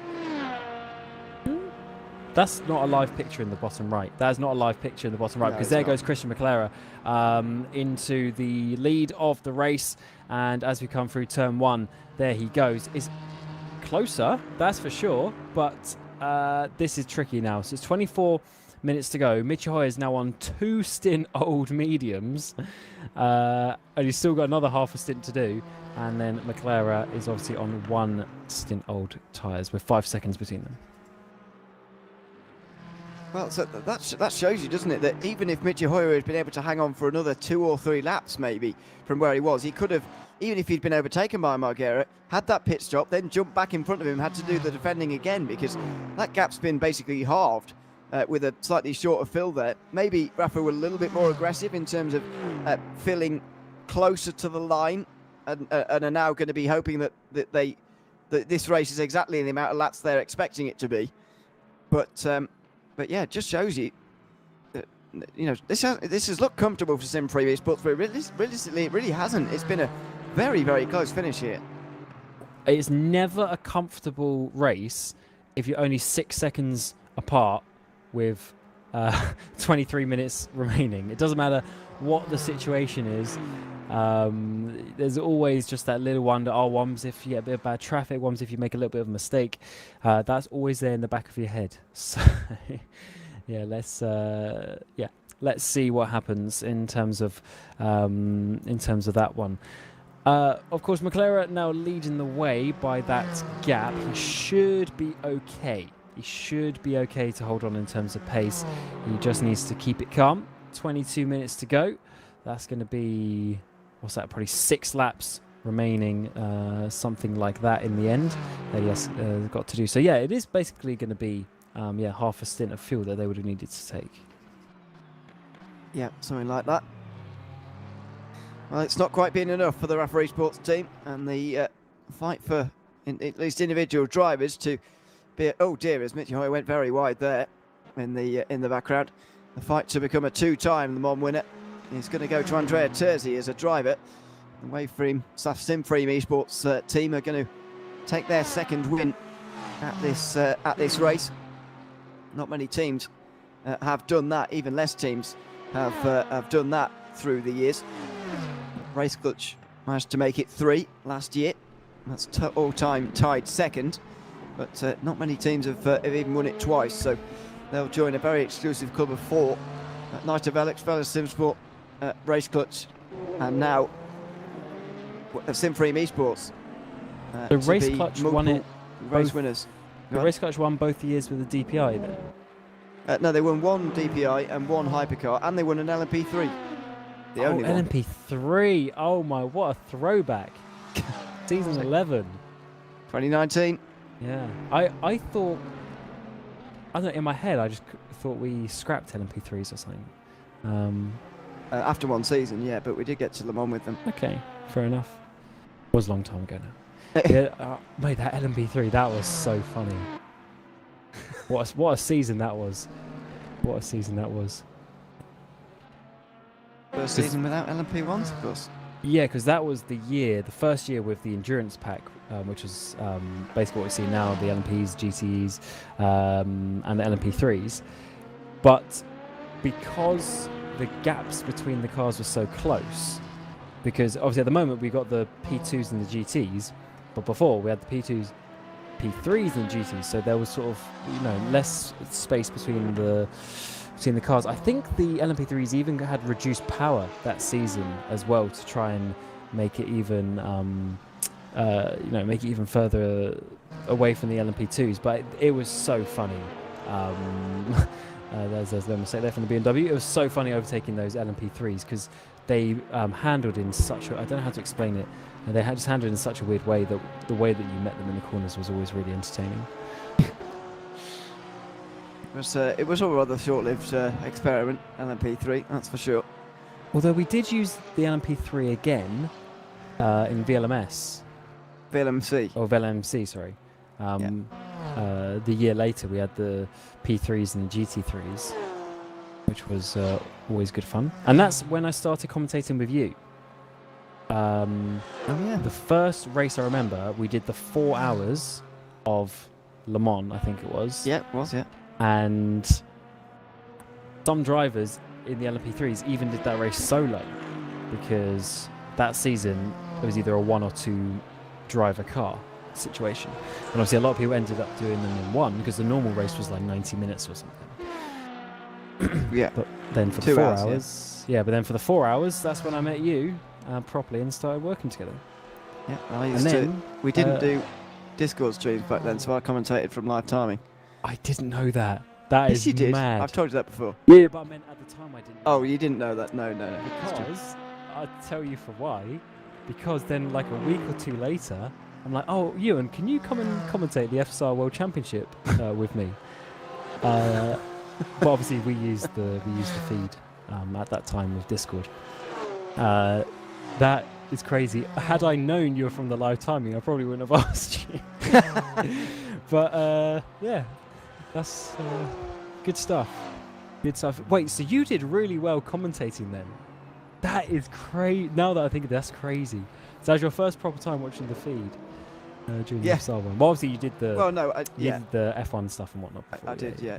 It wasn't my first time commentating from that any is feed, so crazy. Sim, yeah, that's for sure.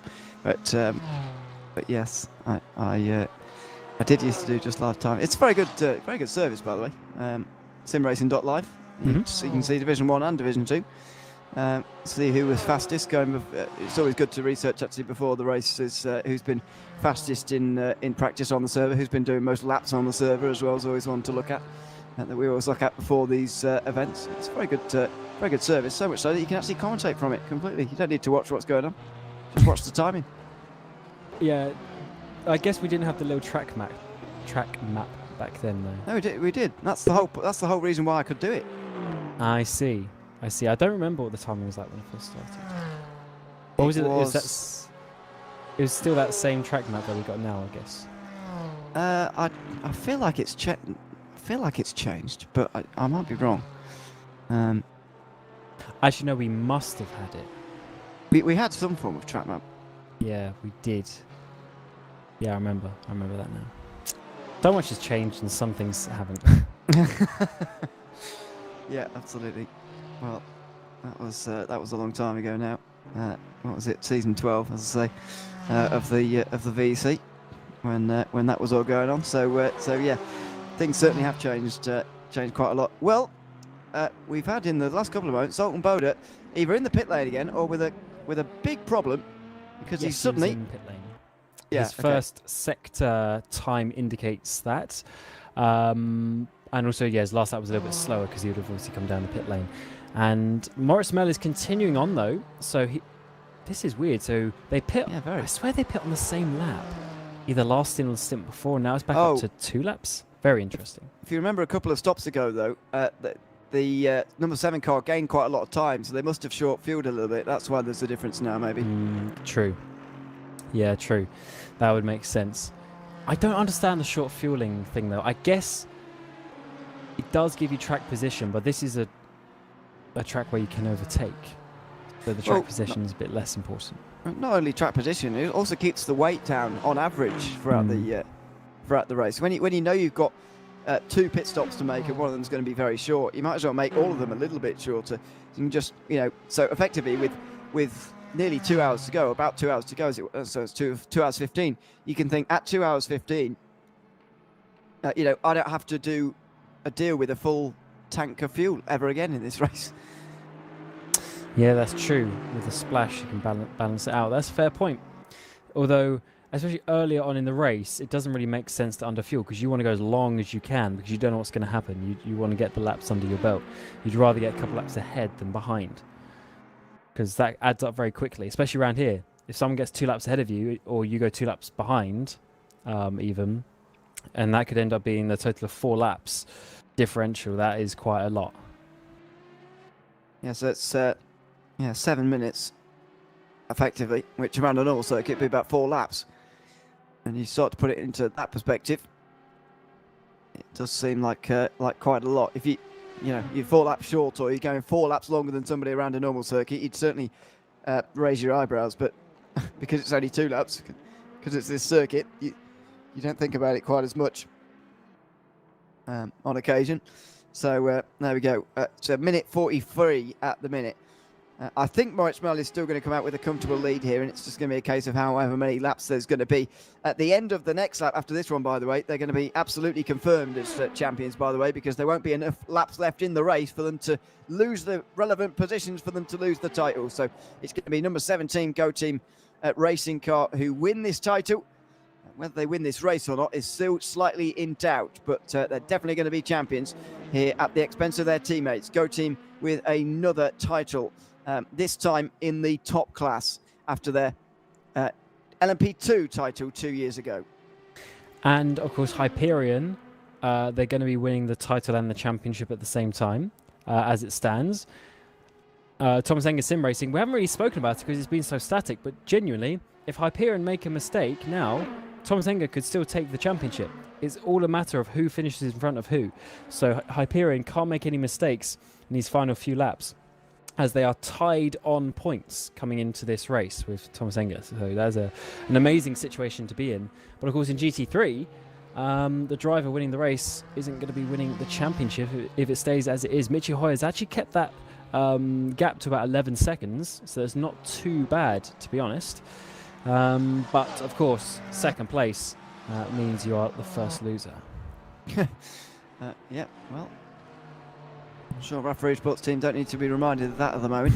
But this race is going to go down as a very, very close one in GT3, and I think it's going to it's been even closer, I think, than it's actually seemed over the course of this race, in my opinion. This has been a lot closer than it seemed because of that slightly shorter fuel stop that Rafa needed compared to the Simfreem Esports team just to be in front of them.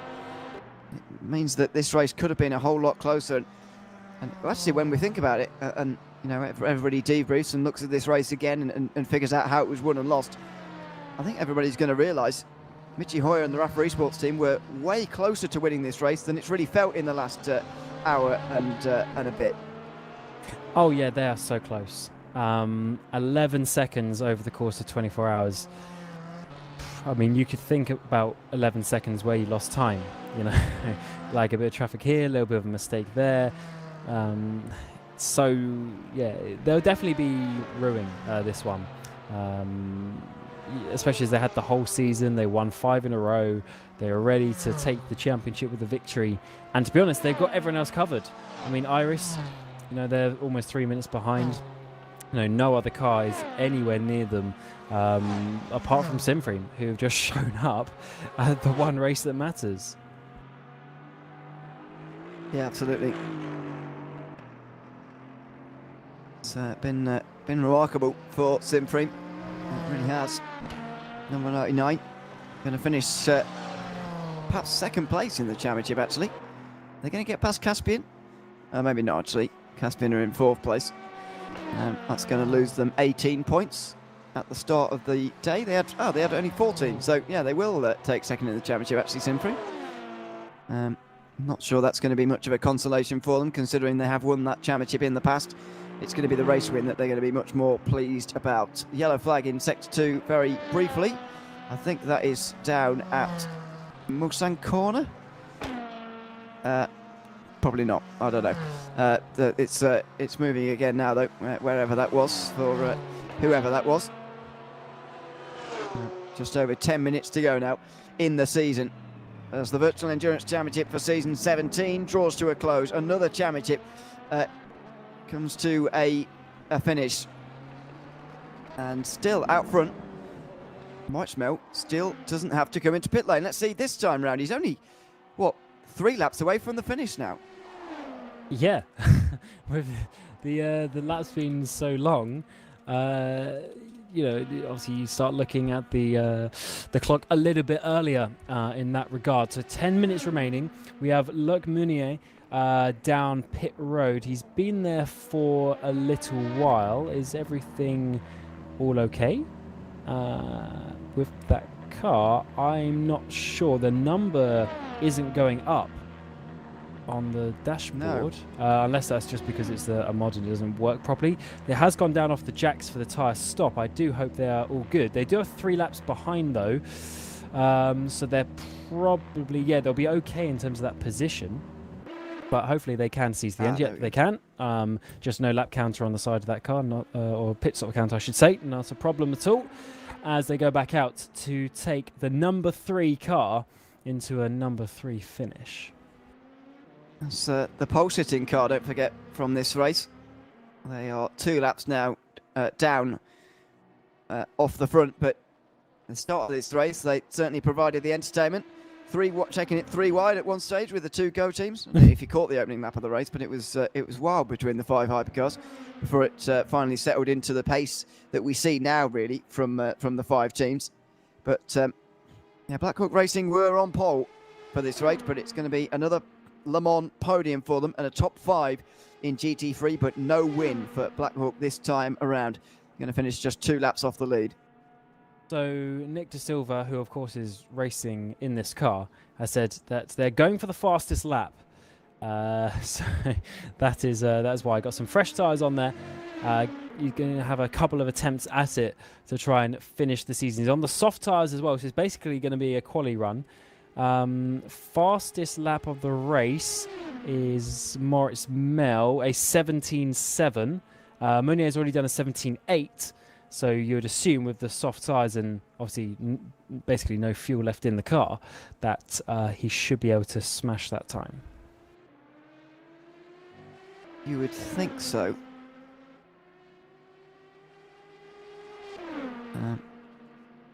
Let's see what happens here for Blackhawk. We will try and follow them.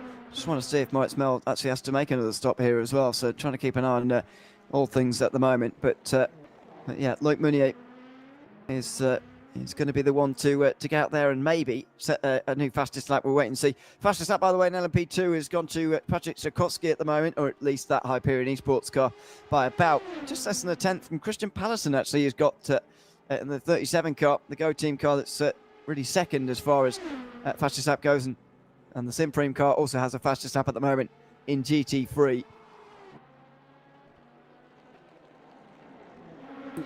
Looking at the current lap times, though, it does seem that Hoyer's now starting to lose some time. It stayed around that 10-11 second gap for a few laps, and now it's gone up to, well, previously for 15, but of course, as we say, the time does seem to go up and down a little bit on this track, but on average it's about 15 seconds, and he was 1.8 seconds a lap slower last time. Of course, he didn't see any traffic, but Simpreme definitely with the better strategy in the end. It was about 25 seconds, the gap between them, before we started seeing the strategy really come out. So I think in the end, Rafa probably are going to be a net gain, or at least not worse situation. So I think it was worth trying, and you never know, maybe Simpreme would have got stuck behind them for a bit longer. Maybe there'd been some traffic issues that have been a bit closer, but it's definitely a good run from Rafa, and they're definitely not they're sort of not worrying about the strategy as such in terms of it being a flaw of their race. I think it was worth doing, but unfortunately just not quite enough. Yeah, absolutely. Well, it's going to be a shame for Rafa Esports team to miss out on this occasion, but they'll have to come back again next season and try again for another Le Mans victory. As we tick down towards the final 5 minutes now, I'm getting slightly concerned that March Mel isn't going to make this pit stop at all. He's just going to same. win by a minute. I think because a lot of the times he was going a couple of laps longer. Maybe that was just. Oh my God! If he's had this pace while saving fuel, that is ridiculous. Unfortunately, it's taking away our opportunity for the closest finish in the top category. Unreal. Third closest finish doesn't sound quite so good, does it? Really? Nah, doesn't quite. Yeah, doesn't quite cut the mustard. What? What? Cut the mustard? What the hell does that mean? You haven't heard that saying? No. No, come on. Must be a southern thing. I'm googling this right now. Yeah, it's a thing. I'm not making this up. Not where I live. It's not. What'd you say? It doesn't cut the pie.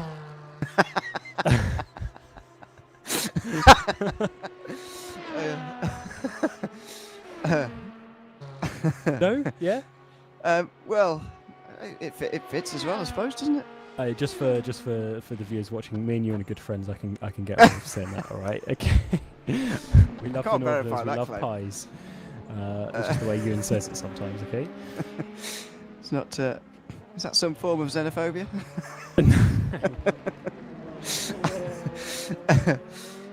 Meanwhile, well, let's see. Moritz Mel is got his only last chance to come into pit lane next time round. It's going to be quite close to whether he's going to get the last lap next time round, actually. But I think he will do. But will he enter the final lap from the pit lane? Does he need another lap of fuel, or are we going to see a big gap in the end between the Go Team cars? Because that's not what we've seen throughout most of the race so far. Even when the gap did get out earlier on, maximum I saw was about 40 seconds, to be honest. So I'd be a bit surprised if Moritz Mel doesn't have to come into pit lane here. But here's the moment. In towards the final corners. Does he have to make that one last pit stop? No. Well, he is going to win this race by well over a minute and a half. Yeah, good strategy and unbelievable pace. That would make sense why Boda potentially was able to keep up with him in such a way. As Loic Meunier, here we go, going for the fastest lap. Is he going to do it? I mean, I don't think there's going to be any question about that. He's on soft tyres. Everyone else has been on mediums or the hards. Is a 15.9, absolutely smashing it by almost 2 seconds, as he still has one lap to go. But just for a bit of pride, at least, from the pole drivers. Benjamin Gelsinski offering his thoughts that the number 7 maybe miscalculated the stop before last and had to pit again, perhaps. That is as good a theory as any I can think of. Zoltan is going to finish this race over a minute and a half away from the lead. Well, it is very much the last lap of season 17, Cam. Another great season of the Virtual Endurance Championship. We know that we're going to be returning, of course, for another season, but who knows what form that is going to take on in the future. We'll have to keep updated and keep our eyes on the SRC Discord and etc. and the relevant channels. But yeah, it's been another great season. Very much looking forward to the Virtual Endurance Championship coming back once again in whatever form we're going to be back in. Absolutely. It's a great community of drivers, of course.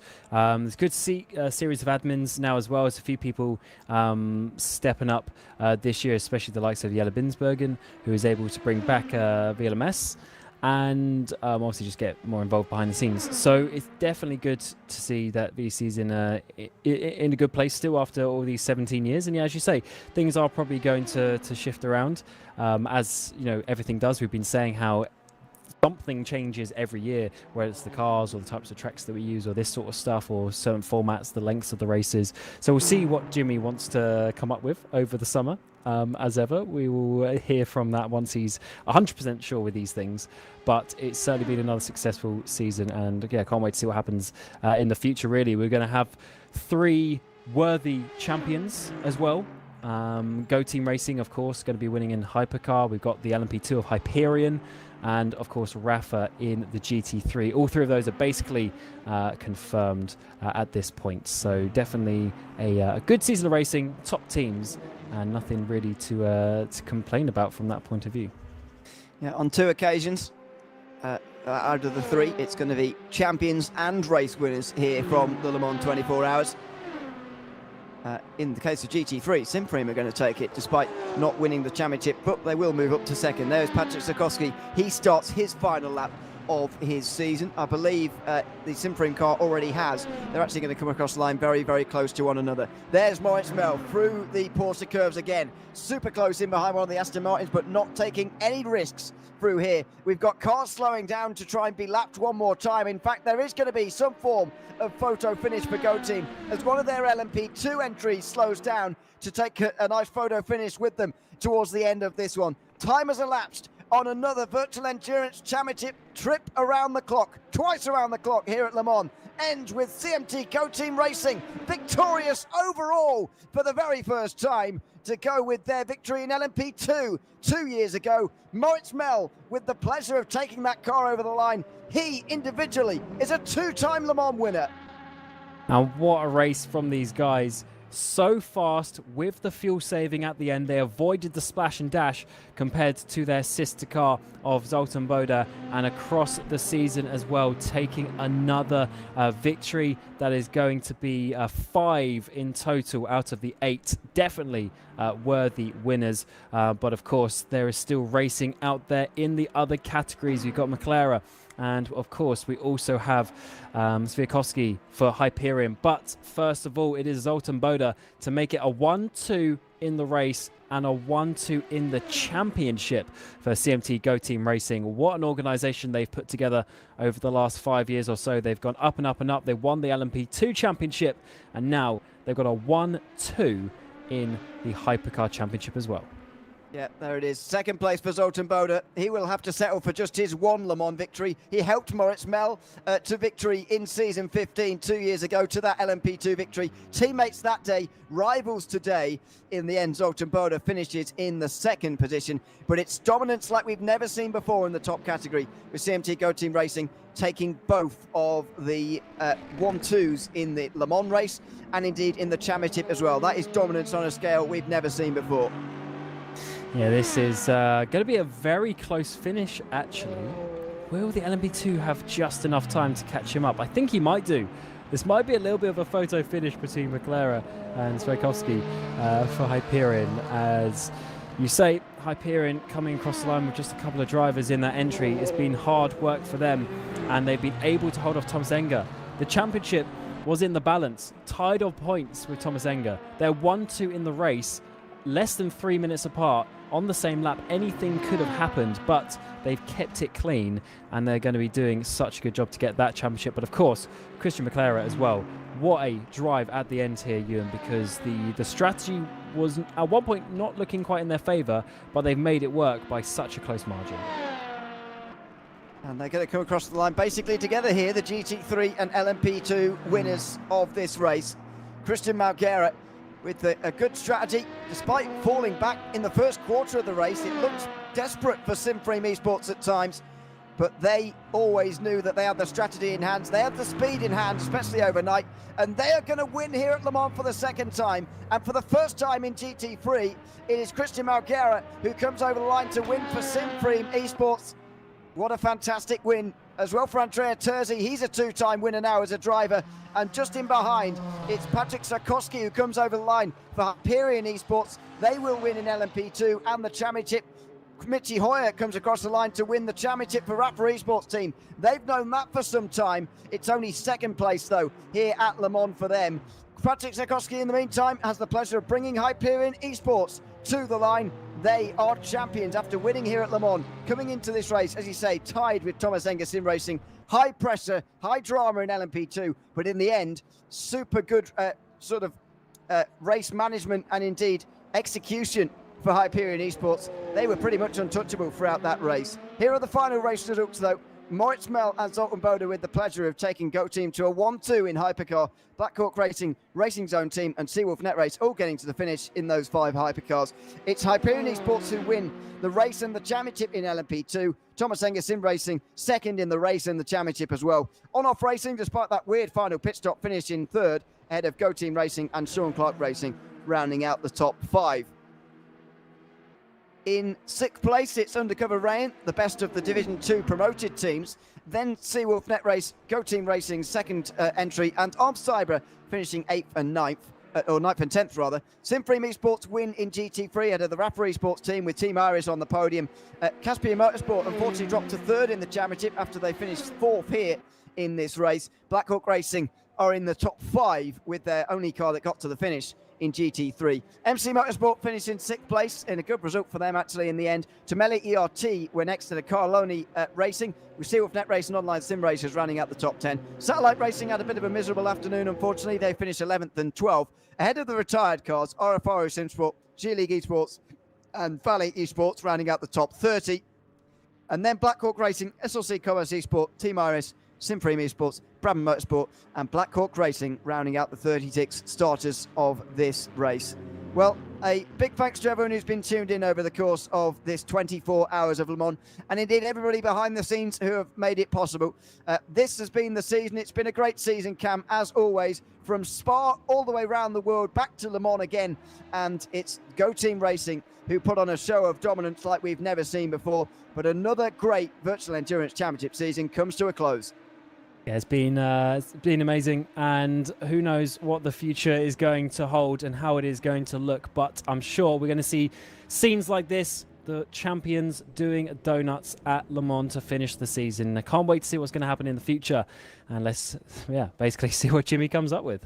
Absolutely. We'll look forward to seeing it. Make sure you keep across the Discord in SRC and all the relevant channels to see what the future has in store for us. But for now, all that's left for me to say is a big thanks to everyone who's tuned in. As I say, a big thanks to everyone behind the scenes. Of course, Jimmy Allison as well, though he doesn't like receiving the plaudits. I'm going to give him some at the end of it, organising another great 17th season of the Virtual Endurance Championship. Big thanks to the commentators who've brought us through the season alongside myself, and indeed without myself at many occasions this season as well. I've been Ewan O'Leary alongside Cam Roger to bring you to the end of another Virtual Endurance Championship season, and we'll see you all again very, very soon. Goodbye for now.